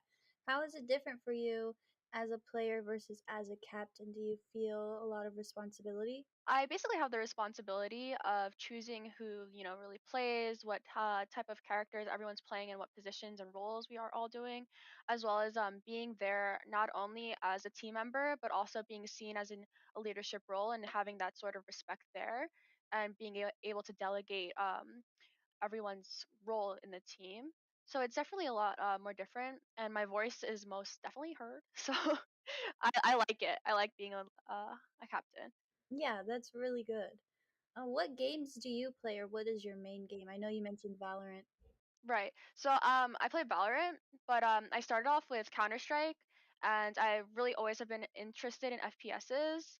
So that background has always been there. So my transfer onto Valorant was pretty easy. That's cool. What have you done to improve yourself in game over time? So one thing for my teams especially, I have open communication where we're able to really give our constructive criticism without taking offense.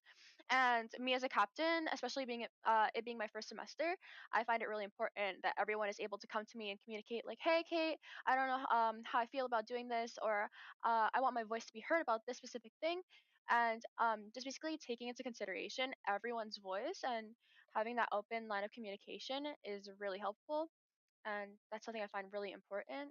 Okay. Do you carry that strategy into your everyday life as well, would you say? Yeah, communication is really important to me, especially in aviation with crew members. You're always trying to communicate properly and efficiently to get the assigned goal completed, and that works in video games as well as in aviation. So I feel like it transfers very well, and I put my 100% effort in everything I do. I put 100% in the team, the leagues that we're participating in, communicating with opposing teams that we might be going against.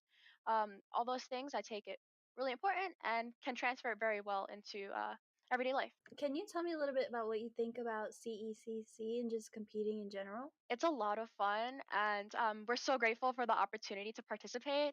And this is something that every single member of our team has said. We've never had the opportunity to really compete in a fashion where it's not only fun, we're able to make friends, talk to other people from different schools. It's just an amazing opportunity and something we would love to participate in the future as well. Yeah, we're really happy you feel that way. When your team is competing with other teams, are there any specific teams or schools that your team kind of looks out for? I think we all have the mentality of it doesn't matter who the other team is. We're gonna put 100% effort, and we're going to maintain our mental, even if the other team is full of radiance. It's not something we're gonna keep in mind because we will be able to beat them. Fingers crossed. Definitely. Yeah, that's a really good mindset.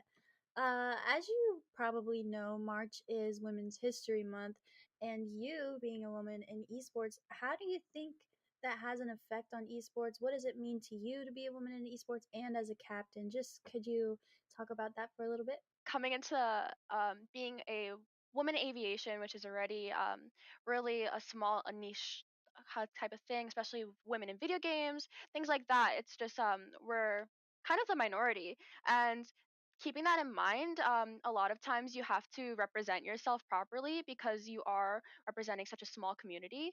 So I feel proud and honored to be a part of the women's in aviation as well as being a woman in esports, and it's a lot of fun, and just understanding that us girls are here too, and we're as good as everyone else, and that we have the opportunity to be a leader in esports, and that we're equal to everyone.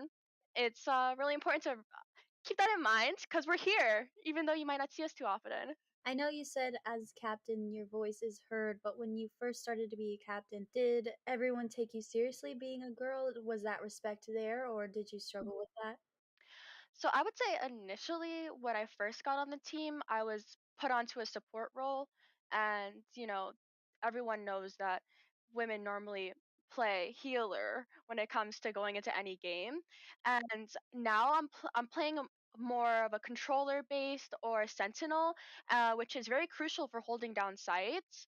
So by playing that now and then having those semesters in my backpack of experience, everyone has treated me with respect, and uh, I would hope it stays that way. And either way, I demand respect because I reciprocate that respect to everyone else. So it's definitely difficult, especially for girls starting out.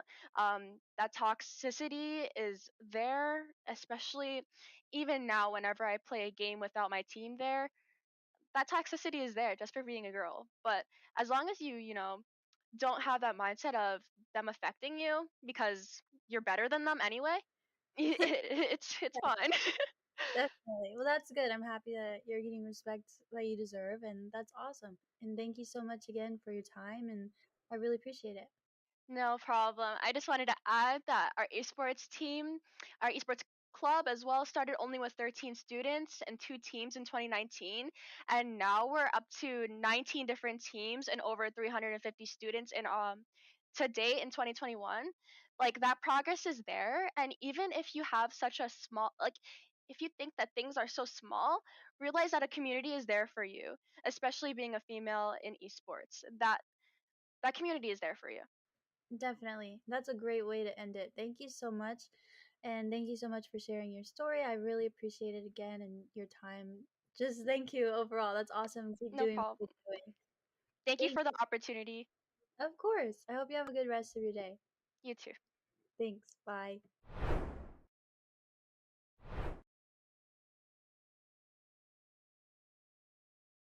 Is that we don't have these preconceived notions, and we're willing to listen to our membership and read the room, read college athletics and how it's connected and how it's not, and take what we have expertise in championships, but also throw out some of the other stuff. I remember when we first started, there were some conferences were applying their amateurism rules to all of their esports competitors, and I think we knew enough to know that no, that's not going to work in an esports culture. It's got to be very different. And by the way, the NCAA was going in a different direction. You could see the train had already left the station on that, and so it's an incredibly dynamic area and ever changing, and will continue to change. And just as we didn't know when we started what it's going to be looking like, I think similarly we still don't know what it's going to be in another 5 years. I know enough to know that all of us are still going to have a thriving esports program that's doing a real good service for our members and for our competitors. But we still don't know necessarily what some of that is going to look like, and that's pretty cool about it all. Let me ask you this, because you all are used to dealing with your athletic directors, and each of them are dealing with what's in front of them in their athletic departments. My guess is at least some of your schools are that this is not necessarily operating within the athletic department. And can you talk about how you navigate that in a conference office, and maybe the best way to handle that, or do you have preferences? Do you try to steer them one way or the other? And just talk a little bit about that, if you don't mind. Sure. The majority of our schools are not under the athletics umbrella. We have one institution that perhaps by next year will be under the auspices of athletics, but most of them are in other departments across campus. Right. One of the things that has helped us is that we have support from the president's office. And so in order to participate in Mountain West events, you have to have an adult non-student administrator that oversees that, the eSport program. And that's where we get assistance with, eligibility checks and, please complete your roster, things like that. I don't know in the future, and it depends on, who's sitting in the athletics director's chairs, whether or not more esport teams will go under the umbrella of athletics. And I'm kind of indifferent in terms of whether it should, because I don't want esports to go down the road that some conventional sports have gone down with the NCAA. So we have a unique opportunity to kind of craft esports in a way that fits what esports is, as opposed to trying to fit it into a conventional athletics box, so to speak. Right. I think the success of our program and getting participation is exactly that. The fact that we're not tying it in necessarily to athletics and NCAA eligibility. Like Carolyn, we probably have 3 or 4 schools that are under athletics. And I know it puts them in a difficult position sometimes trying to make some decisions. I got a request recently to consider allowing part-time students to participate during this year, because some schools struggle sometimes to fill out all the games that they want to play with us. And we held off on that for now. We defer to the institution and say, what's your policy for those that are under student development or activities? What's your policy for allowing students to participate? And if you certify that they're eligible under your current policies, then that's good for us. I also think, and I was part of some of the conversations early on with the NCAA years ago about the NCAA getting involved as a Division II representative, and I was crossing my fingers that wouldn't happen, just because I think this needs time to grow, and expand. Can I ask a question, because you mentioned part-time enrollment, and one of the things that we've done here is that as a conference, we've just set eligibility standards, full-time enrollment, making progress towards your degree as the institution defines it. Are you guys doing something like that as well? Because we've gotten that part-time enrollment question and we've said no. Yeah, no, I don't think we've gotten that far down the line, Carolyn, to ask for that. I think we kind of put it on the institution, but we do say that the student has to be a full-time. Now, they could be a full-time grad student, but they have to be full-time as from what the institution decides. Yeah, our eligibility requirements are just as simple as can be. You have to be a full-time student in good standing.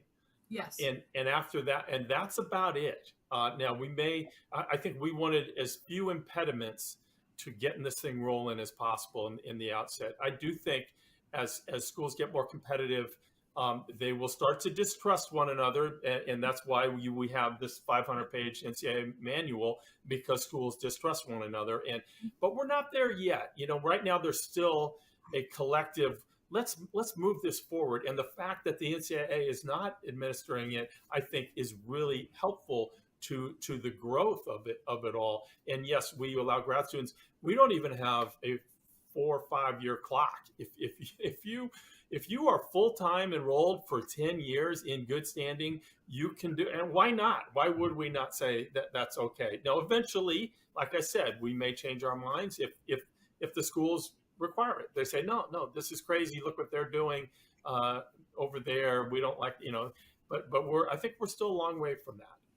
Alex, do you have anything? Yeah, I mean, I echo everything that really Carolyn has said. You're gonna have to forgive me. What was the original question? It's been a minute. I know. I'm sorry. Well, just kind of what you set out to do, and then what maybe the realities of it all.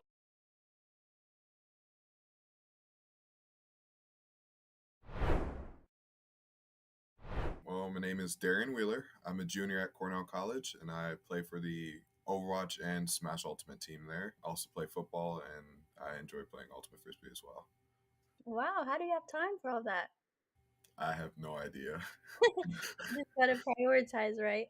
Yeah. So how long have you been playing Overwatch and Smash, you said? Overwatch, I started playing the summer before I came to Cornell, which was in 2019. And since then, I've gone from bronze to master's ranking just by being on the team. And Smash, I started when the game first came out, but I haven't played the game competitively until around the end of last year. And what made you want to start competing? At the time, our esports coach, we just started getting into like big tournaments and stuff. And so we went to a tournament where one of the PGR, one of the top 50 players in the world, was appearing, and we played him, and it was not pretty. It was, we got stomped into the dirt. And so that I didn't like that. So I said, you know what, I'm gonna get better. I'm gonna play better, and I'm gonna figure out how to beat someone like that, because that was not fun. And what have you done to get better at the game? Like, what kind of strategies do you use? We have weekly practices. We have Monday, Thursday, and Friday. We practice. I play by myself, of course. I go to tournaments. And from these tournaments against good players, I take the film that I get and I VOD review it, learn what I could have done better, and figure out things like positioning, usage of abilities, that type of thing. So, what do you think about your team? How does it feel to be a part of an esports team? And do you guys all get along? Are you guys friends? Oh yeah, it's fantastic. If we're all in the room together, we're just joking around. Which sometimes makes it hard to practice, because it's very hard. It's hard to get serious when it's really goofy like that. But I love being on the team. It's like one of the reasons I stayed on the esports team, because we had a director change. Despite the director change, was because I just love the team. That's really good. You guys support each other and all that. That's awesome. You said you've gone to competitions and stuff. Well, how often do you think you game a week? How many hours do you think you play a week? Maybe over 24, maybe 30 hours. It's a lot of time. You play Smash and Overwatch. Which one do you like better and why? I like Smash better. One, fighting games have always been my thing before shooters, so that's part of it. And I'm much better at Smash than I am at Overwatch. Overwatch is more of a team-based game, so your individual performance matters a lot less. But Smash, everything that you do, it's all on you, so you can always improve on that. And I know you've been to competitions and stuff before, but do you still get nervous when you're about to compete, or are you pretty confident? Oh man. Yeah, I get nervous still. It depends though. I usually have music playing, calm my nerves, but especially if I'm going against a player who I know is very high ranked, very well known, very good. In tense situations, I just get nervous, and it just doesn't go well if that happens. But yeah, I still get nervous. Yeah, I think that's natural though. Are there any specific teams or schools that your team kind of watches out for or that you really want to beat? Iowa State, their team is crazy. So they have most of the top ranking players in Iowa. So those guys they have a big target on their backs. Can you tell me a little bit about what you think about CECC and do you think your team will go to Atlanta? Currently, our team we're going over a massive overhaul because we're down a lot of players due to transfers and other things, but it's still possible. I think we can do it. Okay, yeah, we hope to see you there. um, Backtracking a little bit, what are you studying in school? What's your major? Biochemistry. Okay. Jeez, you do it all. What the heck? What do you plan to do with biochemistry? And do you ever see any overlap between what you're learning in school and esports? My initial plans were to possibly go into medicine, but I'm leaning more towards biochemical research. So I don't know if that overlaps somehow, but if it can, that'd be great. Would you ever want to be an esports coach? Of course. It's so fun. It's so fun. Yeah, when you're not doing medicine and you find time between football and the ultimate frisbee, maybe you can be an esports coach. I'll find time to do it all, I guess. Yeah. Are there any players on your team that stick out to you, whether it be a success story, their growth, or even yourself that you want to talk about? Let's see. Well, of course, myself is a good success story, I guess. Because when I joined the Smash and Overwatch team in 2019, I was garbage. Like it was bad. Like I said earlier, I was bronze rank in Overwatch, which lowest possible rank. It's terrible down there. And then from there, I went to Masters, which is the second highest rank, which is just ridiculous. And then in Smash, I was also bad. So, and now I'm one of the top ranking players in Iowa. So it's pretty good. So, what has been your proudest moment or specific moment? I know you jumped ranks there, but has there been any specific moments in a game or tournament that really you're proud of? It was last year we had a Smash tournament, Smash Ultimate tournament. It was a Wi-Fi tournament. To qualify for the national part of it, we needed to beat this one school, and this school had some really good players. Like I think they had a Link player, and I forget the rest of them. But we were losing. I fumbled hard. I lost all 3 stocks, and I didn't take any. It was bad. And then my team rallied, and we beat them, and the whole room exploded. It was fantastic. Everyone was jumping all over the place. It was it Yeah, was a great time. let me imagine the energy. That's really awesome. So, my last question for you is do you have any goals for the rest of this school year that you want to accomplish? Well, for Overwatch, I do want to rank up again. I want to get GM, and for Smash Ultimate, I want to get a higher rank. I think so. In East Iowa, I'm ranked I think 4th or 3rd, but I want to be first. I want to be the top of the ranking. I don't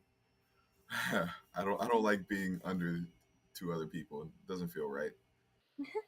Well, I'm sure you can do it. Is there anything that you would like to add about your team or you before we go? Anything you want the world to know about you? Join our team. We're great people. I don't know. Good. That's good. Well, thank you again so much for your time and doing this interview with me and fitting me in your schedule of all the stuff you have going on. I really appreciate it. No problem. No problem. I hope you have a good rest of your day. Thank you. You too.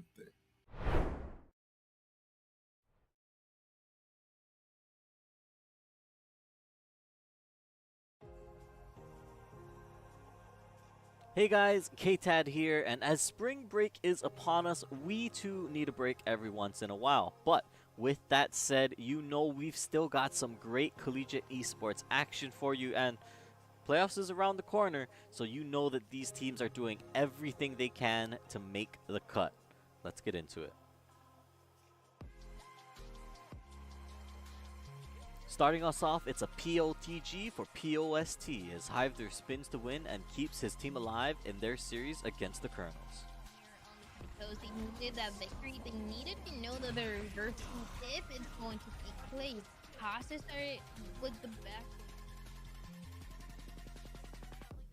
At number 7, Floppy's got a show to put on for us as he juggles Sen around the stage. Off stage, how will they make it back on? Just immediately opting to go fleet ledge, eating an up hit, and totally not going to be dying quite yet. He is quite a hefty boy, but what a follow-up.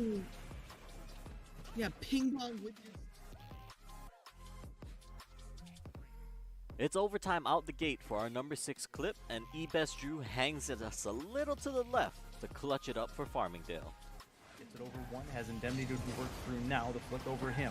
Chance, oh, it's top of the box for MC Drew. That's a goal, game 1 winner for Farmingdale. Yeah, that's eBest Drew right here. Fantastic shot reception, or that pass reception, I should say. After Otto puts this across the top right here. Up next is Curious George with the Cura Ace to clutch up the round for Keen. And yes, the editors came up with the name of this clip, not me. Behind it, and now you're going to be talking about a bolstered close flank here. It would probably be in the best interest of Keen to go ahead and just save their weaponry. Not exactly sure how their guns are looking, how their economy is looking, excuse me. But this just seems so unfavorable for them. They're sort of making it work, mind you. Curious George, he's going ahead and giving it the old college try. He's going to make it an ace, but does he have the time behind the snake bite? He can go ahead and stick on it. And by God, again! Keen just cannot keep getting away with it. They're disjointed, they're scrappy as all hell. It's Ye Old Faithful in our number 4 spot as Putnut and Kofe toss out a huge Grav Dragons to flip the point and secure a map number 1 for Nickel State. I think they're going to have to fade out this immortality. First, we're going to see that committed on the back of the Grav, but the Dragon Strike is massive. A 4-shot for Kofe. And with that, the Colonels will take control of the point once again.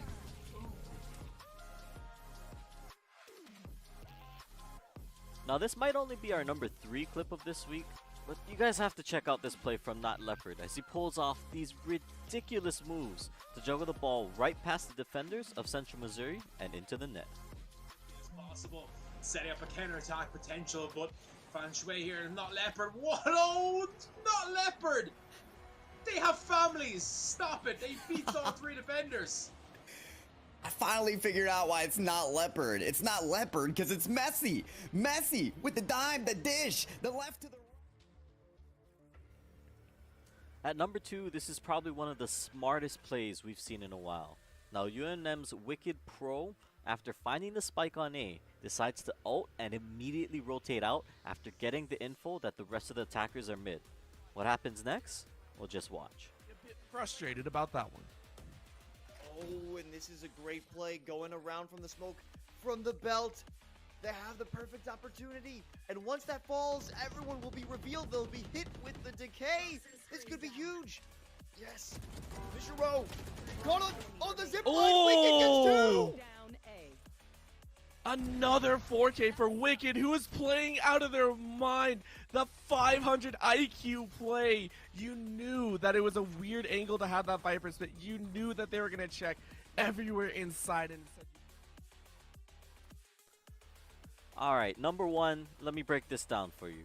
Series 3, last man standing. The anchor in Atata as he somehow manages to bring Illinois Wesleyan back from being in a 1v3 for this series. Big lead here for Wayne State, but we'll see. You know, Atata's not out of the count just yet, and they might be looking, I mean, they're definitely looking to take away with the 3-stock, but they can't play too risky. Okay, we see the NPA flash there. They're going to make it back to ledge. We also saw a pretty Hail Mary forward smash there at low percent at that. The risk reward on that is a little skewed. Ooh, look at this jab reset into the forward smash. What a beautiful combo.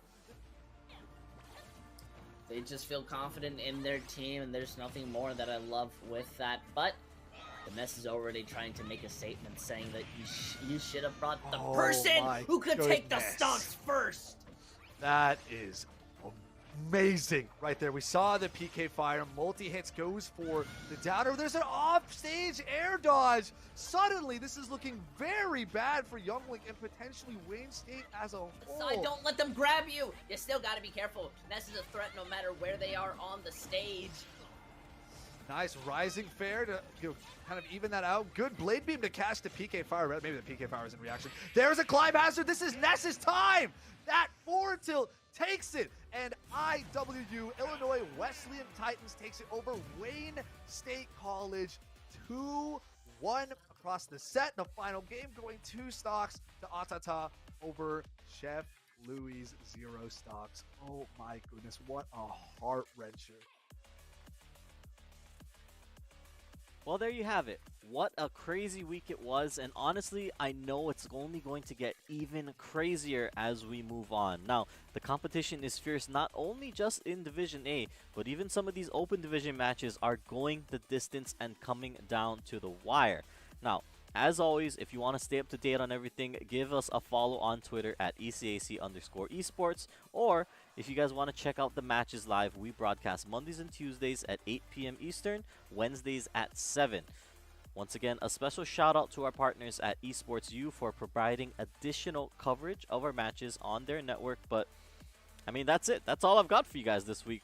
We're only 2 more weeks out after this, and I mean, I'm really curious to see how the playoffs shakes out this year. But don't go anywhere, guys. Come back right here every week, every time. Same day, same time. You guys know how it runs.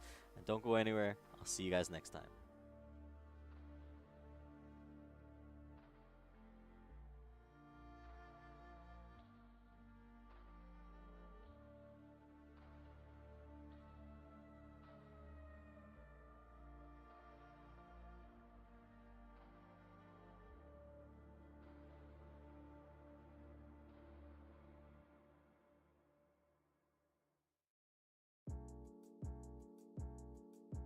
Hey guys, KTAD here, and welcome back to the ECAC Top Plays of the Week video. We're in week number 7, and trust me when I tell you, things have only been heating up.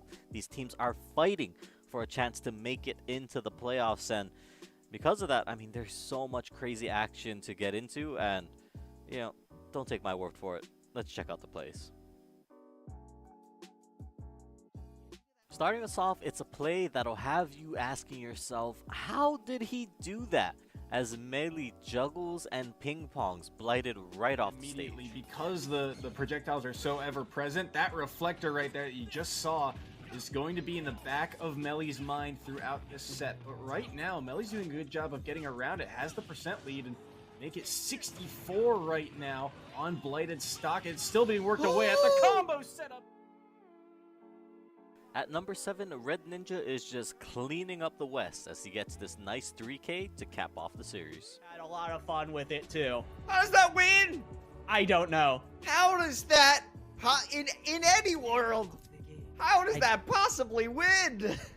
Here's what I can say, right? You have Big J5 running around in the back line on Roadhog just trying to cause havoc, right? You have a Symmetra teleporting all over the place. You have Up next, there might just be a 4th member on the squad of RPI as the corner comes in clutch to take them to game number 5. It's about as good as you're going to see for a team play off the corner wall, and RPI takes a 3-goal lead. And with that, we have the fastest goal in this matchup so far. We started off with the quickest goal, the least amount of time. Okay, spoiler for your intro this time. Someone gets a 4K clutch in this round. You just have to guess who. I feel like the first time we've seen A-side, now it's going to be Wukian with an immediate elimination onto Relay, making it a 5-4, but Opso might be able to, no, will find the elimination onto Louis, tying things back up, not for long. Wukian with that operator takes out Safari, a real powerhouse player, has to kiss this round goodbye. UK, they're 3 rounds away, winning their 3rd round and almost tying us back up. What a shot from Wukian there. It is going to be the Blade Storm taken offline, and by that KO, point Blade. Even without that Blade Storm, they may be able to win this one. Brown Baller with the 3. Can he find the 4? Jag? No, it's the right click that puts him in. Wukian with a 4K of his own. Win Kentucky's. In our top half, it's Sonics in his attempt to 9-stock NJCU that gives us this next play and this beautiful edge guard. Things will go swimmingly for themselves as of right now. See Hydra playing at a massive disadvantage, already at 109, but 92 on Sonic. So this was where we saw them actually take that stock against them. It was just a small little up B. One hit is all it takes. No, Rabbit! Way. Rabbit! Oh my! Sonics is too clean with it! For number 3, Shrusi's got some things to say as he just pops off for Kings. So much to bear, and, well, too much to bear. Shrusi, why take on one defenders when you can take on 2, maybe even all of them? Why get a hat trick when you can get 5 goals instead? 30 seconds to go. Literally every goal of this game has been from Strucy, and you would go to think, you know, oh, obviously he's got a million shots. That's why he's just been putting on the pressure. Not really. He's 5 for 7. He's really accurate with what he's doing here. Not wasting his time because shots like this, they don't come every day. But for Strucy, it's another walk in the park. Give him the time in the air and he will do things like this. Somebody call it. Somebody call it. This is unfair. And in second place this week, it's the perfectly timed EMP into self-destruct combo that completely wipes out Wichita State in the opening map against Johnson and Wynn. Self-destruct is there. Gentalian and Rogue combining for a massive fight win right there. 95%. And in our number 1 spot, it's a tour de force that some would say is almost excessive from Nagwin as he shuts the door onto Delaware. On the right side of the kill feed. Nagwen playing C-Long, doing a great job at it. Oh my goodness, even better! Trying to turn 2 into 3, not able to line it up yet, but there it is. That tour de force is a tour de force to be reckoned with. Nagwen taking out 4 to win the 7th round for UK. All right, and that is it. Now, I mean, like, what did I tell you guys? Things are only getting crazier and crazier, and with this wrapping up, that means there's only 1 more of these videos left to make. That means there's only 4 more weeks of playoffs left on the table that's going to be starting up in just a little bit. And, I mean, what a crazy season it's been, and what a crazy season it's shaping up to be. Special thank you again to our partners at Esports U for providing us that extra broadcast coverage. But if you guys want to stay up to date, I mean, you already know where to go. But hey, if you haven't, if you don't know yet, you want to give us a follow on Twitter at ECAC_esports. And you want to make sure you tune into the action live at twitch.tv/ECAC_esports. We are live on Mondays and Tuesdays at 8 p.m. Eastern, Wednesdays at 7. Trust me, you guys want to be there. We've only got so much action left in the season. And then, hey, before you know it, we'll be back again right around the corner for fall semester. But once again, I've been K-Tad. Thank you guys for joining me, and I'll see you next time.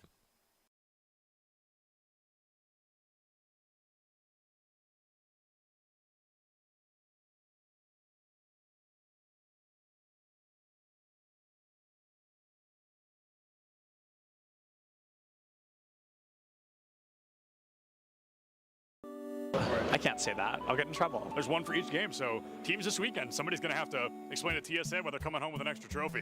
We're fine. This is going to be great. Why is everybody staring at me? I'm not even doing anything yet. Is it because I'm in a suit? It looks nice. It's new. I'm stressing.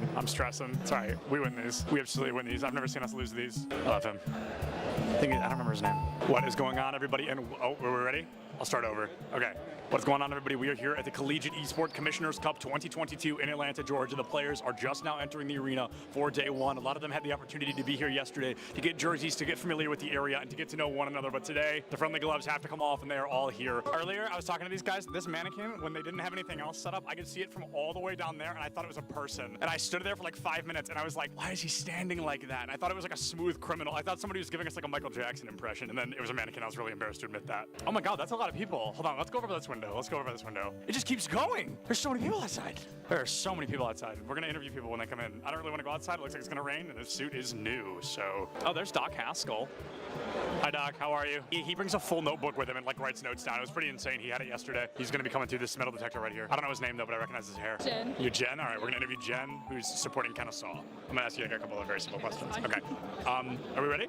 All right, great. College. I really like Georgia College's color scheme. It's just red, white, and blue, I think, but I think they did it in a really clever way. Mineral area wearing hoodies, even though it is 75 degrees outside here in Atlanta, Georgia. Absolute legends. If only Nick could hear you. Nick, come back. If he's over 100 feet away, he can't. You were whispering something, and he started smiling. I'm like, are you whispering? Oh yeah, because he's got his headphone in if we're close enough. But Bless you. Gesundheit. Gesundheit again. You're welcome. I'm gonna go find him. Oh, there he is. Oh my. Oh, okay. Real stuff is starting. Real stuff. Competitive integrity needs to be upheld. We gotta get out of here. Yeah, I don't want to get in trouble. I get really embarrassed when I get yelled at. 30 is Okay. Wow, it's not 10:30 yet. It's only barely 10. Woo! All right, it's gonna be a long. Hey, what's up? Surprise interview. Join me over here. We have a cool backdrop. What are we here for? Rocket League. Awesome. I'm not going to ask what school you go to because unless you swap hoodies, that seems pretty clear. Nope. You know, I got my jersey on with my name on it. Oh, you do? Show us your jersey. Look at John T. Turbo here. Yeah, That's not his name. I just keep calling him that. Yeah. His name is John, but my name is John Turbesi. Yeah, not John T. Turbo. Yeah, I get the message that I'm going to Nebraska where I met you. Oh, that's so crazy. So context, if we're probably not going to use this, but I want to talk about it. Turbo and I met at a LAN like over a year ago. That's so crazy. What is going on, everybody, and welcome back to the Collegiate Esports Commissioner's Cup. I am Seb Dillons, joined by a man I have interviewed probably well over 10 times. It's going to be my good friend Neb here from Bay State Overwatch team. Neb looked at me before he started his last series, and he said, "We are not dropping a map for the rest of the day." And so far, he has lived up to that title. But Neb, is there anybody you're thinking, we've got to get them out of the way, we've got to take them down? No. No? Just looking at it, each fight's its own, every game, going into it, just taking it as it comes? I have the confidence right now that we're not going to drop a single map. I love Neb because not only is he confident, but he's correct. Bay State is one of the best Overwatch teams I've ever seen. So it's always good to hear from. I love the confidence, and I love Bay State, so I hope they do a great job this weekend. So what qualifier, did you win a qualifier to get here? At-large bid. We're looking at Rocket League, we're thinking high odds, low odds, where do we think we're walking away? I think pretty high. I think we're doing pretty good. Is there anybody that you're looking at, you're like, please do not let us go up against them unless we absolutely have to? I mean, really, everybody's good competition, so. And sorry, what was your name? Ethan. Ethan from Mineral Area. Yep. Very exciting. Well, Ethan, good luck. Thank you. We'll see you soon. What kind of pass? A player pass? Let me get you in here. No, you actually have to like tape it to your chest, like really awkwardly with masking tape. Okay. And it's gonna fall off. Yeah. It's gonna be uncomfortable, I promise. That's a guarantee. Okay, cut that, I'm gonna sneeze. Okay, great. I'm great, everything's good. Who do we interview? Who should we interview? I don't know, I'm just here. I need caffeine.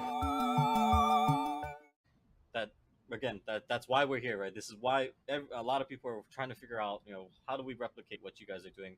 How do they do what you guys are doing to a degree, or why are you guys doing what you're doing to a degree? But to kind of, I think, focus in then a little bit more, I want to talk about gameplay a little bit before we jump into business and all of the other stuff.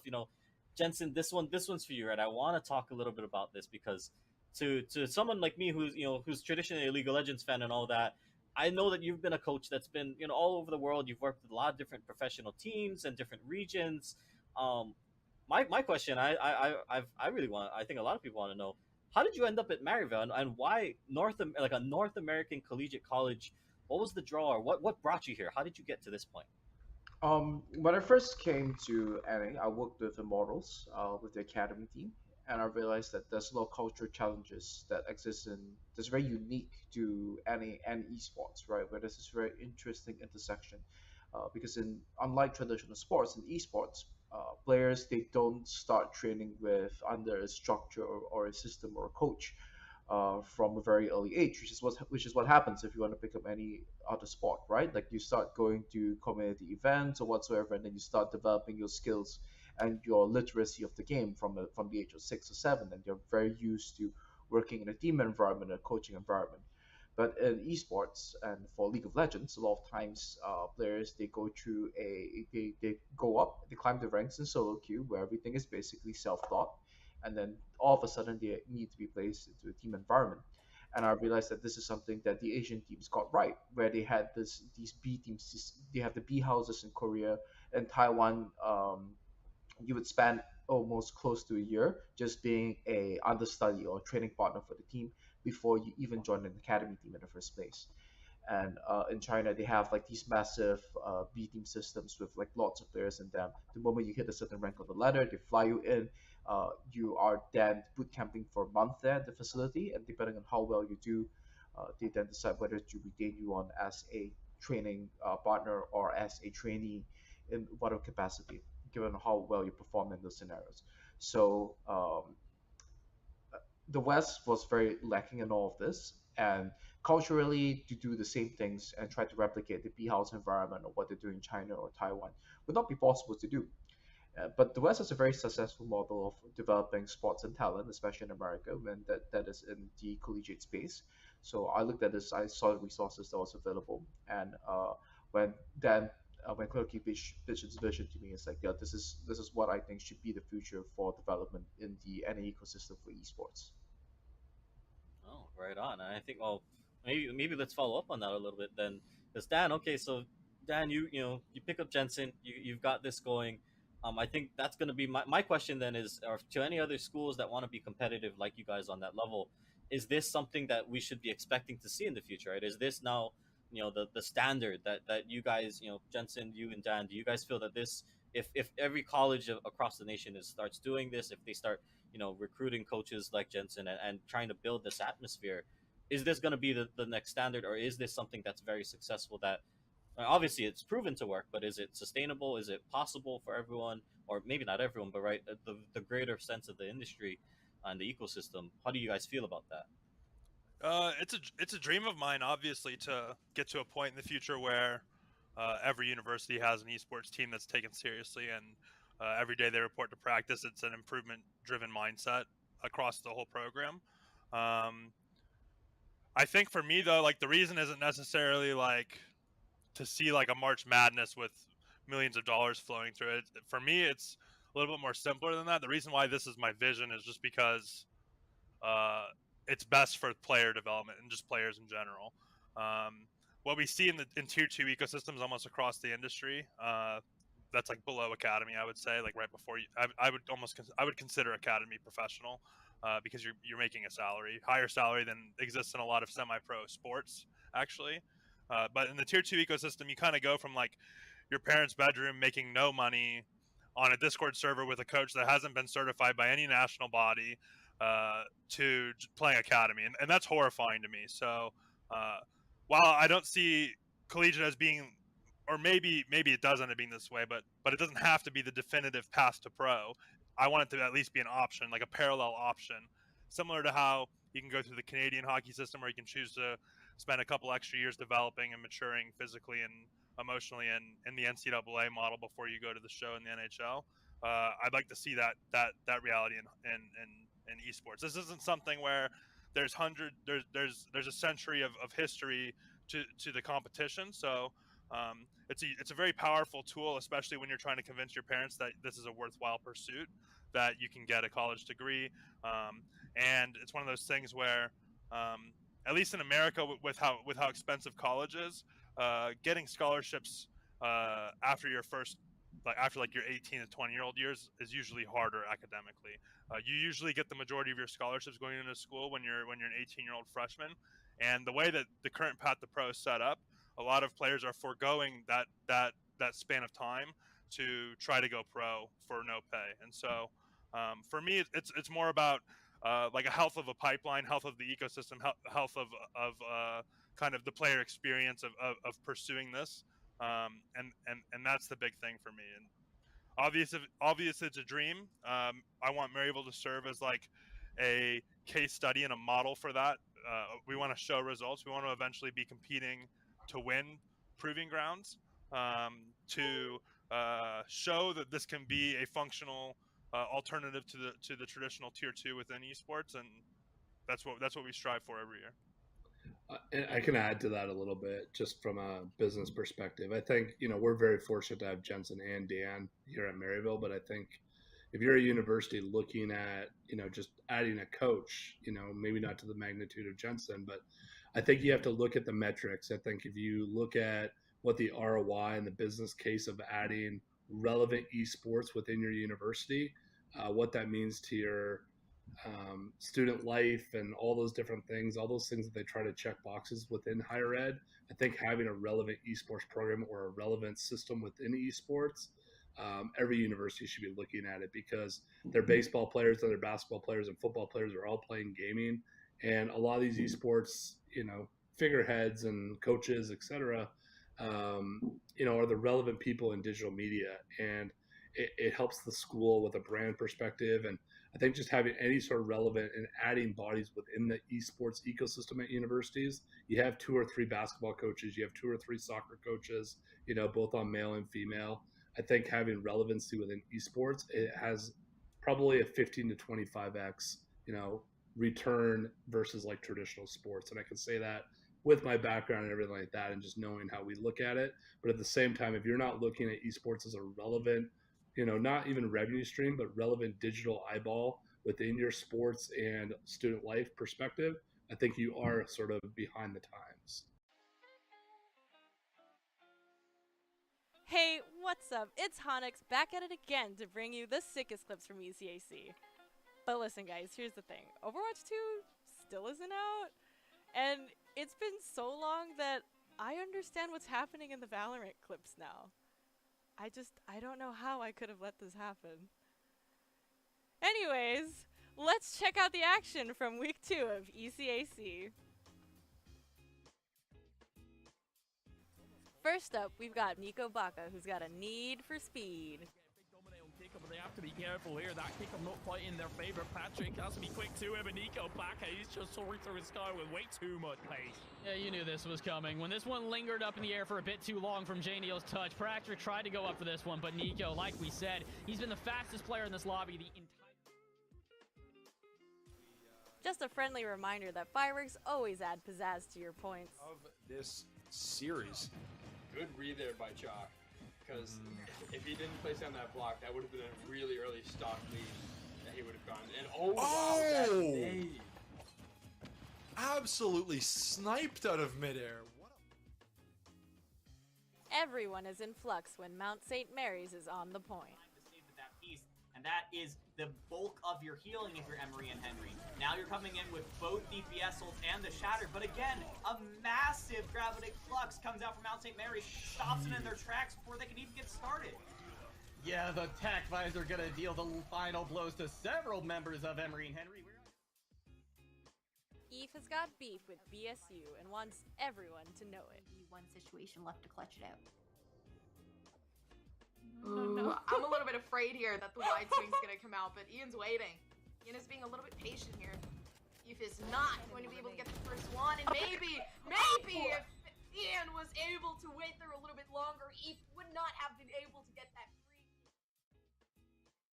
Someone, not me, is going to have to tell Talo Halo that sharing isn't always caring. Gonna feed it, because right now Halo be feeding into it 59% before they have been touched for even a point of a percent in this counting. There is Arsene, but he may disappear just as quickly as he has up here.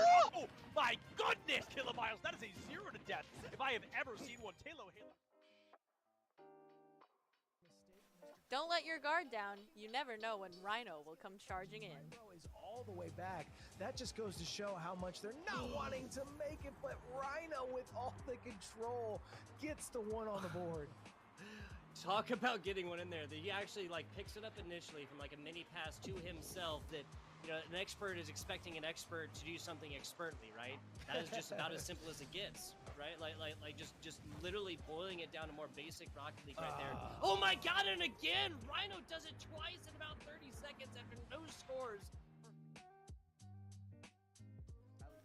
We're bringing it around town with Chowan University.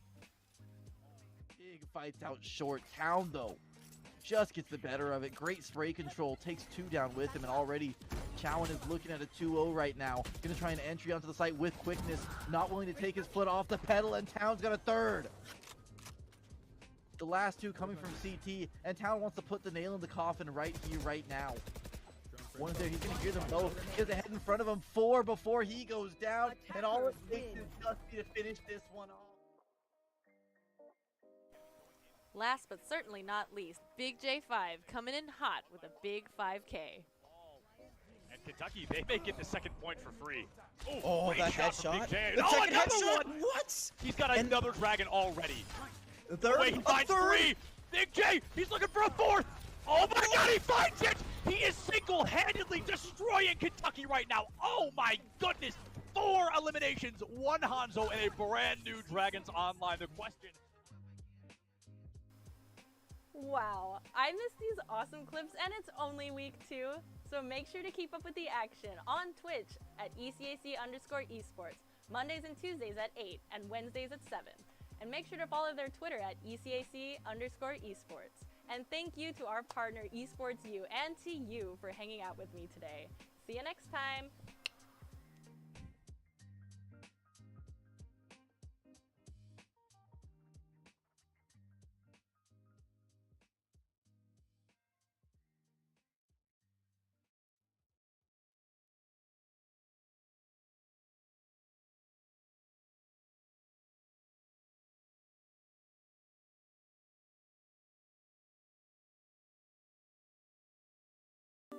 That's so cute. UCF, and it's really cute. So I'm gonna move down here. How do we feel? The odds for UCF? What are we thinking? They got it. No, we got this. We got it. We got it. Go Knights, charge on. 100%. My friend Nick is behind you. He's gonna record it. Don't look at him. You'll ruin the shot. Don't look at him. Don't look at him. Come on. Let's go! Let's go!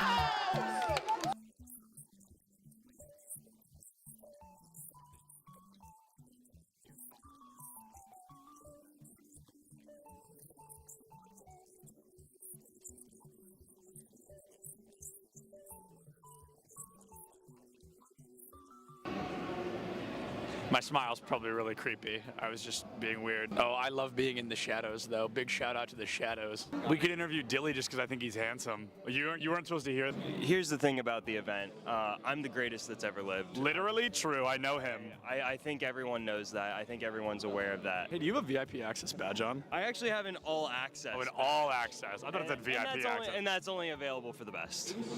That's true. He's right. That's a main stage TO right there. If this goes live, I'm suing everybody. It's all right. A video of me, the first clip is me saying, don't put that in. And then it was the first, cut the cameras.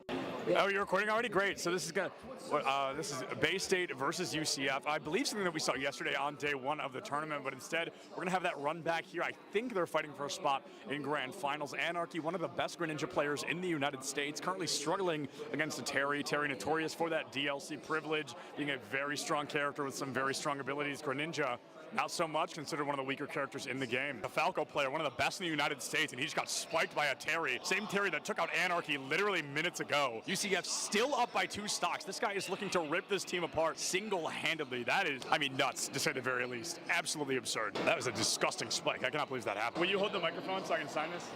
Sorry. For context, he's got a fan. He's actually signing something. He's so excited. What was it like to not hear my voice for 2 minutes? For 30 seconds, maybe. What was it like? Probably bliss. I was signing a mouse pad, which is really cool. I've never done that before. Nobody's ever asked me for a signature, so I'm going to start blushing, but I'm really excited about that. And then he wants a picture. Can you take a picture of us? I said, is it bad? She went, no. I'm going to go ahead and take that as a yes. Turns out I can't tie a tie sitting down. What do you think is the appropriate face-to-screen ratio for a Valorant player? Face to screen, like how close I sit? Yeah, like how close should a player sit? Personally, I play really, really close. I think it depends on your eyesight, but for me, I like playing close because it helps me focus on my crosshair. Is the value of sitting close, the crosshair being the only thing in your line of sight? Yeah, that's pretty much the main benefit of it. It's so funny how close some of these guys sit. Oh my goodness. What do you think is the healthy face-to-screen distance for a Valorant player? I think it's all kind of personal preference. I guess I would consider myself like pretty close when I play because I like to zone in on my crosshair. It is the second person to say that. It's all about the crosshair. And then what's up with the horizontal keyboard? I don't know, like it just kind of fits like the form when I'm close to monitor. Like I don't know, it might sound cringy, but I like to like be one with my gun, you know? No, bro, I feel it absolutely.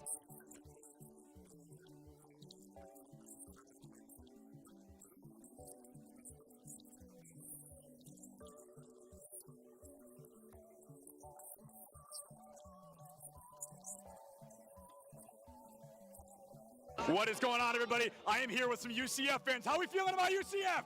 Let's go! Let's go! We've got a bunch of UCF fans in the crowd right now. UCF, they are up by a single game. They're looking to find their third and possibly final, secure a spot moving forward. Things looking great for them against Northwood here today. This guy's playing Minecraft right now. He keeps double building instead of placing the dirt. Pressure's on, man. Everybody's watching. Just kidding. Just me. Cameraman's not over here. Just kidding. He's behind you. There's actually always cameras on you if I'm around. Do you double build all of those? No excuses, bro. Your college esports Minecraft team absolutely rolled. L after L here. Let's hope UCF has a little better luck on stage, huh? What is going on, everybody? I am Septilence. I have the honor of welcoming you to the Collegiate Esport Commissioners Cup here in Atlanta, Georgia. All right, that was good. That was good. Good content, good content.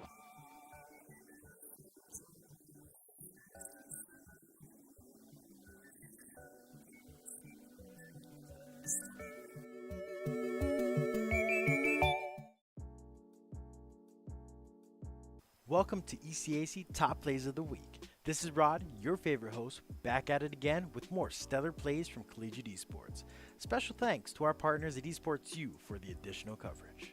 Let's hop straight into it.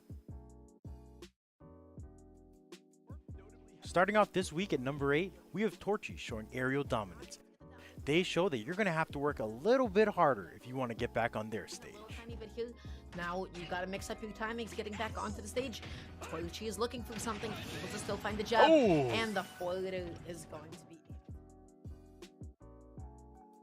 Next up, we have Cabinus, showing us what impact on a support player really looks like. With the timing of a Lucio God, they come in to claim the play of the game. Player just going to deny anyone an attempt to hit the objective, and I mean, at this point in time, you gotta expect those rollouts to be as quick as they are. Moving on to Rocket League, we have Swax, showing why they own the airspace with a nice self-follow-up, netting WSC the goal. As we are going to try to find out that little nugget of information, Swax is going to drop this one down and give us a tie game here in game number 2. Gets that nice little touch over the defender, Peter.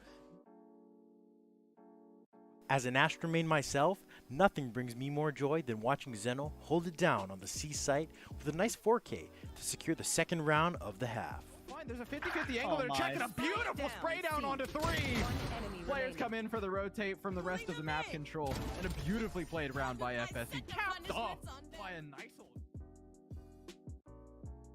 Now at the number 4 spot, we see that luck is a skill when Post gets 2 back-to-back kickoff goals.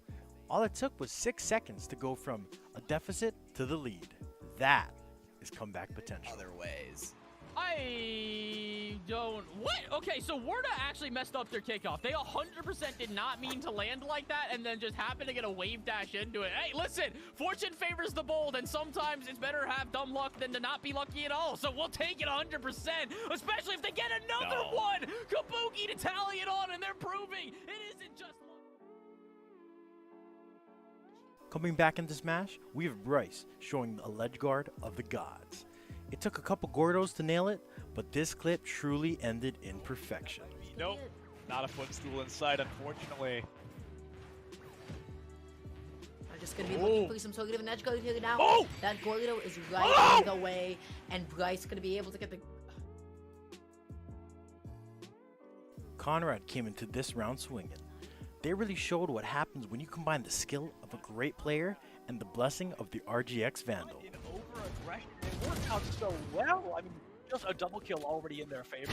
Which so far the Sheriff, I mean, has been truly impressive. And unfortunately, the team has not been there to follow up. Conrad now looking for the ace, already able to find 3, looking for 2 more. There's the 4th, and it's up to the tail to save the day. Conrad goes in deep. Oh, they're able to find it. Conrad.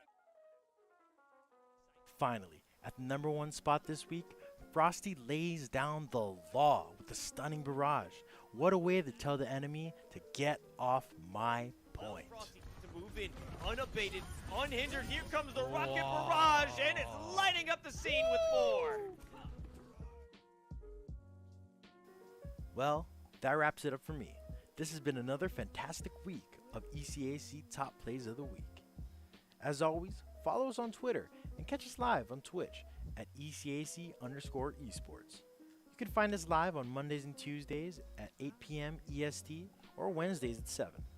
Thanks again to our partners at Esports U for providing all the additional coverage for us to show you. This has been Rod, the best host of this season. I'm just saying, and I'm signing off.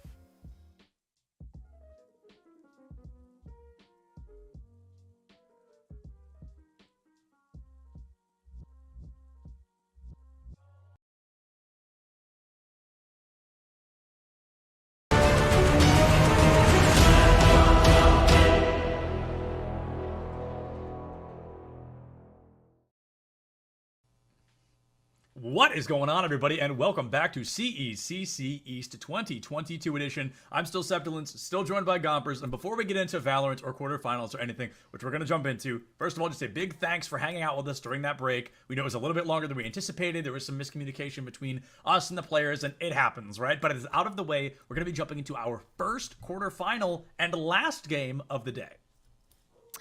The last game of the day, I believe. Here we can, the Caldwell University versus Lebanon Valley College. And this one is going to be a fun one. I believe we have the rosters ready. So yeah, let's take a peek. I hope we get some cool pictures. I like seeing the faces. I know. Definitely my favorite part. Let's take a look at Caldwell first, because I heard that Peter, a player on their team and the highest ranked, their Radiant player, from what I heard, Peter aced back-to-back to win his team the series to make it to this quarterfinal. It was a 10-10 scoreline. They go up 11-10, and then Peter drops 10 elims in 2 rounds to get them here. So I'm very excited to see what Caldwell is going to be bringing out here in this quarterfinal. Nozomi! Oh, I love it. I love it. Sorry. I'm biased. Of course. No, absolutely. I don't think anyone's going to hold you for that. And it's a completely exciting reason to be biased, and a good one at that. And going against Caldwell University is Lebanon Valley College. We're going to take a look at their roster as well. Now, full disclosure. Okay, weird. They all look exactly the same. I know. It's kind of crazy, too. I guess, Lebanon Valley College just likes to hire people who...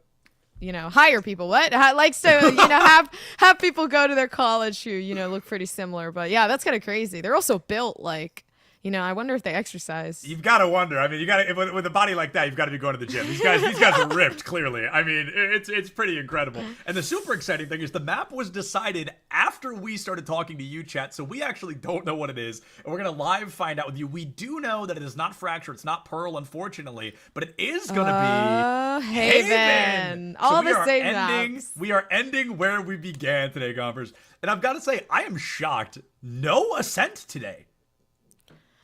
Actually, yeah, I'm pretty shocked too. That map is a very popular map amongst college students, as I've learned before. And it's like the collegiate map, and we didn't see it once. Which is a good thing. I agree. I definitely agree on that. That means the metas are changing, guys. The metas are changing, which means hopefully less Ascent, hopefully more Bind. We could have done Bind 5 times in a row today, and I would have loved every second. But I am really excited to go back to Haven, especially with 2 different teams, because you've got to wonder, are we going to see those same niche picks? Are we going to be seeing another Astra? Are we going to be seeing kind of those weirder choices? Or are we going to see that tried and true, your KO, your Jet, maybe a Viper, Juice on an Omen, Sardog on a Reyna? So we are already getting quite unique choices here. Yeah, I'm really liking it. The Reyna Raze type of duo is very new to me, right? This you typically see a Jet or a Reyna. Yeah. You typically either just see the Reyna. So it is definitely an interesting pick to try to bring that double duelist out. And this is going to be very, very fast paced. I'm thinking, yeah, because Reyna's kit really only applies to themselves, unless you are using the lure to lure your team in, but otherwise that's literally the only thing that you can use for a team type of composition. Everything else is very self-made based, so you have to be such a good aimer, such a good duelist to be able to play Reyna. Yeah, and I'm actually really excited because one of the first things I talked about today, way back at 10 o'clock in the morning, was the Reyna changes. Her insane buffs, including the Leer, no longer having a distance limit. If you can see it, it can see you, and it will blind you. And I think that's going to be really impactful on situations like A-Site, A-Site or C-Long. I think those are going to be very impactful places for that Leer to come in handy. I don't know if I like Reyna on Haven, so this is kind of a trial by fire situation. Sardog is kind of setting a precedent for all those Reyna players out there. Also, more Raze, which I'm stoked about. Always. This is making me want to play Raze. I love Raze. Yeah, I play Reyna every single day. I'm an insta-luck Reyna. So, gotta get a new duelist in there sometimes. She is, no pun intended, a blast to play. I truly do enjoy playing Raze. She reminds me very much of another grenade-based hero and another very popular first-person shooter. And speaking of shooting, Peter's going to do just that. Takes down Sardog early, gets taken out. No ace here for Peter. Cannot find the 3-peat according to the statistics we got from last series. It's going to be a 4-4. Already getting flashbacks of our most previous series where every time there was an elim, it was immediately traded out. But I'd love to see one of these teams take a more aggressive dominance. And Jungkook, with that frenzy, might be able to do just that. A timing diff, if I have ever seen one. That Viper going to be forced out, tries to snakebite sewers, but it's too little, too late. Juice is in, takes out Nozomi quickly, and it's a 3v or 2v4 in favor of Lebanon Valley. They have gotten in here quick. Yeah, really good. If Jungkook, is that a BTS? I truly don't know. Is that a BTS fan? Anyways, Jungkook. I don't know if that's BTS or not. No, BTS is Jungkook. J-U-N-G. I just searched it up. Okay. Oh, that's why I was confused. I was like, how do you spell it? But yeah, no. Seems like here though, Matt is getting a really good entry. And do they have util to kind of secure maybe just a bit more? 16 seconds until they can get a possible suppression. But Lebanon Valley, I mean, they just take this one home. Yeah, and it's important, while we're talking on Jungkook, while we're on the discussion, also a weightlifter. There's a lot of those today, and it feels very important to bring that up because it is interesting to see that. For no particular reason, when I think of, you know, how many bodybuilders did I think we were going to see today, the number was definitely not 5. Yeah. And we're already up to 5, so that's kind of crazy. Still. Yeah, it's interesting too. Have you ever noticed the Stinger meta that's starting to come up? Yes, and I don't like it. So the Stinger, it's the only gun in Valorant I have never used. Me too. I almost refuse to use it. I don't like it. There's a better gun than the Stinger in almost every direction. I think the Frenzy is better than the Stinger. I think the last time I used the Stinger was in beta. Yeah, I don't think I've ever used it. I had never even used the Bucky until like a week ago. I'm still learning. But Matt, with the Frenzy, goes to prove that it can be a very effective weapon. Juice brings out a Spectre of his own. I love the elimination from Zario here. The elimination of space rather than a true elimination. Reliable, using Reliable to prove just that. One chamber dismisses another. Lebanon, they've got the numbers advantage again. And it's just getting bigger here. It's going to be a 4v2. It's going to be a tough one to win, but Nozomi, she's not going to go out without a fight. Yeah, this is good though. The Fade Util being used to create somewhat of that opening, though leaving the one here to Blonded, and Blonded managing to find one. But all you can do in this situation is maybe play the exit frags, try to get some of these picks, and then end up going down with the spike, because once again, you can't necessarily save here. Yeah, and I've got to say, I'm surprised to see Reliable so hungry for this kill, because those bullets are expensive. Honestly, if I was that chamber, I would have chosen to hold on to those couple of Headhunter bullets and use them in the upcoming rounds. Yeah. I guess it doesn't matter. It's only the pistol round. They didn't buy up, so not the end of the world. But still, you know, it's such a little thing, but I believe that's 300 credits that Reliable just kind of sunk down the drain.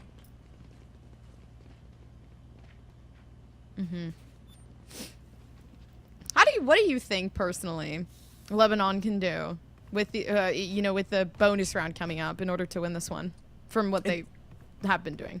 I think it's going to be a game of patience. They learned back in game 1 that Peter will overextend if given the chance. So if they wait, they kind of bait out an elimination from Peter, they remove what we know to be Caldwell's top dog. That could be huge. But I think if they just played it a little bit slower, went for one elim and then hard rush, that could be huge. The numbers advantage, even up by 1, can go a really long way. And they're definitely rushing, Gophers. They are definitely storming in directly into Peter's site. It's going to be able to take that raise down early. It's going to be a 4v4 as the dismissal comes through onto Peter, but Spike Plant coming in quickly. The timer already down, and Caldwell, they've now got a much smaller timer to work with to win this round. Oh, nice nightfall. Yeah. Coming back around. You can see the tethers giving away everything. The locations, yeah. Oh, one of those situations. They're up close and personal, but Blonded just has that weapon difference. Takes down Zario in just a couple shots. Juice has also fallen. Sardog down and out. Reliable with that stinger. Has to win a 3v1. Takes down 2. Oh, finds the headshot, but just could not take down Baba. That's going to be the first round win for Caldwell. We are following true statistics so far. Winning this round is good for Caldwell. But then again, I mean, that's the game of Valorant. You win the third round. You're after Lebanon Valley being forced into that bonus round. So they've given themselves somewhat of a head up. But let's not forget the null command out there for Matt. So even though Caldwell had a little bit of trouble coming to this point, They could honestly really strive here. Oh, the judge. Oh, I'm very excited. Probably one of the worst maps for the judge, other than maybe Breeze, but it's definitely going to be effective if they get close enough. And I've got to say, Matt's parents have great taste in names for boys. Just putting that out there. No personal bias by any means, but that's a good name if I've ever heard one. Now, Matt, unfortunately, not going to get any value with the judge, as nobody is looking down that C site quite yet. We've got the chamber down at the end, but something tells me he's more for that ult orb than he is for the actual entrance. The Haunt going to be destroyed quickly. Peter has that entire mid presence to himself, and this is probably the most scattered push we've seen from anybody today. Oh, the Prowler comes out. No. John Cook looks so good with the paint shell. And look at throwing it back already, forcing Caldwell back into a position where they have to finally, just kind of figure out what they're going to do now. And I love that. I don't think John Cook knew there were two people. They saw a fraction of a person and thought, hey, let's go for it. Because even if you don't find that elim, those paint shells usually explode fast enough to get some damage in. And every single hit of damage counts in a game like Valorant. Now, Lebanon, they've got that spike down again. They're playing it notably slower this time. They know they've got the numbers advantage, and they don't want to push their luck. And let's not forget, folks, Matt is rocking a judge right now, unless he's swapped his weapon. So it could be difficult to do much of anything. Baba's got a Vandal of their own. Juice able to find that elim, and Matt goes down quick. We don't even get to find out what gun he had. John Cook with the 3-piece to win Lebanon their third round. I think, man, it's interesting too, because whoever wins this can continue on. Yeah, this is a best of one quarter final. Yeah. So this is like a very, very scary spot to be in. Now, to be fair, it's not as scary as it could be. Caldwell's only down by 2. They should have... No, they're going to have a tied weapon situation next round. They are definitely in a short buy scenario. And a bit of a Frankenstein buy, as I saw a Vandal in the lineup there. Baba with the classic. Not sure what kind of flank play we're looking for, but if you find even a knife kill, could go a really long way sneaking up in the chamber. No one's going to expect you to be here. Chooses not to take the knife kill, but chooses to take that Vandal. 5v4 in favor of Caldwell. Now, in a moment where they really need it, if they can win this thrifty, Gompers, they can flip this entire series onto its head. It's going to be a 4v3 now, but this, oh my goodness, this Viper refuses to go down without a fight, and Jungkook with another 3-piece, looking to make it 5. The ace still on the table, and that showstopper in hand. Oh, you've gotta. I know Jungkook knows. No, nice suppression. Yeah, that's gonna cancel out that ult. Might be able to get a 2-piece anyway if they turn fast enough. One already goes down. Oh, no, yes, please! Let's see the ace shoot it into the ground! No way! Baba chooses to challenge the showstopper and lives to tell the tale. That is an ultimate down the drain. My question is, right, you pull out the showstopper, you're sitting under hell, but you've made such a big commotion already with the showstopper, so Baba knows where you are. Instead of running it down, because you have the showstopper, why would you sit in a corner and wait? Also, you have to take that angle firsthand. Yeah. It's just confusing to see that, and it feels like Jungkook played maybe a little bit too passively there. I have to agree, and I want to take a look at the aim, because I assume we're going to get to see it. Why were they aiming up? I feel like if you aim at the ground there, worst case scenario, you take both of you out, and that's a good thing, because the spike's going to explode and your team's going to win the round. Mm-hmm. I definitely agree. I think we're seeing a little bit too much passiveness. Oh, I love that. The rendezvous right in and out of that 0-point knife radius. But, at the same time, Jungkook is at 8-3 right now. So maybe that one mistake cannot overshadow what we're seeing in terms of the good, because not everybody's going to have the best round, but I have to agree. Too much passiveness there in that ultimate 1v1 situation. Hopefully we won't see it again. Speaking of passiveness, Blonded popping the Viper's Pit early, but this is a situation in which we should be encouraging the passive gameplay. Mm-hmm. Yeah, Viper's Pit open for Caldwell, and they used it over towards A, but Matt sitting in this corner. Oh, I'm surprised. Oh, has to give himself up. That Prowler gonna catch him. Here comes the second one. Now they know his location. Matt tucking tail, trying to get out of dodge. The 1v1 comes through again. Sardog finds Peter, who just found Juice. It's gonna be that 4v4, 3v2 on the board. This next round win can really change the pace for either team. He's only holding the corner. It's a little overzealous, but she's still gonna pick up one before she's taken out by Zorio. 3v3 again, taken away by Reliable. Lebanon back in the lead. Yeah, with time ticking and Baba having the tour de force here. Oh, nice shot. Off of reliable. Lear comes out. I love it because Matt stuck in a really precarious position. Cannot overpeak, cannot walk out backwards, so he'll give himself away. And the worst part is I think they know his location. The shorthand flash not going to be nearly as effective as it was before this most previous nerf, but longhand I don't think was impacted too aggressively. 0 point, not going to pick up squat, but Baba is going to be the one to pick up 2. They're both so focused on the KO that Chamber walks right in, should have this spike defuse in the bag, and Caldwell has tied us 3-2-3. Coming over to the fun facts, because we haven't done this yet. I'll do 2. I'll do 2 right now, 1 from each team, right? So let's look at the names of the players here. Let's see what I can find. So Nozomi, we'll start with Nozomi. Fun fact, I never played PC games ever until freshman year. She is a junior. Nozomi and I actually have that in common. I did not play PC games until my freshman year of college. I was a console Carl. Console. I actually played a lot of console too. I was goated with the sticks. PC's a whole new beast. This is a very difficult thing. Yeah.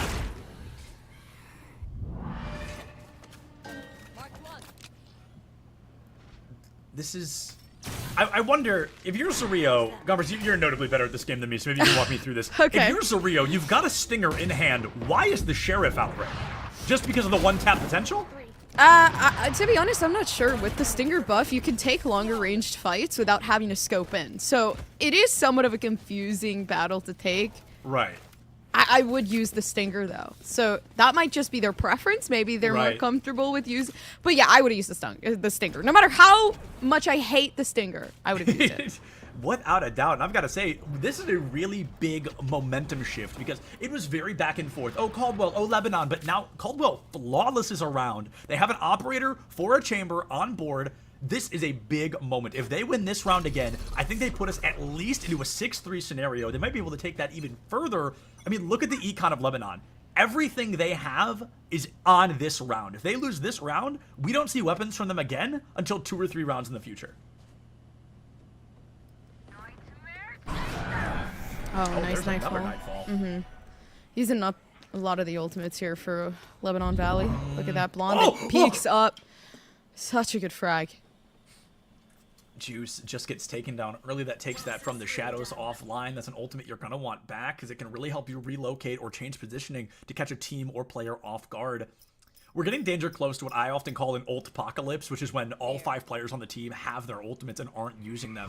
When we look back at our last series, Golfers, our #1 piece of advice was use your ultimates, and I want to be seeing that a lot more. Jungkook finds an Elin, pushes in through their paint shells. I love the blast pack out of there. I am getting a masterclass on how to play Raze right now, and I'm loving every second. Peter has this Bladestorm 1-tap potential on the board. There's location to 1, puts him down, 2, puts him down. There's only going to be 1 left to take down on the right click. Will do it. Bomb Buddy finds Matt. It is a 2v1. Can you find the shot? Peter gets taken down by Reliable. Chamber B Chamber. Op v Vandal, and it's Reliable that comes out on top. A clutch indeed, Valorant announcement lady. We are tied up 4-4. Valorant announcement lady. Is that what you I don't know her name. What's her name? Actually, that is a good question. Why why did they give her name? I feel like she has one. I just don't know what it is. Who announces in Valorant? In their name is Cynthia K. McWilliams. Oh yeah, I got the same. So she doesn't have a character name. It's just a lady. It's just a lady. It's just a lady. Oh, she also is the voice actor for a League of Legends champion named Senna, apparently. Oh. So that's where the correlation comes into play. But they should give her a name. Riot, if you're listening, give her a name. I feel like she deserves one. She does a lot.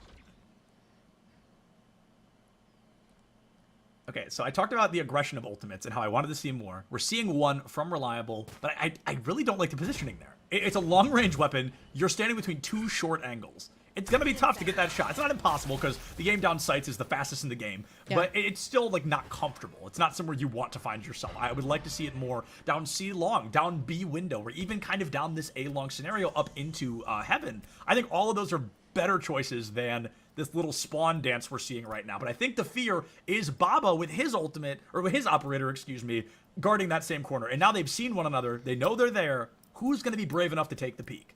Yeah, but they actually, like, really nice bait into a rotation because the Jet originally down within mid and going over towards A because of the Fade util that Lebanon Valley had dropped out prior. Now John Kook able to get themselves onto the site with a showstopper, quite possibly eliminate one person. No, absolutely none.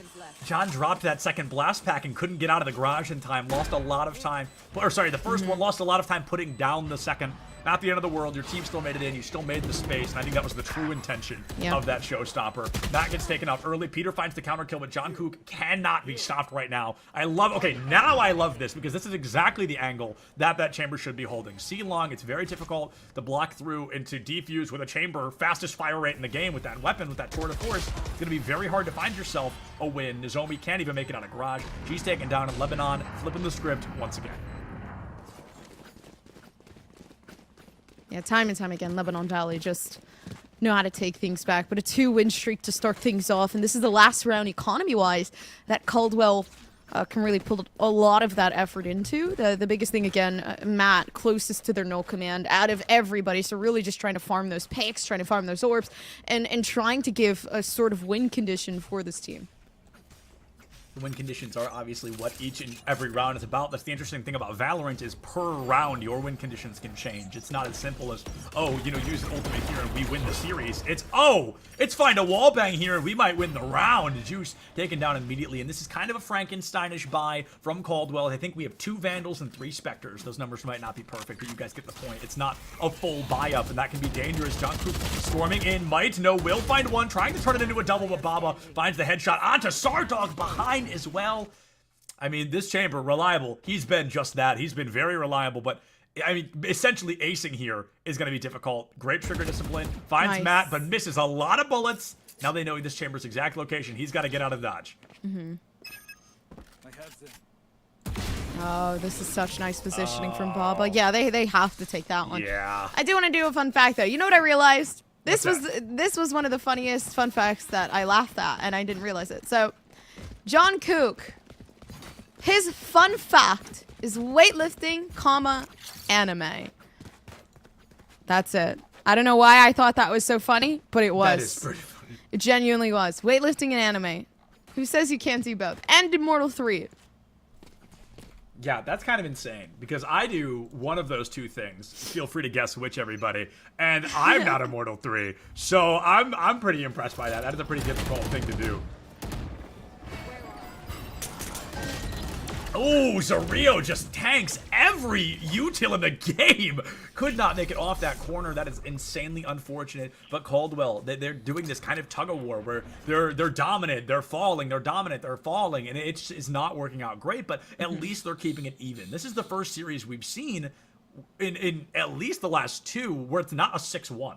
We're seeing a true 5-5 right now. Very realistically, most likely going to be a 6-6 at the half.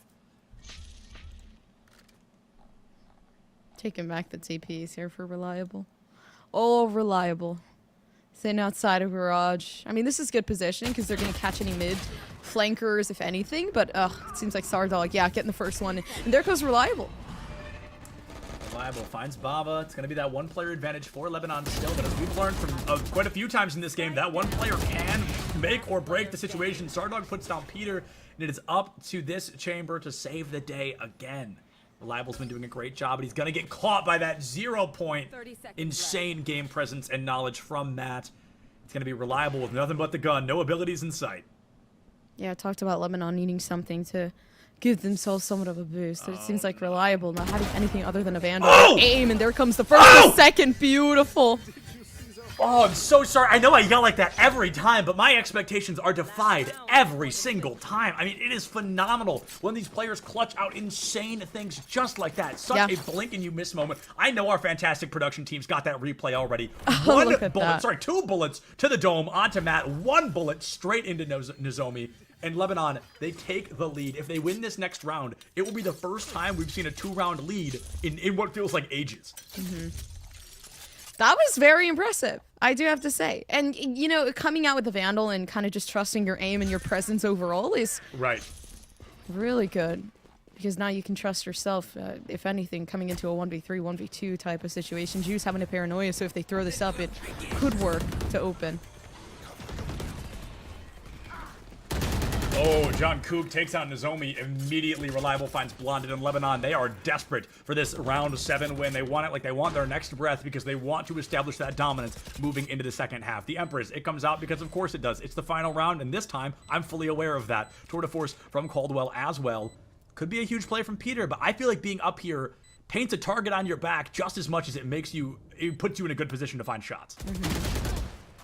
Okay, see? Good example. They're just getting mowed down at this point from Lebanon, yeah. Teammates comes down, but we're hitting half, and it's at 7-5, which is great. Because for Lebanon Valley, at least, I mean, they managed to take 2 rounds in. But the pistol round, if they win this for Lebanon, it would be huge for them. Because then they rip away any type of potential from Caldwell to be able to, you know, take it that 7-7. That 7-7 could be huge for Caldwell. We've seen they've been able to step up to Lebanon several times, 3-3, 5-5, but they haven't been able to really get over that yet. They've been able to tie things up time after time, but they haven't I don't think they've taken a lead ever, I think. Or maybe, oh no, there was a 4-3 in the beginning, and they haven't had a lead since that. So they did have a lead for a moment, but it's definitely been a while. They want to tie things up, and of course, the first step to doing that is winning this pistol round right out.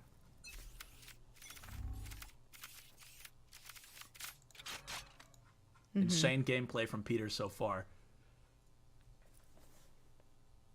Yeah, this is scary. They could pull out their... Yeah, they're bringing out their dash. Maybe their tailwind will help them get themselves Peter, onto the site, but you gotta check the corner. And this is it. This is where you get taken out. The 2 players taken out. I mean, creating somewhat of that punishment. They've lost their fade for any types of possible CT side information, or maybe just pushback in general. But in Matt, I mean, 23 seconds until they can have that knife to be able to do anything. That was a very unfortunate. Second time today we've seen somebody drop a double kill from that spot. People have got to start checking that corner. It feels like it's a very common one to hide in. Blonded was going to get the kill onto Surreal, but Matt's the one to snatch it up first with that Elder Flame Frenzy, which does look very cool. 3v2, Lebanon, they're both stuck in the back corner here. Blonded might be able to sneak up and find at least 1 elim, and that pretty much guarantees a round win. It'll be a 3v1 at that point in the pistol round. That is a hard one to clutch. Nobody looks at Matt, who puts down 4. KO coming in handy there. Caldwell, they won the pistol round, Gompers. They did what we needed them to do. But they've got to win this next one, and then they've got to go on to win that third to take the lead for the first time in a long time. It always happens this way. Even when I say 7-5, when I say they can run with it, when I say 7-5 is so good for them to start off the round, it's always the other team that takes it. So 6-7. I mean, working out. Reliable had such good picks as well, but it seemed like everybody just got taken out after that. Yeah, I think not checking the box corner there. I think Sardog turned, with a little overzealous overconfidence. And I think it was one of those situations where they definitely checked the corner and was so prepared for no one to be there that they were already moving away before they were like, oh, wait, there's someone. And then they were dead. And speaking of people being dead, 7 of them already are. Or wait, hold on. 6. Dang it. Dang it. I was so close. So it's already, 16 HP from Reliable. I think you go for the ult door, which you're not even going to get because the plant's going to come through. He doesn't even have a gun to save. So that is I don't know. I guess you be the hero here for the giggles. Like, not much is going to happen. You kind of want the ult orb for dying. Oh, Reliable. Oh, that's right. 16 health though. Oh. Yeah. that's how it has to end up. That was a tough one. That was a tough one for sure. But like you said, that's kind of how that one has to go. It's such an aggressive bloodbath in the middle that one player at 16 HP is not going to be able to 1v3 clutch.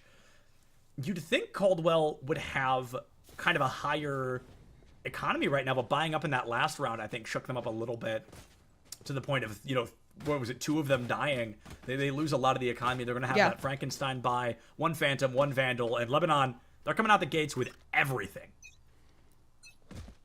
I mean, everything that they can have. That's the thing. True. Yeah. They could have everything in the world right now. Juice is in such a good position to play with Arena here. Oh no, but the null command comes out at the worst time possible, but a nice frag to be able to back off. A great frag from Juice. I think Sar just shot at his own teammate, but we'll pretend that we didn't see that. Blonded almost caught with the 0-point knife. Oh wait, that was their teammate's 0-point knife. Whoops. The plant comes through. I've got to say, Caldwell, they are notably strong at planting this spike. Even when things are rough, even when they're down a player like this, they're finding spike plant time after time after time. And I think we're just kind of seeing their offense a little bit stronger than their defense. And on a map like Haven, That feels kind of impressive to me. Reliable, Rio able to pick up some shots of their own. The drop in from Stardog from Heaven, gonna secure that Elim as well. That Haunt immediately taken down. Oh, sees one. The spray was there, the HP was not. The spray transfer would have taken down probably too, but just at 16 HP, not enough to be done. Lebanon, they get their real weapons back, they get their real round wins back, and the momentum, I think, in their favor. Yeah, they're running away with this one for Lebanon. Finally, they get the rifles and they take this round in, but let's not forget the Spectres that came down for Caldwell. So now being able to kind of be a little bit more equal in terms of the rivalry that's going on here. The frenzy being bought for John Cook. Just because they don't really have a lot to kind of process, which is unfortunate because they won that round. Why are they, trying to save here? It seems like pushing for the next round, maybe. Yeah, I think it's more of a confidence, like you said, to know they're going to be able to buy in the next round. Maybe they're aiming for a couple of operators there on defense. We tend to see those more on the defensive side of Haven. Caldwell moving in quick again, and I've got to say, I love it. I feel like the speed they're moving into sight is so aggressive that Lebanon, if they haven't already gamble stacked the right site, they're not going to have the numbers there to immediately fight. It's going to force a back push, and Juice all the way in spawn, probably going to get an Elim for free here. Yeah, the timing diff onto Baba, who had just checked that corner, but did not suspect someone to be back there. Matt finds the Elim onto Zario, so we're tied up all over again. Peter puts down 2, and Caldwell looking mighty good to tie things up here. Sardog, wow! I'm shocked Juice puts down Nozomi, and a round that felt so confident a minute ago is falling apart entirely because of a dude named Juice. Oh, no. Walking through that, but still gets it. I mean, the blind out, so I guess the confidence was radiating right there in that play. But it's actually good, because now Lebanon Valley once again taking another round, and I feel like we're going to be at this for a while, saying like, oh, they take another one, they take another one, they take another one. Just because, I mean, that's just the dynamic of the way that the game is going. Lebanon Valley already taking their 2 wins in, and a possible third with this save coming down from Caldwell. Ooh, yeah, with a save, they don't really have any other options here. I'm surprised to even see Peter going for the heavy armor. I think that's kind of a unique choice, but on Jet, I think survivability is kind of the name of the game. She's got the Blade Storm as well, so maybe that's the secret here. Maybe that's where we're headed, is that Blade Storm coming out. This is going to be a tough round to win no matter what. Now, we know Peter has the ace potential. Supposedly, it happened off-stream twice in a row, which is insane. You do not see that often. So if Peter clutches out, pulls an ace immediately, and yeah, okay, great, my brain feels gigantic. That could be huge, and that's a great start. Zario goes down immediately. Caldwell, they've got the numbers. A full-fledged Blade Storm still in hand. Yeah. They've just got to watch out for the sneaky plays from Juice once again. Crash door. This is good. Look at Peter, not afraid to get the entry. Oh! But losing the Blade Storm. And this is such a rough start. What? No way. No, come on. I would have thought they had that in the bag. I saw 1,000 timelines, and none of them ended with a reliable 3-piece. That's going to be a 10-7 lead. Caldwell, they were keeping this so close, but the moment Lebanon saw the time to strike, they found it. 2 defuses in a round win via Elims in a row, and all of a sudden, blink and you miss it, they're 3 rounds, shy of winning this series and going into grand finals tomorrow. Semifinals. I can do math, guys. I swear. Today's just not my day. Oh my gosh. This is so hard. And Reliable having the up, down, and C, you can see that these players are committing to a default, so even 1 would be great starting things off, especially down in C. You can see the KO moving up, Juice trying to get some of their own down and long, and the suppression possible, giving away some information. And it's huge. Okay, Raze is here. Let's be careful, seeing as to what we can do. Alright, let's see what's going to be happening. Peter, one of those timing dip scenarios, not able to find it. Blonded and Peter moving up quick. Zario, they now know the location, but okay, it's going to be the Haunt that comes out quick. Going to get a little bit of intel on the Zomi moving up through supers. Peter finally puts that fade down, giving it a 5v4 advantage for Caldwell. They're pretty spread out at the moment. The immediate push up and through behind A-Site, working very well. Stardog takes down Blonded, but the numbers very much in favor of Caldwell. There's one more down. Let's see the last one down. Oh my goodness, Peter with the 4-piece. And folks, really quickly, I just want to give another shout out to GoArmy.com. Go beyond your field of study and get a world-class education in leadership. As an Army officer, you'll learn to be a decision maker and a mentor in any environment at any scale. It's a challenging path, but the choice is simple. Decide to lead at goarmy.com/officer. A big shout out to Go Army for making everything you're seeing here today possible. Gompers moving into round 19, happening right now. We're seeing, this is essentially a full buy. Reliable, the only one not able to, but that tour de force definitely coming out. Where do you think this is going to fall? Just a random guess here. I think right now, the only thing that's going to fall is Matt. Consider if they don't use the flash here, I think they might have to now actually missing the shot for Reliable so they know that the AWP is there. Honestly, and this is good information, hey, don't go C. It's a dangerous game to play. Yeah, and you know that that Chamber, that real star-studded player, is currently out of commission on sites B and A. Notably more A, because it takes him longer to get there. So Rio, no, it's going to be Peter who's caught out. Jungkook just standing there, will get traded by Blondie, a phenomenal turnaround, 4v4. Yeah. Tour de Force is already out. 4 ultimates at the ready. One of them being another Tour de Force.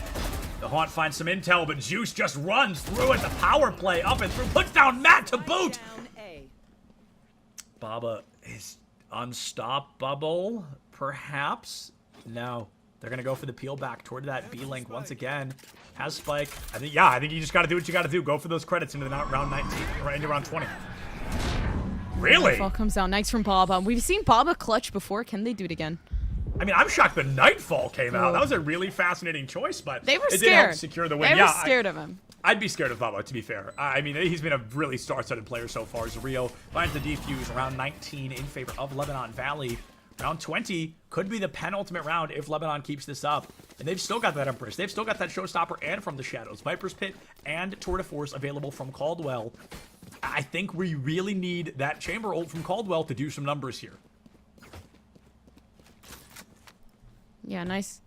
But also, I do have to say, like, even though, yeah, we made a joke that, yeah, they were pretty scared of him, that could have been saved.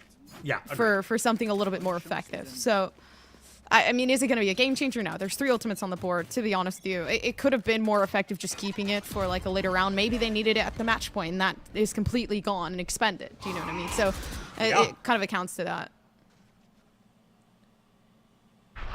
Slow push up towards... Okay, I think I love this. Blonded, bringing out the Viper's Pit, hyper-aggressive, sneaking in, probably going to guarantee a spike plant, but if Jungkook is anywhere nearby, we're probably going to be seeing that Showstopper. Oh! Zorio coming to life at a crucial moment, just completely dismisses both Nozomi and Peter from the equation. Jungkook finds Matt, and the damage has been done. Gompers, I said it once, I'm going to say it again. That very well could have been our penultimate round of not only the game, but of the day. Lebanon is 5 elims away from securing a 13-8 victory here in quarterfinals and moving into those semis. And that actually brings to the point that we made before, right? Zorio missing and kind of expending that ultimate so early. Now we're coming into this match point. Will they need it here? Because there have been so many ultimates already used, so many ultimates put down, and now there's 2 ultimates on the board. You got the complete null command from Matt that could absolutely deter you from getting onto the site. Want to play? Let's play. Guys, something tells me he wants to play on the side of Caldwell, and it's going to be a difficult one to find some elims with as the rotations are moving quick from Lebanon Valley. A lot of A-Link action right now. The null command, of course, going to make an appearance, trying to shut down as much progress and util as possible. It turns from a slow push into a quick one. The first blood could very well tell exactly how this round is going to fall apart. Peter takes out Zorio. There's the Bladestorm to boot. Caldwell looking mighty good, but Jungkook puts that Bladestorm down in the blink of an eye. Matt finds Juice. Reliable finds Nozomi. Reliable finds Blonded. It is Reliable all day long. Sardog finds Matt, and it's now a 3v1 in favor of Lebanon. The Tour de Force puts down 1. Baba, a force to be reckoned with. That bomb buddy, a heck of a lot scarier. Sardog finds the elim, and Lebanon finds the win. A 13-8 victory, and a strong one at that. A victory for Lebanon Valley, and a really, really fun trial to go to that semifinals like we talked about before. So it's definitely going to be an interesting one to see who actually, goes against Lebanon, because they seem like a pretty solid roster. I am curious though, because I see there was a person named Sadzar, and I don't know, his fun fact seems pretty dope. He said, I am the Robster. So I got to meet the Robster. We didn't even get to see the Robster today. I know. But the cool thing is we do get to see Lebanon later, so maybe the Robster's a star-studded semifinals only kind of player. But I've got to say, I am very impressed with Lebanon. I think they really kind of found their footing in the second half, and they started to use util a lot better. I think there were a couple of weird ultimates that I wasn't particularly fond of, but that's just how the game works. People are always going to use ultimates in a way that works in the moment, then you look back at it, you're like, oh, probably didn't need that. But either way, Lebanon, I think they definitely just showed us they didn't get to semifinals on accident. They are not this style of team on accident. This is a very talented team.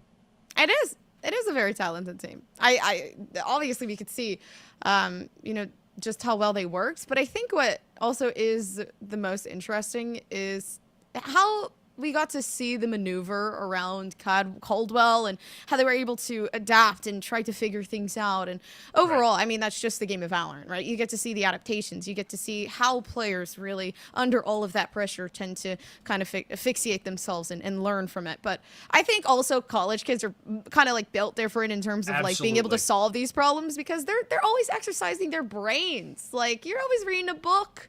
I just recently started reading a book because I realized I couldn't read when I tried to read a small little paragraph.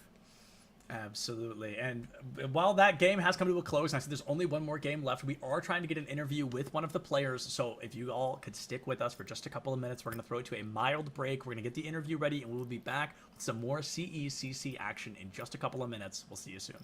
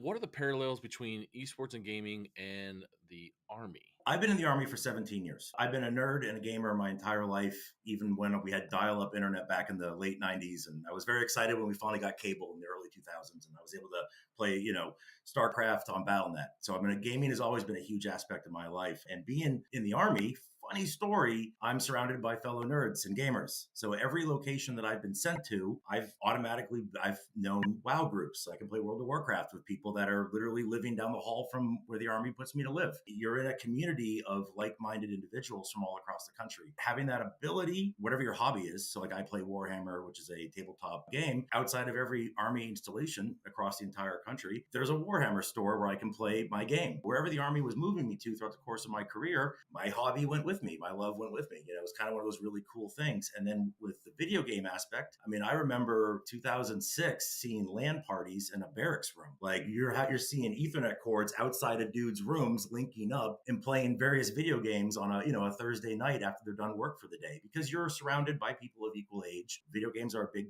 aspect of everyone's life nowadays. So you're saying the connection, not so much like, there's games that are parallel to maybe how you operate in the military, but you're saying the ability to function as a unit or with friends, you're brought even closer together through gaming, it sounds like.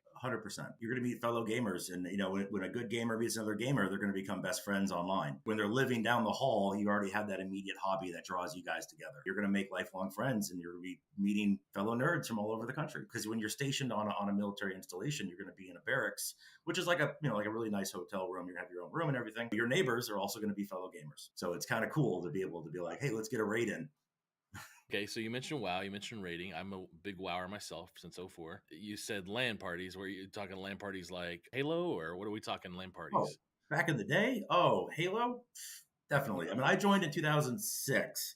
So Halo 2 LAN parties, money in the bank, having great nights. Some of my fondest memories growing up where you go over to a buddy's house, you got 9 TVs there, and everyone's connected to a router.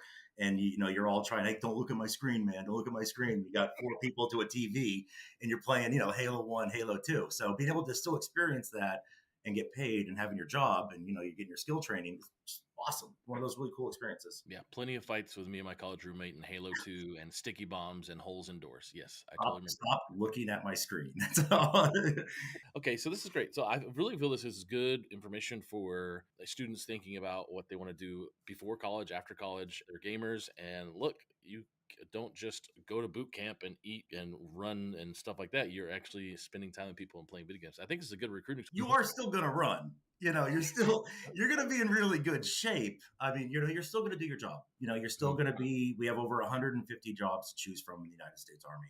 Everything from electrician to plumbing to construction to HVAC to infantry to, everything. Satellite communications, which is a really good field to get into if you want to go into telecommunications for like AT&T, Verizon, whatever, T-Mobile. So you're going to get your skill training. You're going to get your job. You're still going to be in the Army, but it's a 9-to-5 job. When you're off work, you could go do whatever you want to do. If you want to do a LAN party with your buddies down the hall, hell yeah, go get that done. It gives you that option that don't think because you join the Army, you're just going to wear this uniform 24 hours a day. I mean, you're obviously going to get your WoW raiding parties in sweatpants at, 8 o'clock at night on a Tuesday, because that's when your group can meet up.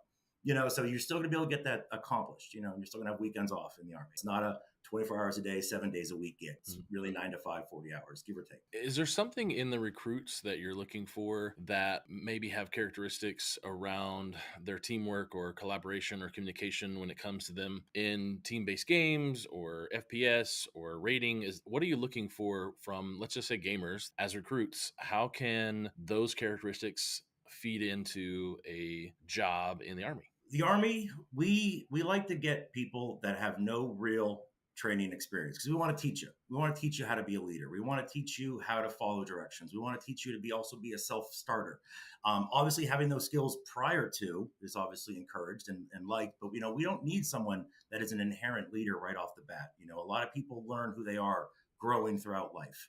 But if you're in charge of like a fire team playing, Call of Duty, you know how to work the maneuver elements. Like we need to flank. We have infantry, which is combat arms, which is Call of Duty, where, you're going to do a lot of the same maneuvers. You're going to do a lot of the same communication. The Call of Duty, when they're making those games, they embedded their programmers with the military to kind of learn lingo, to kind of learn how stuff, moves, how certain weapons sound. Having those skills is important, but we're going to teach you. We want to be able to teach you. There's always a thing I've heard that if you know how to shoot a gun prior to joining the Army, that's good. But you're going to have bad fundamentals. We're going to teach you the right way to properly shoot a gun. Not saying every way is bad, but for us, we like a blank slate because we want to teach you the right way of doing everything. So, don't think that you have to have prior knowledge and experience coming into us. Like, there's a reason why we have basic training. It's basically teaching you the fundamentals of the Army. It's kind of like one of those little word plays. It matters, but we'll take anyone. We want people that want to serve their country. If they have a family coming into it, they want to give their family a good life, because we have a lot of benefits, like 30 days paid vacation a year, which you cannot find in the civilian sector. Like, good luck. I mean, if I want to go to an esports event in Vegas, funny story, I can just go do it every year. Being on the Army esports team is pretty cool because I'm a full-time recruiter, but my esports thing is also part of my job. So I get to go do these really cool events and travel. I was in DC last weekend for a Warhammer event for the Nova Open, which is the major East Coast event. So, I mean, people have a lot of common misconceptions of like what the Army is and what we can offer. And that's why I kind of tell people, just talk to a recruiter. We just talk to people. If you don't like it, you don't like it. No big deal. No sweat off my back. I get my 30 days a year, but we can answer a lot of your questions and give you information. How are recruits being challenged mentally, given the ability to learn? Is there, I guess there's bigger roles and jobs that can stretch you mentally within the Army? Yeah, I'll get right back to basic training. Basic training. So we get a lot of, as a recruiter, that's my job. I meet America's youth and kind of talk to them about stuff. Is basic training is kind of like we're getting you away from your parents for a lot of kids the first time in their lives. A lot of kids that join are coming right from, their bedroom that they grew up in their entire life. So with basic training, it's your first real experience being on your own and being able to discover and work on those self-resilient skills. We want you to thrive. No one wants you to fail in life. So the Army is going to give you every single tool we can to make you physically tough and mentally tough. So that's why you guys have probably seen videos at basic training where you see drill sergeants yell at you. Yeah, they're going to yell at you a little bit because a lot of kids haven't been yelled at in their entire life. And that's going to show you a different way to thrive in that environment is, when you're put into a stressful environment, being able to be like, okay, I now know how to handle this because I've never really had that situation appear in front of me before. But it's never going to be pushed too far to too many limits. We want to make sure that everyone just kind of understands that, you're joining the Army. You're not, your mom and dad are really far away, thousands of miles in some cases. And we want you to be able to thrive on yourself. The person you are when you leave for basic is not going to be the person you are when you graduate basic training. I got a thing in my office where we always take a photo of you before you leave and we put it on my wall. And when you come back from basic, you come to visit us, is we always hand you that photo and you have to go into our bathroom and look in the mirror and see how much you've changed just in 3 to 4 months. Because you'd be surprised at what comes out of this training. And these are stronger mentally, physically, socially. They're put into these, pressure-filled environments where you're gonna swim. You're not gonna sink. We're gonna make sure that you know how to thrive. Listen, do it. Gaming's gonna be a big aspect for the next 20, 30 years. Twitch has grown exponentially every year for people that are creating their own content. YouTube is also the same way. Whatever your hobby is, do it. Be excited with it. But also remember, you can always fall back on us, the Army. Get yourself some money, get yourself some skill training just in case. Life is long. Always make sure we always use the term, always have tools in your toolkit. If you want to play video games, do it. Play video games for the Army, but also learn HVAC. It's a good skill to have if something goes bad. God forbid something happens to your wrist and you can't play, Call of Duty competitive anymore. Guess what? You're going to make 6 figures learning how to, fix air conditioning units, or whatever your desire is. 150 different jobs. All you got to do is come in, talk to us, and see what you qualify for. The Army, we will literally let you decide what job you want to do with us. We're not going to force you to do anything. If you don't want to be a truck driver, guess what? You're not going to be a truck driver. But if you want to learn a skill, learn a trade, maybe go see the world and have some excitement, if that's your thing, we're here for you, and you can still video game. Living proof right here. Awesome. Thank you, Sergeant Burns. Appreciate it, sir.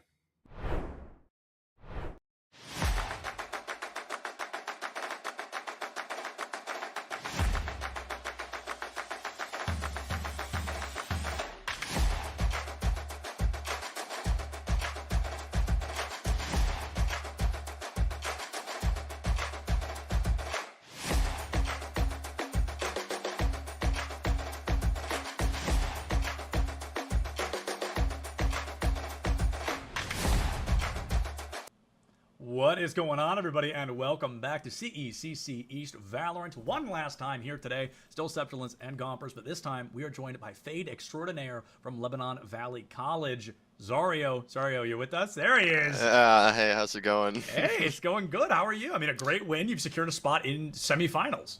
Yeah, I don't know. I think we were expecting good results today. We're pretty confident in our ability. But I was really happy today with how we played. I think we all were very happy with it. So yeah. So I guess my first question for you is a pretty simple one. Fade, obviously being the newest agent in the game, she's kind of not been around for super long, but you brought her out obviously whole game today. You can't swap who you're playing. So is that something we expect to see from you? Are you a Fade specialist, or do you have some other agents in that back pocket that might make an appearance later down the line? I'd say I wouldn't call myself a specialist. I definitely got a lineup here or there that might throw some people off. But I definitely usually go for the initiator role. Sometimes I'll be on duelist, but we're still open to changing how we play every day. So we always try to adapt. Okay, yeah. Actually, and I did want to say, guys, I said before that I wanted to meet the Robster because we didn't know that you changed your name. So we thought that it was Sadzar. It's actually Zario. He is the Robster. Where did the name come from? The Robster. Where did that come from? So a few of my friends now, so I'm a senior here at LVC, and a few of my friends graduated last year from the esports program, and for some reason we were out one night and that name just came out of somebody's mouth, and since then it has stuck. Every time I see them, it always is said, and even now, some of the coaches will even call me it. So I guess that's just how it worked out. This guy's gave me the best nickname I could ask for, I guess. It's just your name. And I'm pretty sure that you're actually locked down to go to the LAN. So, I mean, how do you feel? How do your teammates feel being able to, experience a LAN together like this? I think most of us haven't had LAN experience, as far as I know. A few of us have. So I think the ones that have are ready for it. I think we're like locked in for it, but we just haven't been to Valorant LAN, obviously. With COVID happening when some of us first started, it made it really hard to get to events like that. And in the past, a few of us have been to CS LANs as well. So I think we're prepared for it. I think it's just gonna be us like continuing to stay prepared and not like just slacking off, Yeah, undoubtedly so. So I have one question for you, and then just kind of like a bonus question. Your next opponent is Fisher, who, to our knowledge, has 13-0'd once, maybe twice today. They have been tearing through everybody they have gone up against. So are you guys going to do anything specific to go against a team like that, or are you just going to do what you always do? Run it down, do our best, and see what comes out of it. So we always prepare before matches. Like, we'll always try and see what we can find, any kind of information that'll help us get like even the slightest advantage. Even if we're confident in our mechanical skill, we still want to know like how the enemy's thinking. So I think we'll definitely prepare in that aspect. But they're the number one seed. They're a pretty strong team. So I think as long as we're playing up to our game, it'll be a really good game, and we'll see some like really nice things going on. But I don't think we'll do anything too abnormal for preparations. Sure. Great. And then my little bonus question, is there anybody you want to shout out or thank while you're here with us? Yeah, shout out to John Lamb, because he's my IGL. I love him. And he's been doing a really good job in the role, so. And for those wondering who is John Lamb, that is John Kuku, who we saw in game tear it up 1,000 times over. So, Hey, Zario, a big congratulations to you and your team, man, on a great win. And we will see you, I believe, tomorrow? I think we'll see you tomorrow. But either way, best of luck to whatever comes next. Thank you. I appreciate it. Of course. And with that, folks, as much as I hate to say it, all good things must come to an end, and today is getting ready to do just that. Let me go through my whole spiel of thanking everybody, or you guys know what I'm trying to say. A big shout out to Colton. Our production working around everything that isn't Little Big Gompers and I sitting at home talking is being run by Colton. So a huge shout out to him. A huge shout out to Kelsey with a C, our in-game observer, who did a phenomenal job today as well. Thank you all for watching. Thank you all the teams for coming. Thank you, Go Army, for making this whole thing possible. And Gompers, thank you for joining me. This was a blast. We will see you all we will see you all tomorrow for some more CECC East 2022 edition. But until then, check your posture, drink some water, don't forget to love each other, and we'll see you next time. Enjoy the rest of your day.